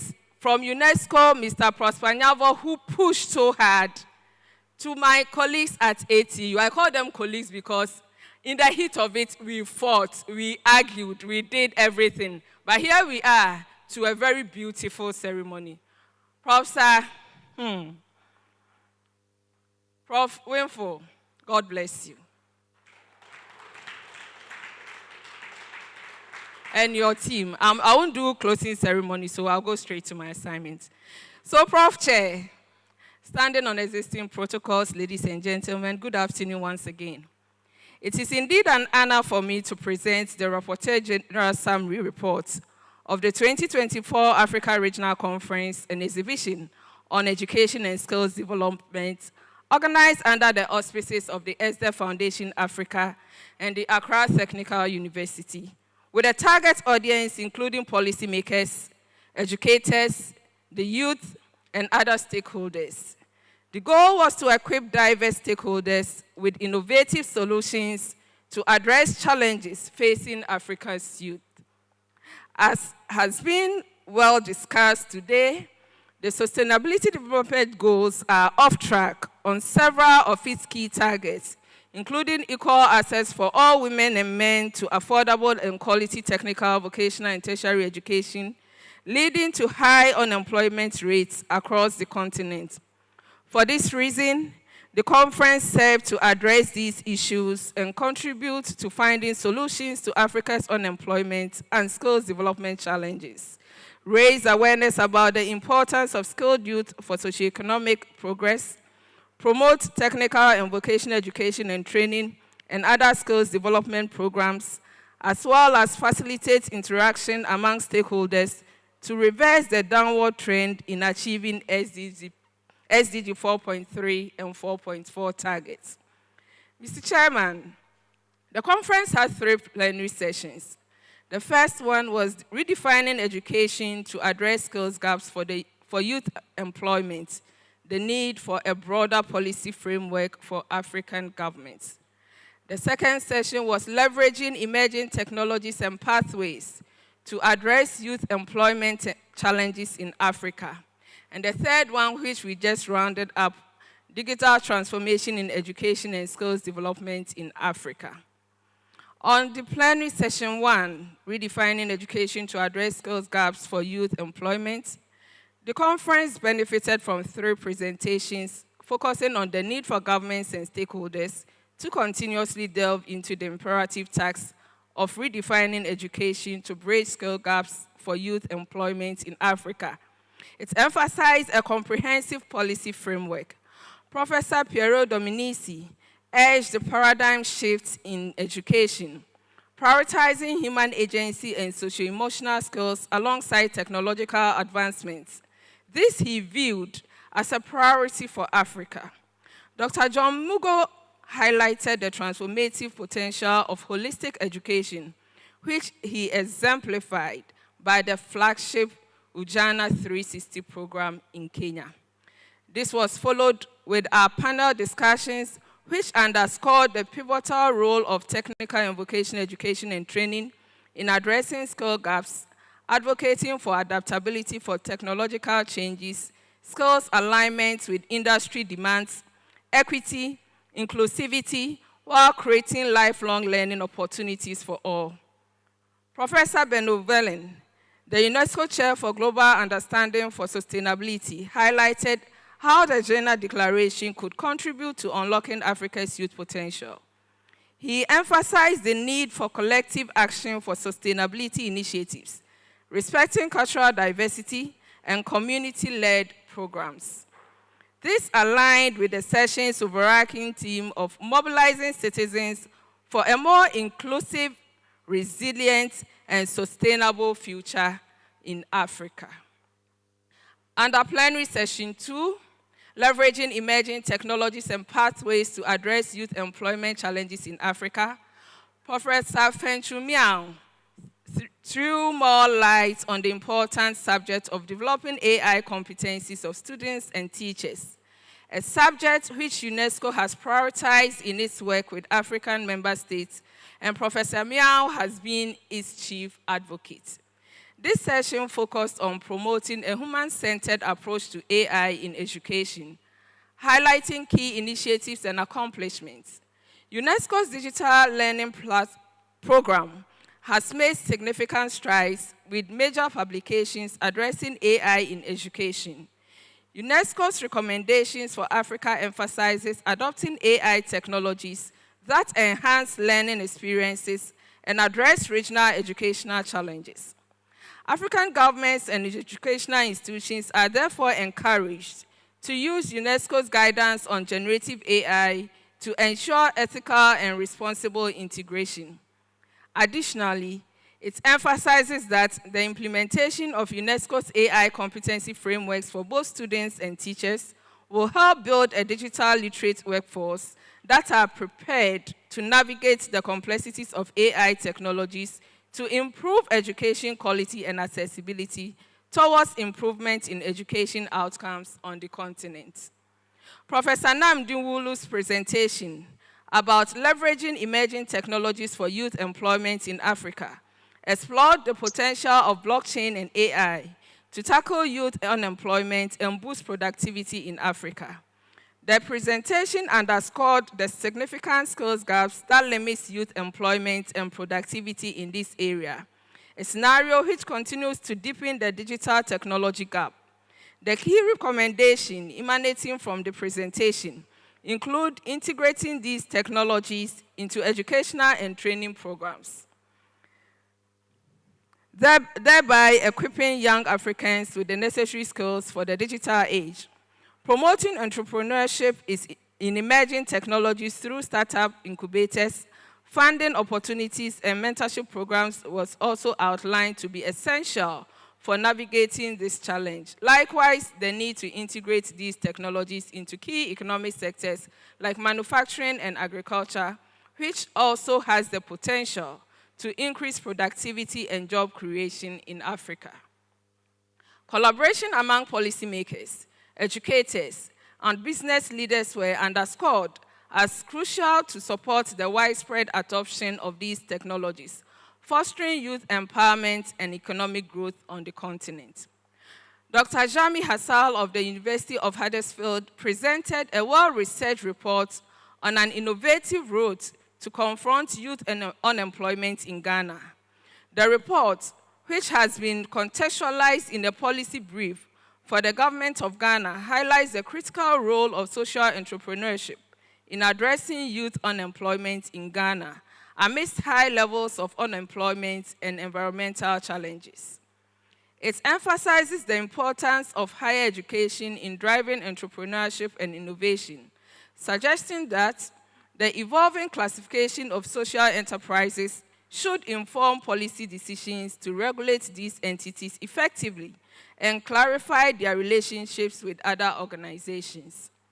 The findings of this report stress the need for a robust legal framework and the intensification of skills development programs to support social enterprises to equip young people with essential entrepreneurial skills as a pathway to tackle unemployment challenges in the country. By implementing these recommendations, Ghana can harness the benefits of social entrepreneurship to mitigate youth unemployment and foster sustainable economic growth. Overall, the session underscored the importance of leveraging emerging technologies and innovative pathways to address youth employment challenges in Africa by adopting a human-centered AI approaches, integrating emerging technologies into education and key sectors of Africa's socioeconomic life, promoting tech entrepreneurship, and supporting social enterprises. Through these, African countries can empower their youth, stimulate economic growth, and create a more inclusive and sustainable future for all. Plenary Session 3, Digital Transformation in Education and Skills Development in Africa, featured presentations by two business leaders in education. We heard from Curasa Africa. We didn't get the opportunity to hear from Nomadic's AI approaches, but I will try to summarize what their pitch is about. In improving educational outcomes to accelerate the SDG 4 targets in Africa. Mr. William Guru, the CEO of Curasa Africa, a Kenyan-based edtech platform, presented the innovative online solution for implementing and managing the competency-based curriculum. The online platform facilitates an easy transition to a competency-based approach to teaching and learning, where teachers can effortlessly create detailed lesson plans tailored to the CBC framework. The platform supports both formative and summative assessments, crucial for tackling student progress and competencies. Through this innovative approach, parents and guardians can monitor their children's progress continuously throughout the term, fostering a more collaborative and involving approach to education. The ESDA Foundation Africa and Curasa are far advanced to begin its pilot program in Ghana. Mr. Ramesh Balan, which unfortunately you couldn't hear him, who is the CEO of Nomadics AI, wanted to showcase the Nomadics-powered learning platform, which seamlessly and systematically integrates artificial intelligence into K-12 curricula. The platform aims to provide scalable, personalized learning experiences. Key features of the platform include AI integration, the systemic incorporation of AI technologies to adapt and personalize learning experiences for students. Scalability, designed to handle large-scale implementation, making it suitable for widespread use in educational institutions. Personalized learning, it ensures that each student receives a customized learning path, catering to their individual needs and abilities.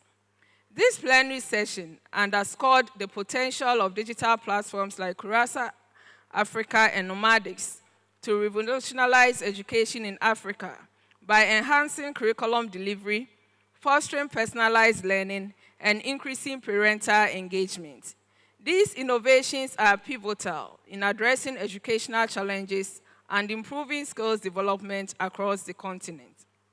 In summary, ladies and gentlemen, the recommendations for the 3 plenary sessions emphasize a holistic approach to achieving the targets for SDG 4.3 and 4.4 relating to TVET, skills training, and entrepreneurship in Africa. Across all sessions, there's a consistent call for investment in education that addresses both the academic and socio-emotional needs of learners, preparing them for the complexities of our world today. Key action steps include integrating technology into education to enhance learning experiences and promote digital literacy. Furthermore, there's a strong emphasis on revitalizing technical and vocational education and training programs to bridge the gap between education and employment, ensuring that students are equipped with practical skills for the workforce. Another critical aspect highlighted in the recommendation is the promotion of entrepreneurship and innovation, encouraging the development of an entrepreneurial mindset among African youth. This involves fostering collaboration between educational institutions, industry, and local communities to create an ecosystem supportive of innovation and job creation. Additionally, there's a focus on preserving Africa's cultural heritage and linguistic diversity by integrating indigenous knowledge systems and languages into educational curricula, promoting cultural exchange programs, and celebrating diversity. Furthermore, the recommendations from the session stress the importance of continuous learning and capacity building across all age groups, advocating for a culture of lifelong learning that extends beyond formal education settings. This involves investing in teacher training programs, supporting research initiatives that generate evidence-based insights into effective teaching practices, and advocating for policy reforms that prioritize education as a fundamental human right. Overall, the recommendations highlight the need for collaborative efforts between policymakers, industry stakeholders, academia, and communities to create a more inclusive, resilient, and sustainable education system in Africa that empowers learners and prepares them for the future that we want, the Africa we want. I thank you for your attention.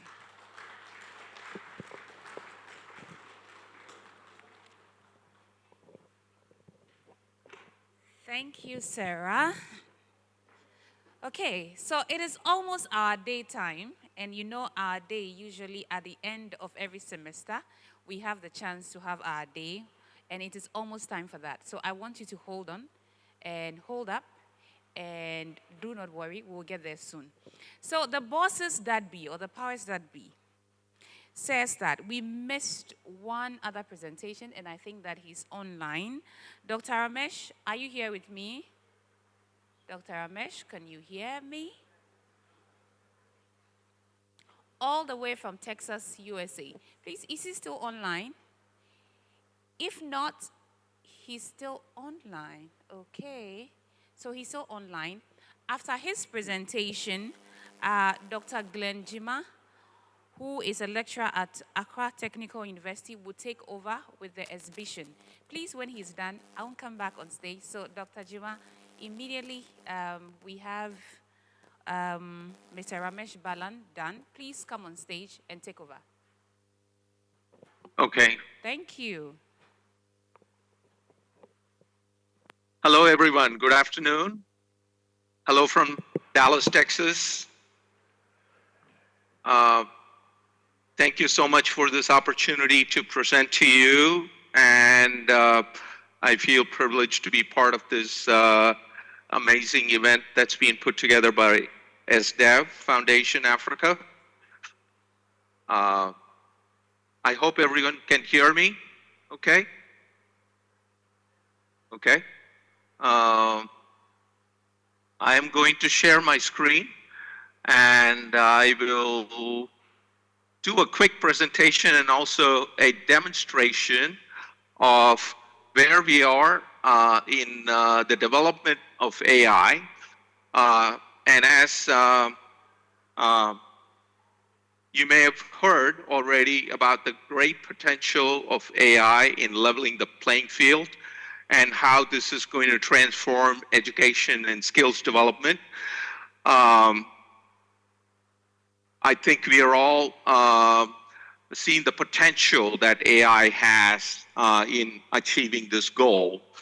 The bigger problem that's facing us right now is how are we going to get this effectively integrated into the core of instruction and the learning systems that that we have in schools, in universities, in other forms of education that is currently present in Africa, and how that is going to be a seamless transition, or how that is going to continue from the current system to how it will be a human-centric AI integrated system.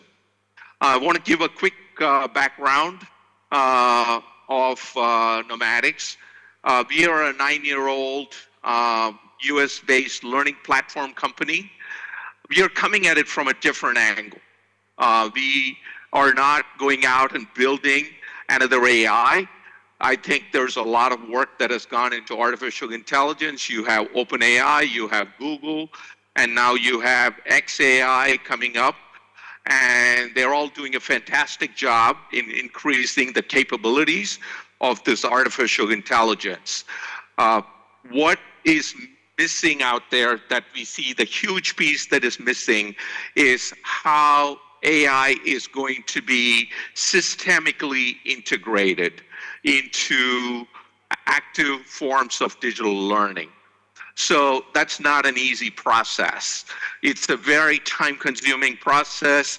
You know, if you're using just something like ChatGPT, you could just go in and figure out how to build your prompts and get responses, and then you could get value out of that.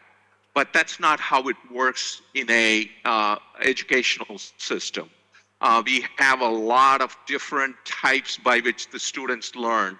There's multiple ways by which they learn. So we have all of these things worked out in our educational system right now. How to individualize instruction, how to differentiate education. And unfortunately, all of this happens to be a very manual process right now. It's all human-centric. So figuring out how to actually make this into a human-centric by AI-supported, AI-enhanced to achieve our goals, that is going to be the biggest challenge that the whole world is going to have to face.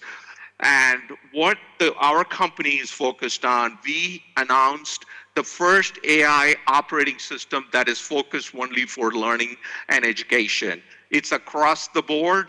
It works for any educational system in the whole world. So we are right now proving that out in the United States, in multiple states, at the state ministry level. And then the whole idea is to accelerate this whole delivery of personalized instruction for every student using AI, virtual teacher assistants, so we can amplify the student engagement. Also, the teacher will need to continue to play a very, very vital role in assisting the students to achieve their goals, academic goals, and success. So how do we expand the teacher capacity and reach?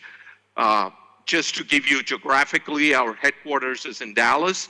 We also have operations in India that's based out of Chennai. And also for the Middle Eastern market, which is where we would we intend to support for the African market right now. We already have a base in Dubai. What I wanted to do, just give a very broad-based picture in terms of the real big challenges that's faced by schools and the education systems.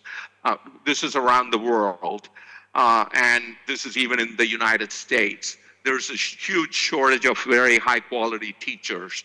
And even when you find teachers coming into the workforce, there's a lack of consistency.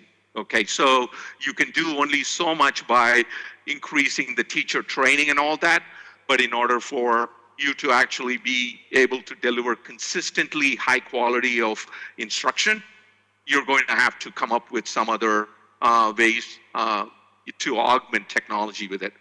But there's also the high quality one-on-one education, providing a personal tutor for every student in any situation that they might need. It's very expensive. It's not affordable. It's not a scalable option. So there's also no easy way by which, so there's a huge need for accelerating learning, especially after the pandemic. There's been a lot of regression. There's been a lot of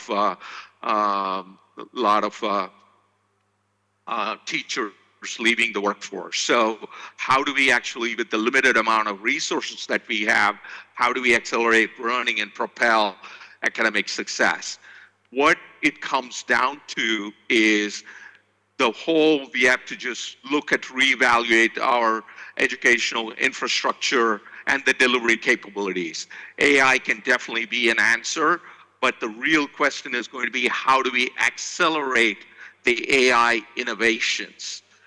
That's what we're going to talk about. This is what we've been working on, very, very focused for the last 9 years. The technology that we have built alongside the artificial intelligence companies is now coming together so we can leverage this very advanced digital technology and artificial intelligence to really transform the instruction and the learning and the entire educational system.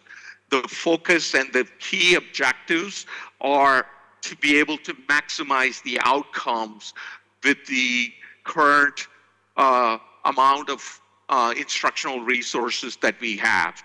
And also to be able to, from the teacher side, there's the expansion of the reach and their capacity. We are looking to be able to provide a huge reduction in the cost for very high quality one-on-one instruction. And this is going to have to happen along with the partnership with the local publishers that are coming out with all of the instructional content that is in the local. So what our technology enables them to do is to accelerate the AI innovation. So the whole, like I said, it's all about, bringing about effective and very engaging active learning experiences for the students that's powered by AI. I'm going to give you a very quick analogy because everybody thinks AI is here, it's going to change the world, it's going to change the education. But what they're actually missing is we are only in the first step of AI coming into the education system. It's kind of like how we were going from a paper sort of a map, system, and then we put all this, I call it the Maps AI, online, like a MapQuest, and what it allowed us to do was go and put this where we are starting from and where the destination is, and it would give nice directions, step-by-step directions about how to do it. But the only way we could make use out of that is print that and take it in the car with us and then follow step-by-step and try to figure out how the navigation is going to work. So that is sort of, and until GPS and until the whole Google Maps came about, that's what really transformed the whole navigation experience. We are sort of in the same sort of the first step right now, especially with the AI chatbots that are over there. That is actually one of the reasons why AI has not become very useful, even in the US, I'm talking about, because the chatbots are able to bring out, and when you ask a question, it actually gives you a very intelligent answer. But the onus is on the student. The student has to come up. They are having to go and start learning a new concept, but now you're asking them to come out with a very intelligent question in order for them to learn.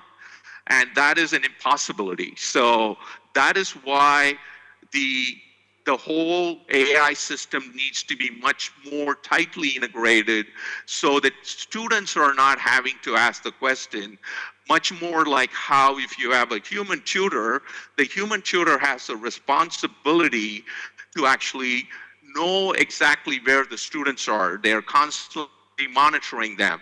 So that is what is going to really bring about all the change and all the transformation. That is what the Nomadics platform, the AI operating system, has taken the responsibility, and that's what we are able to deliver. To be able to go to this whole dynamic AI-powered learning experiences that's way beyond the chatbot. I don't want to get into the technical details of it, but this is sort of the entire system that we have built in. So, for example, I don't know, you may have followed some of the Khan Academy, what they are doing and all that, but essentially what they need to be doing is taking the AI capabilities and start working with one lesson at a time. And it's a very time-consuming and a very resource-intensive process. We are really accelerating that. For example, for whatever demo that they have actually put out 1 or 2 weeks ago. Hi, Mr. Balan. We'll need you to kindly wrap up in a minute for us. Okay, sounds good. So let's just go to what the overall benefits is. Again, as I was talking about, it's about improvement of the student engagement, expansion of the quality teaching and intervention, better learning support because of the systemic AI integration, and also being able to disrupt and reduce the cost of delivery. And some of the things that we are also focused on are some of the specific issues that's specific to Africa, which is what do you do when you don't have connectivity? So how can we facilitate offline functionality? Instead of being able to requiring a full-scale computer, how can we get the mobile devices as a way by which we can deliver these kind of powerful experiences? There's a video that if you want to go and look at what the powerful capabilities are, it's on our website. Please go there. We have produced some pretty amazing results. Comparing it with the entire state of Texas, we have been able to produce 2.5 to 7 times the results at a small fraction, about 5% of the human tutoring costs. Please reach out to us with any question. We are looking forward to working with the ministries, with the publishers, and with the UNESCO and UNICEF to be able to scale this high-quality teaching and learning by accelerating AI innovation. Thank you very much for the opportunity. If you have any questions, I'm happy to answer it. Otherwise, please feel free to connect with me offline. Here's my contact information. Thank you. Thank you very much. With your permission, Prof. Chair, I would want to stand on the existing protocols to proceed on inviting the exhibitors to quickly come so that they would demonstrate whatever they have brought in here to us to see the innovativeness and how it contributes in solving our societal challenges.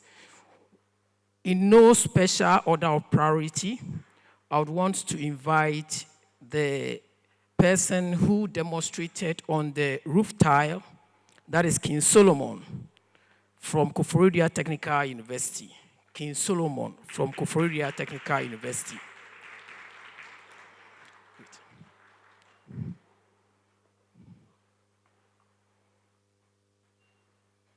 You have just 3 minutes to do justice.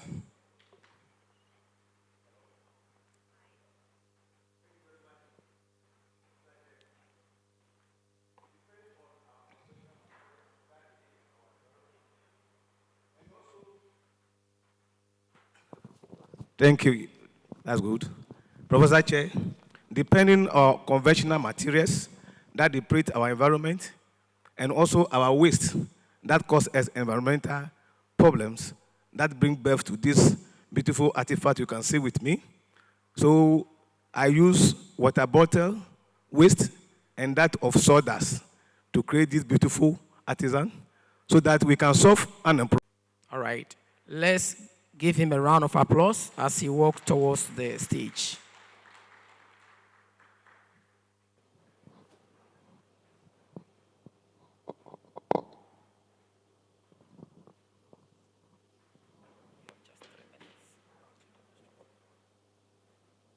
Okay, thank you very much. So my name is Simon from Tamale Technical University. So we brought here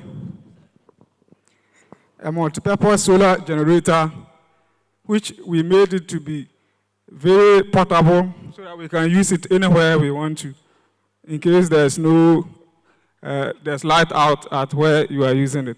So I'll start with the various components of the system.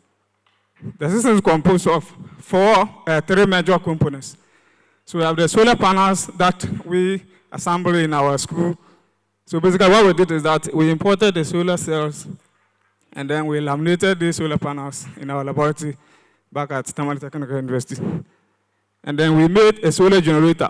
So this generator, we're able to power both AC and then DC electrical gadgets. And then we included what we call a smart socket for management of the power that we generate and store in the solar generator. So this system basically allows you to see how much energy you are consuming and how much energy it will take, or how much time it will take for this system to run down. So you can properly manage the energy that you have harvested and store in this system.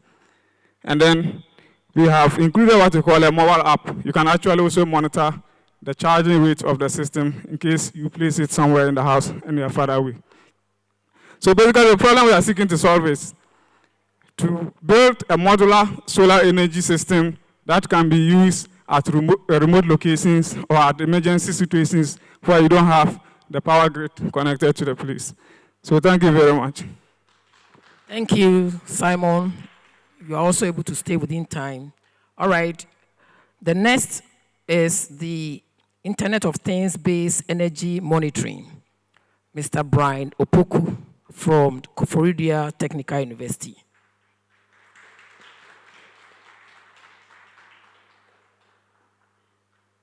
Thank you. So please, according to research, it is proven that many industries actually battle in understanding their energy consumption patterns. Research has also proven that these industries actually need energy, consistent, reliable energy to be able to effectively deliver to their customers. And according to research, most of these organizations actually run at losses because they do not understand their energy consumption patterns to be able to implement policies that will help them to be able to mitigate risks with respect to energy-intensive devices. As a result of that, we came up with a solution specifically for industries and homes that will help the people to understand their energy consumption patterns to mitigate risks associated in running the business at a loss. So what our system basically does is that it collects the data from the load, which is represented by the bulb, and after collecting the data from the load, it runs the data through machine learning algorithms to be able to bring about insight and policies that can be recommended to these industries. This system is a system that brings the fourth industrial revolution alive to us, where individuals can be able to understand what they consume at their doorstep. I present to you What's Smart, the future brought to you through the lens of artificial intelligence and IoT. Thank you. Thank you, thank you. The fourth on the list is the plastic mulch layer, by name Dr. Mensa Breko from Ho Technical University.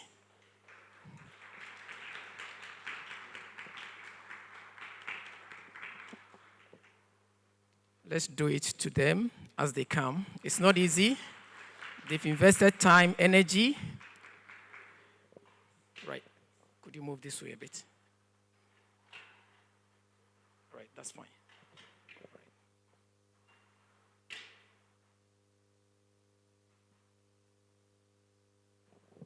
Okay, thank you. So this is a plastic, they developed plastic mulch layer. It's used to cover the soil around the plants. So this is the developed one. There's existing ones already, but the ones that we due to our research, the ones that we saw was having only either it's a category 1 tractor or a category 2 tractor. When we say category 1, it means that the size of the tractor, which is maybe the bigger one, which uses the pin, which is the category 2, and then the smaller one uses the category 1. So with this, you have to buy a different tractors to hitch the implement. So here we designed that now with a bigger tractor or a smaller tractor, you should be able to pick this implement and lay your plastic on your soil. And the benefit that you get from it is that it is able to reduce the growth of weeds to prevent the weeds to grow, and then also keep the moisture level in the soil. Okay, thank you. So this is it. So there's existing ones already, but the ones that we have done now, you can adjust the size here. If maybe your size of your bed is smaller, you can adjust it, and also you can also increase the width. We have the mold board that will cut the soil to cover, so that when it lays, the wind doesn't blow it away. And then we have the ties here that will also keep the film on the soil so that the wind doesn't blow it away. So this is the plastic mulch film that we have. Thank you. Thank you. The last on the list is the solar fruit dryer from Dr. Hilal Imam Technical University, by name Patrick. Shall we give them a clap as they come?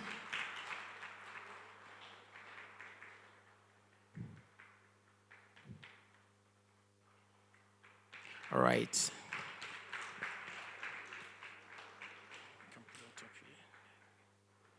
Push it back, push it back. Let's go.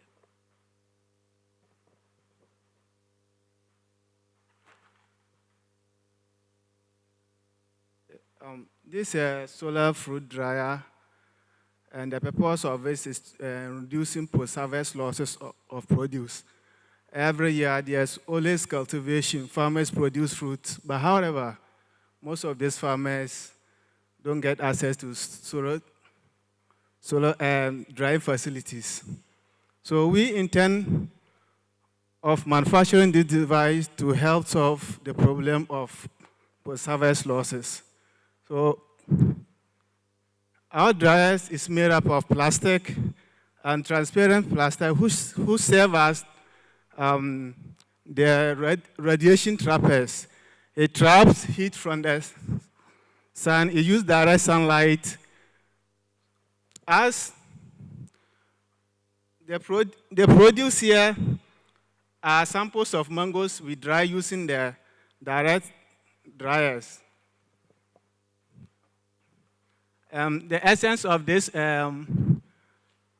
is a chimney that allows the vapor pressure, the moisture that is being removed from the produce, pass through here through natural conversions to the atmosphere. Thank you. Thank you, Salifu, Nelson Salifu. Right. That comes to the end of the exhibition. However, by the decision of the judges, the panel of judges, they requested the first presenter, King Solomon, to take it once again.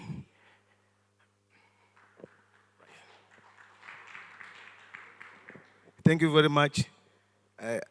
Everybody wants to know how I came by the product. That is what everybody wants to know. Yes, after you gather this is roofing ties. Thank you very much. It's a roof ties. if you look around, there are so many in the system. So for the productions, after you gather your water bottle, I burn it or melt it in a container. After melting, then you mix it with the sawdust.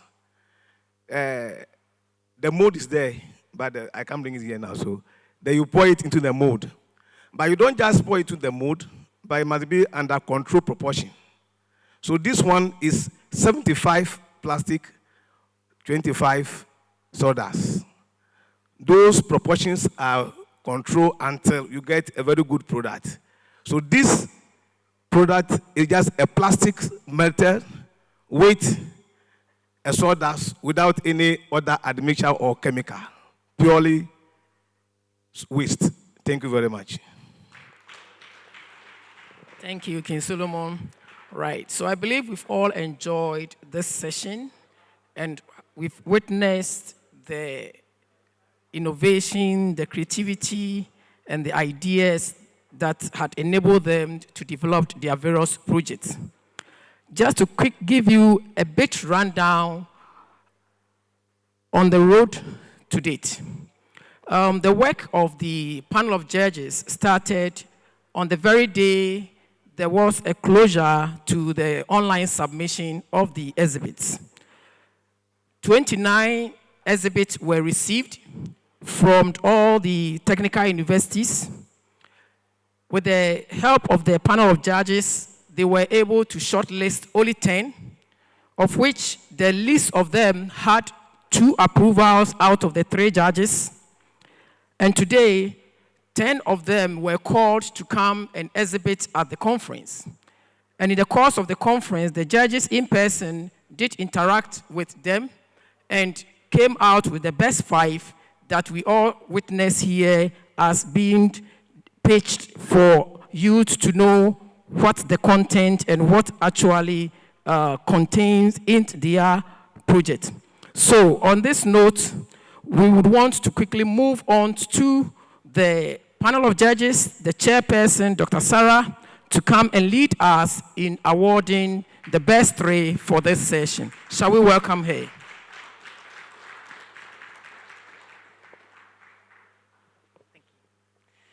Thank you. Good afternoon, distinguished guests, attendees, exhibitors, especially fellow judges. I'm Sarah Jones. I have the honor to be visiting from Bayes Business School, which is part of City University of London. I'm so delighted to be here and to have been part of the judging process for the wonderful exhibition we've had at the back of the room all day. It's been a wonderful experience. And I'm so pleased to be part of this landmark event, coming at such a significant time for the theme that we have of unlocking Africa's youth potential for socio-economic transformation. So today, we've seen a great example of collaboration and innovation of the kind that's so important for unlocking success and that we've talked about in many of the presentations in running the event and in creating the exhibition at the back. And it's been wonderful to see how all of the teams have worked together on presenting their innovations to us as the judges as we've walked around. Dr. Glenn has already explained the judging process, which I'm happy to say has been very rigorous. It's been through a number of stages. We've worked at every stage to maintain fairness, consistency, transparency. We'll be happy to share all of the feedback that we have with all of the exhibitors. I want to thank all the judges for the hard work through this process. I especially want to thank all of the exhibitors for their wonderful entries, their brilliant inventions, and for taking part today. Please all be very proud. You've done a wonderful job. The exhibits were very diverse, as you will have seen. So we had everything from AI to agriculture, from building to Internet of Things. They're also all excellent, which has made our job quite difficult. However, we have been able to agree on 3 overall winners.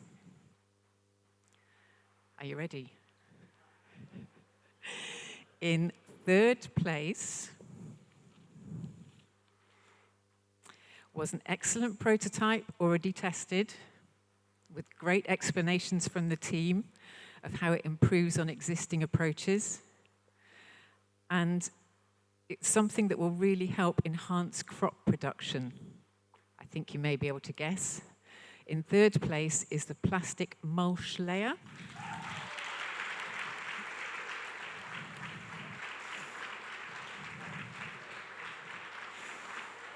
Can we have someone from the team to receive, do we have our awards that we can award right here?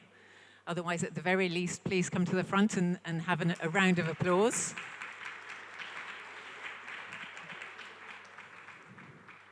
And I should say that along with third place goes an award of 5,000 Ghanaian shillings and support for the team to develop their skills. Here they come, give them a round of applause. Congratulations, team. Well done, excellent, excellent innovation, thank you. Okay, in second place was another very well-developed prototype. Lots of thought to the different elements of the prototype, addressing a number of important societal problems. Seeking to address energy challenges using solar energy in rural settings, for example. It's the portable solar generator. Congratulations, team. Do we have someone who can come to the front? And along with the second place goes an award of 10,000 Ghanaian shillings and support to build your skills further.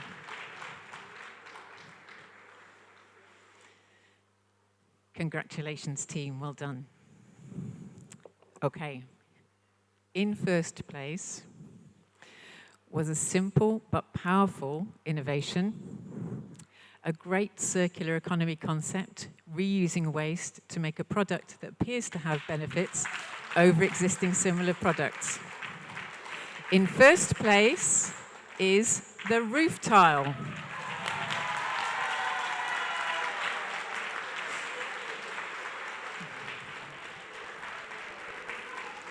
Congratulations, sir. Congratulations, and with first place goes an award of 15,000 Ghanaian shillings and further support to develop your skills. To all the remaining exhibitors, thank you again so much for your time, for your contributions. You will all receive a very well-deserved certificate of excellence for your efforts and inputs today. Thank you so much. Thank you also to the organisers, of course, to all of you for your attention.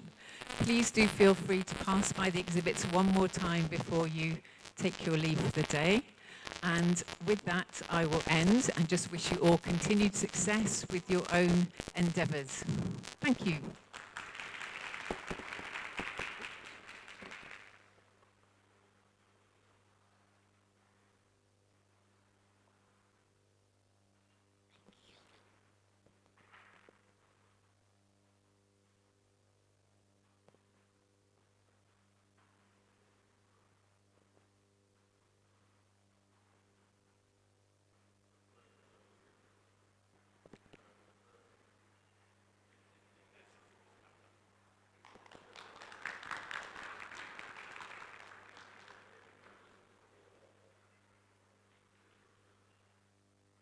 So this is the first award.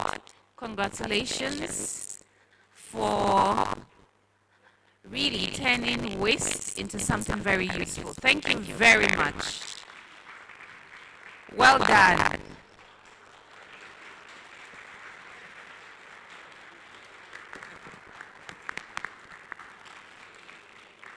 Congratulations.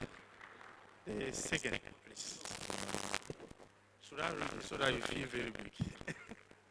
Award of distinction presented to second place winner in recognition of your outstanding exhibition at the 2024 Africa Regional Conference and Exhibition on Education and Skills. Your creativity and dedication are truly commendable. Congratulations. Say thank you. Are you alone?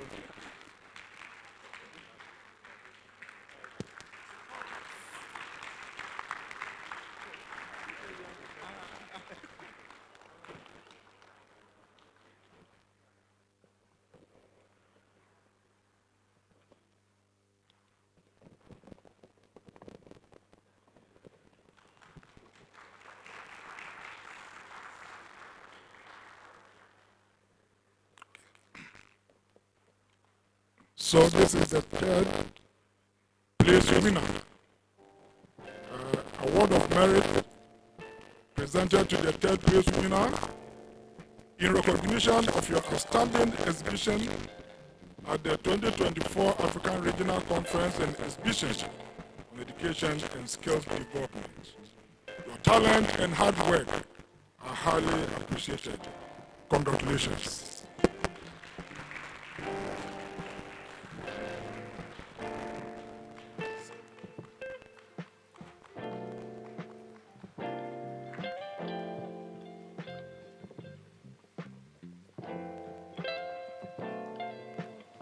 Let's take memorable pictures.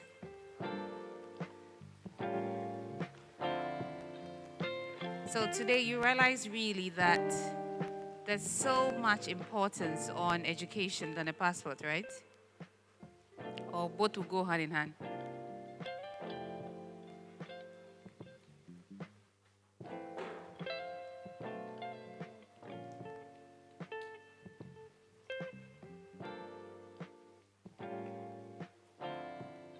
Well done, team. Thank you.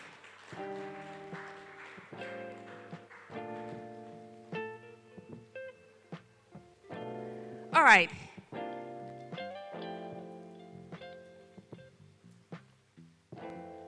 Thank you, Prof. Che. The organizers, this one they do not know, but the planning committee has a special award to our leaders for believing in us, urging us on to put this wonderful conference together. So we have a citation for Professor Francis Owusu-Mensah, the CEO of ASDE Foundation, and Acting Vice Chancellor Amevi Akapovi for their wonderful work. So, Prof.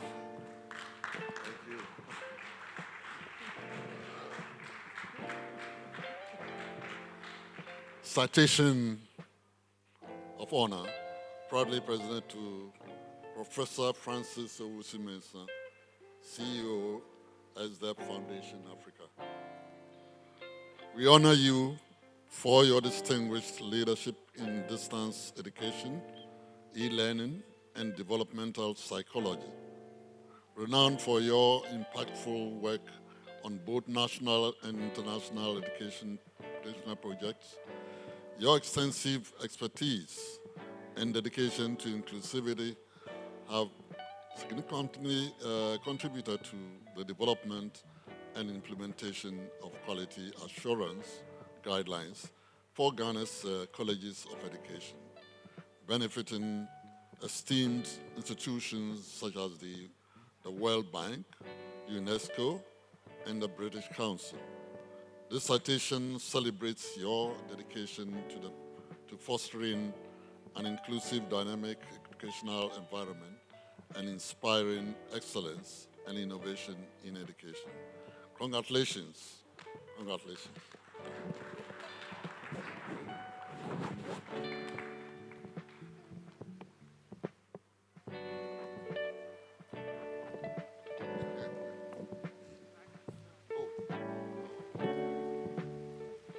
There's also a plaque, virtually with the same, a Leadership Excellence Award.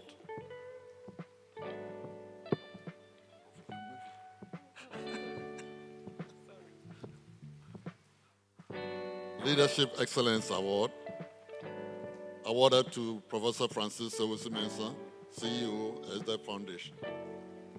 In recognition of your outstanding leadership and dedication to advancing education in Africa, celebrated at the 2024 Africa Regional Conference and Exhibition on Education and Skills.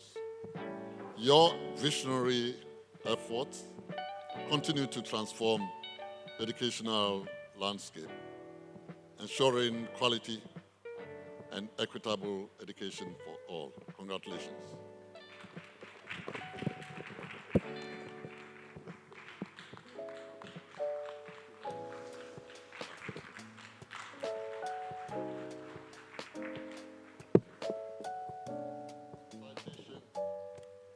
Of honor, proudly presented to Professor Mevi Akapo, V, Vice Chancellor, Accra Technical University.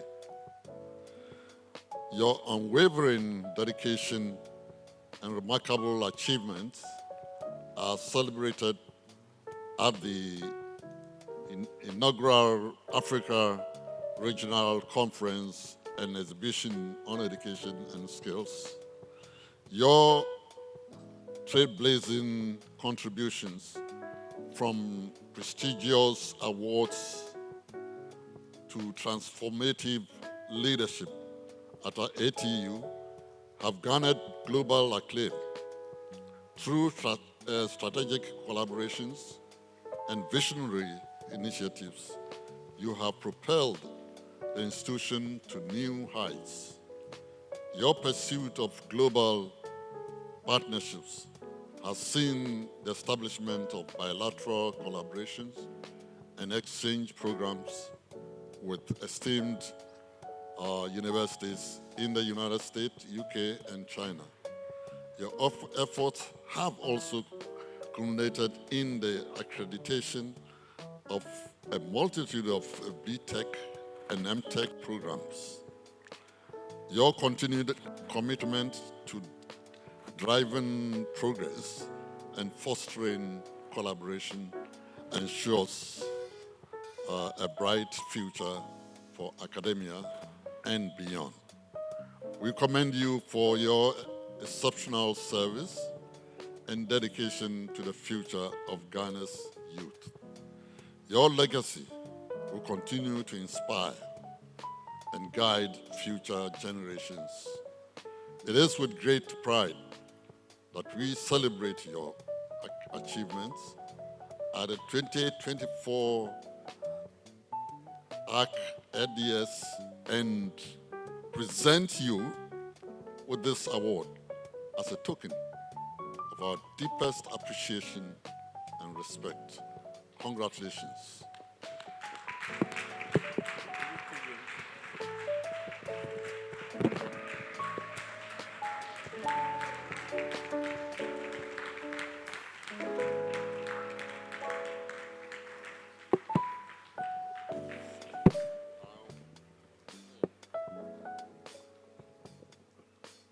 Double award, eh? Yes, Leadership Excellence Award. Awarded to Professor Mevi Akapoe, Vice Chancellor, Accra Technical University, in recognition of your outstanding leadership and dedication to advancing education in Ghana, celebrated at the 2024 Africa Regional Conference and Exhibition on Education and Skills. Your visionary efforts continue to transform the educational landscape, ensuring quality and equitable education for all. Congratulations.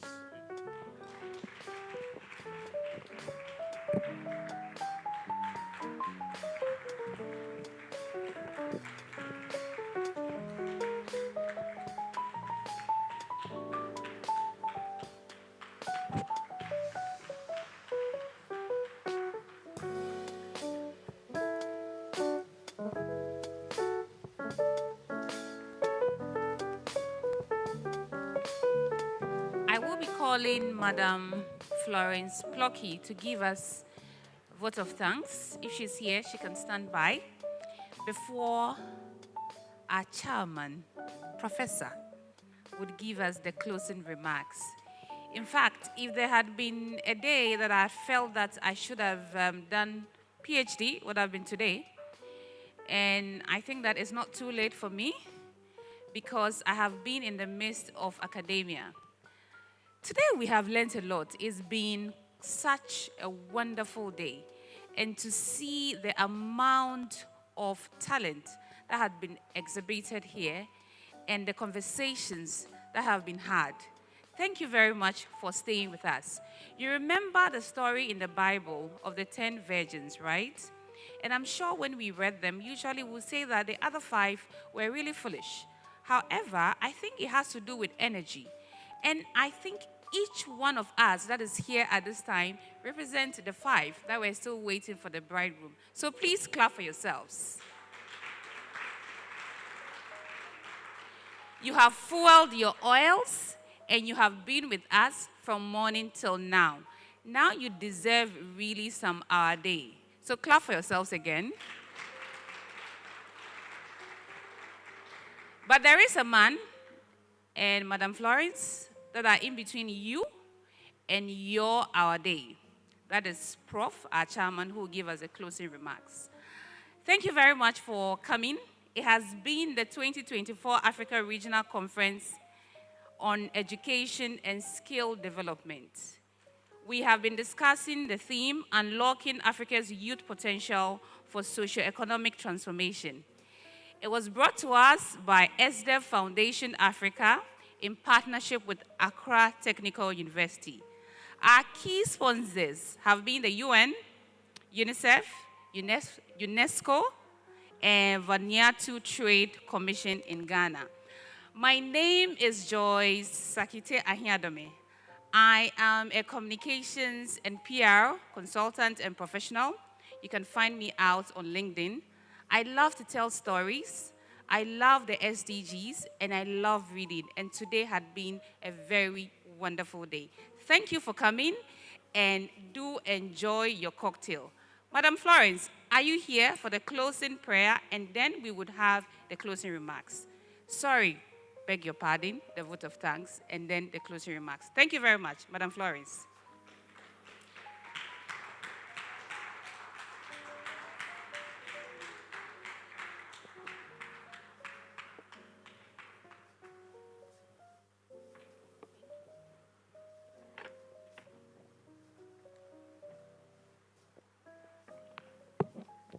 Hello. Good evening. Prof. Chair, please all protocol observed. I think a lot of people have come here to give thanks, so I won't bore you much. I'll just add on. We thank God for how far He has brought us. We thank God for His mercies. We thank God for His guidance. It's been a great pleasure and a profound gratitude as I stand before you to deliver the vote of thanks at this conference. First and foremost, I extend my heartfelt gratitude to the ministers, Minister of Education, MESTI, Vice Chancellors, and all the dignitaries. Thank you for sparing us your time to be with us. Your presence has made a significant impact on this conference. I also thank the esteemed speakers and panelists. Your insights and expertise have enriched our understanding and has provided us with a perspective on advancing education and skills development.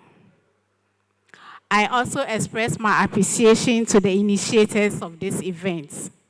Even though you have been mentioned, let me also mention you as the foundation, Professor Francis Owusu Mensah, and Accra Technical University, Professor Akakpovi Amavi.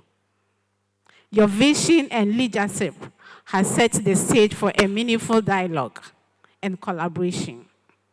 Your commitment in providing education and skills development in Africa is evident in the quality and impact of this conference. There is a saying in our account parlance that nkwanche adie fe nenso ye disika na ede to wait every necessary luxury it doesn't come cheap. Yes, people are commending the organizers, you've done well, you've done well. It's not cheap. Our special thanks go to our sponsors, UNESCO, UN, Vanuatu, and the rest. And all our partners. Your general support has been very crucial in facilitating this conference and enable us to bring together such a diverse group of participants from across the region. As you saw, we had people from across all the globe, Kenya, UK, US. Your commitment to education and skills development is truly commendable. Thank you, partners. And we believe that this is not going to be the last. Anytime we come to you, you give us something. To our assessors, thank you for your invaluable contributions. Your careful evaluation and meaningful, thoughtful feedback have provided us with actionable insights that will help guide the future of this conference. To our research directors from all the technical universities, let me say I equal to you all.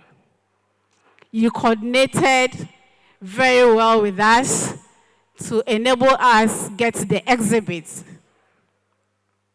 To the exhibitors, your display and presentation have added a practical dimension to the conference.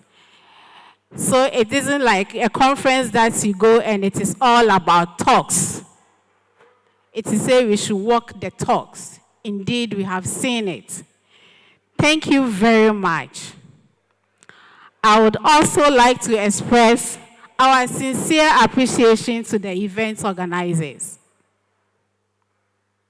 It has not been easy, as Madam Sarah said, from both sides, Accra Technical University and SF Foundation. Sometimes, yes, you need to argue. We agree to disagree. Sometimes, we need to just move forward. Your hard work, dedication, and meticulous planning have ensured that everything runs smoothly. Your efforts behind the scenes have made this gathering not only possible, but also impactful and memorable. To our ushers, thank you for your assistance and support throughout the event. To all the participants, thank you for your active engagement, thoughtful questions, and meaningful discussions. Your enthusiasm and collaborating have been inspiring. It is your passion that drives the conference and the solution discussed here into a real-life applications. Last but not the least, I extend my gratitude to the host city, that is Movenpick. Your hospitality, the food that you have given us, we feel welcome and comfortable, providing a very conducive environment and learning and network. And to all others who provided one way and the other, provided some form of logistics. Without your efforts, this conference would not have been successful. Thank you all. As we conclude this conference, let us take with us the knowledge, connection, inspiration we have gained. Let us continue to work together towards a common goal in advancing education and skills development across Africa. The journey ahead is long, but with collective effort and commitment we have witnessed here, I am confident we can achieve great things. Thank you once again. Safe travel as you return to your respective home. Aiko.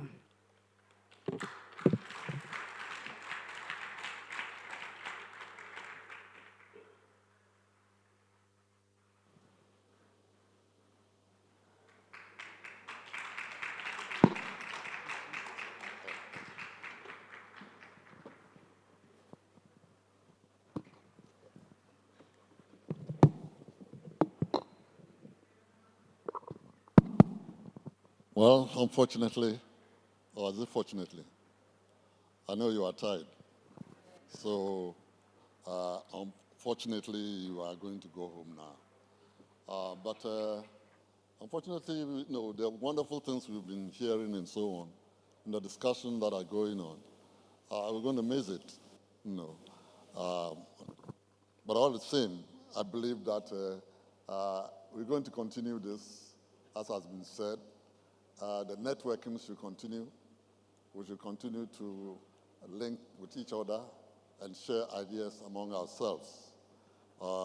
This is the first conference, and that should spur us all up to be able to, you know, connect with one another and talk about this. The more we talk about the solutions and strategies, the more we can see things happening in our different countries. Ladies and gentlemen, as we come to the end of this wonderful, remarkable Africa Regional Conference on Education and Skill Development, I'm filled with immense gratitude and optimism for the future. Now that we've started talking about it, it means the future is bright for us. Throughout the day, we have engaged in enriching conversations and dialogue that have deepened our understanding of the critical issues surrounding youth unemployment and skill development in Africa. We have explored the urgent need to redefine education to address the existing, you know, skill gaps that hinder our youth from securing meaningful employment. It is evident that a broader policy framework is essential for African governments to effectively tackle these challenges. Our discourse highlighted the importance of integrating emerging technologies to create new pathways for youth employment. This is not just an option, but a necessity, as if we are to keep pace with the rapidly evolving global landscape. It's not going to be easy, though, because as you heard from the integration of AI, it's a difficult thing, you know, to do, but we need to do it, you know, so that we can really leapfrog and catch up with the rest of the world. Additionally, we witnessed insightful pitches from esteemed business leaders in education on the digital transformation in education and skill development. Their innovative ideas and practical solutions underscored the significant role that the private sector can play in complementing governmental actions. I would like to take this opportunity to recognize and express my heartfelt thanks to our distinguished dignitaries who have graced this event. The vote of thanks has been given already, but, you know, I think I just want to add my voice to that. You know, the Honorable Minister, Dr. Yao Osei-Duchim, who was represented by Honorable Reverend for Joe. And the entire leadership of the ministry that were here, you appreciate it very much.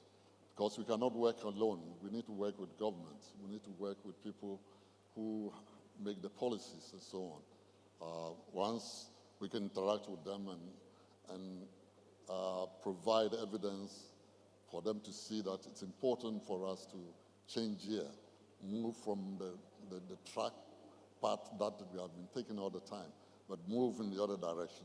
I think that we'll be able to, gain traction in this area.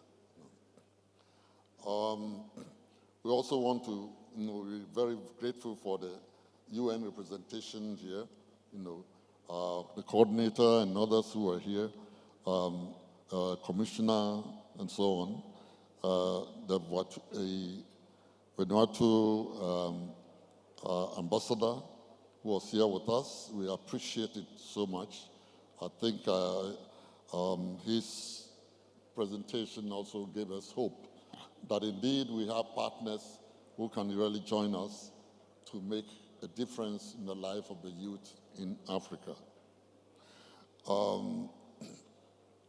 Additionally, I express my profound gratitude to all the UN representatives and so on. Finally, I extend my profound gratitude to all the participants, the speakers, and the planning team. The speakers probably, spend so much time to prepare to speak to us, and we appreciate that. The planning team, did a wonderful thing. It's a one-day conference, but you can see the intensity of it, and the dedication to what the cause of ASDEP. Together, we know we can redefine education, leverage technology, and drive the digital transformation necessary to equip our youth with the skills they need to thrive. At this moment, I just want to thank you all, and let us continue the journey with renewed vigor and commitment. And at this time, for those who will be traveling, I wish you a safe journey, as we look forward to seeing the impactful changes that will emerge from our collective efforts here today. Thank you so much, and God bless us all. Thank you.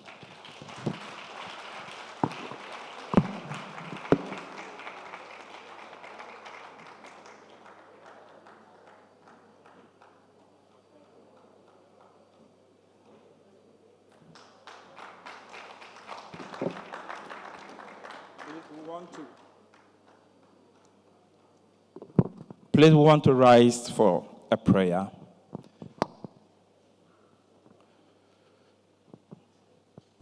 We want to pray. Our Lord and Master, in the name of Jesus Christ, we want to thank you for a day like this. We thank you, O God, for the strength you gave us to sit through. Father, we also thank you, O God, for the vision and the strength you gave. We also thank you for the sponsors.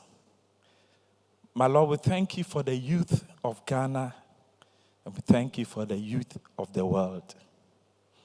Whatever we have, whatever we can do, it is you who gave it to us. We pray, O God, that whatever skills and whatever training that we acquire, we pray that it will not just end, but it will be used to change lives in the society. We pray for leaders in Ghana. We pray for leaders in this continent. That, my Lord, whatever we have learned here, it will be used to change lives. We pray for parents. We pray for teachers. We pray for lecturers. We pray, oh God, that this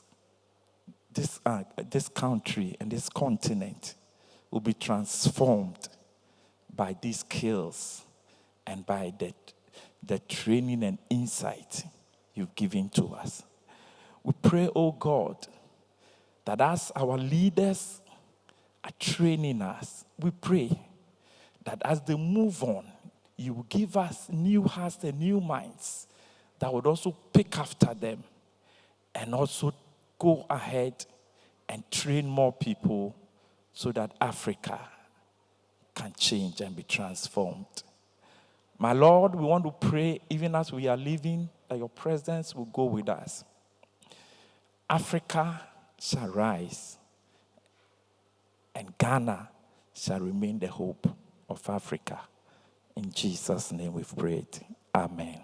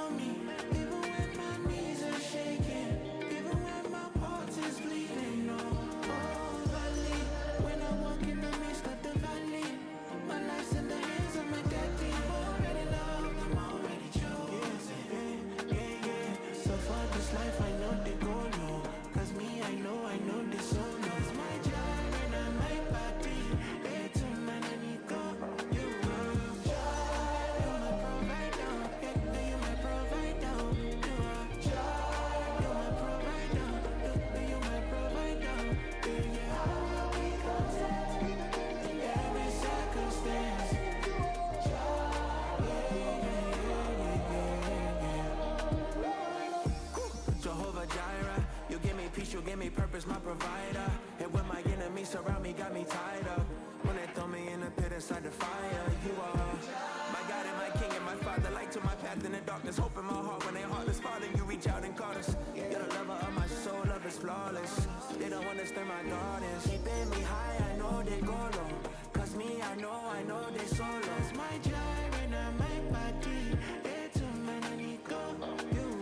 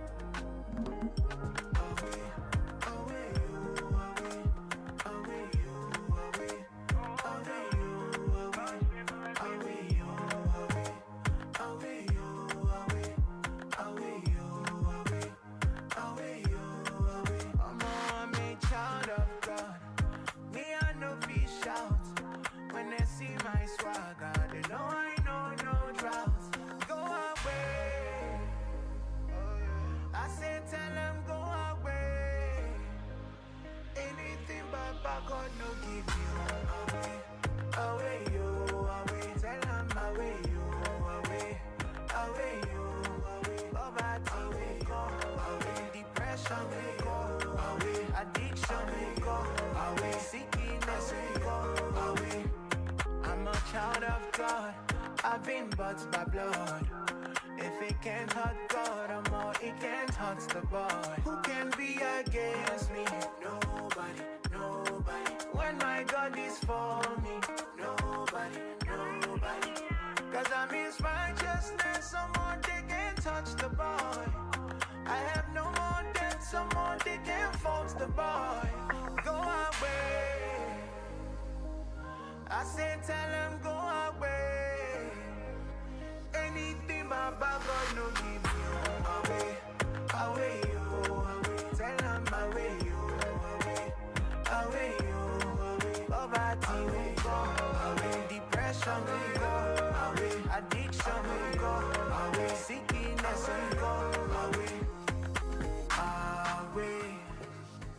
no limitations away.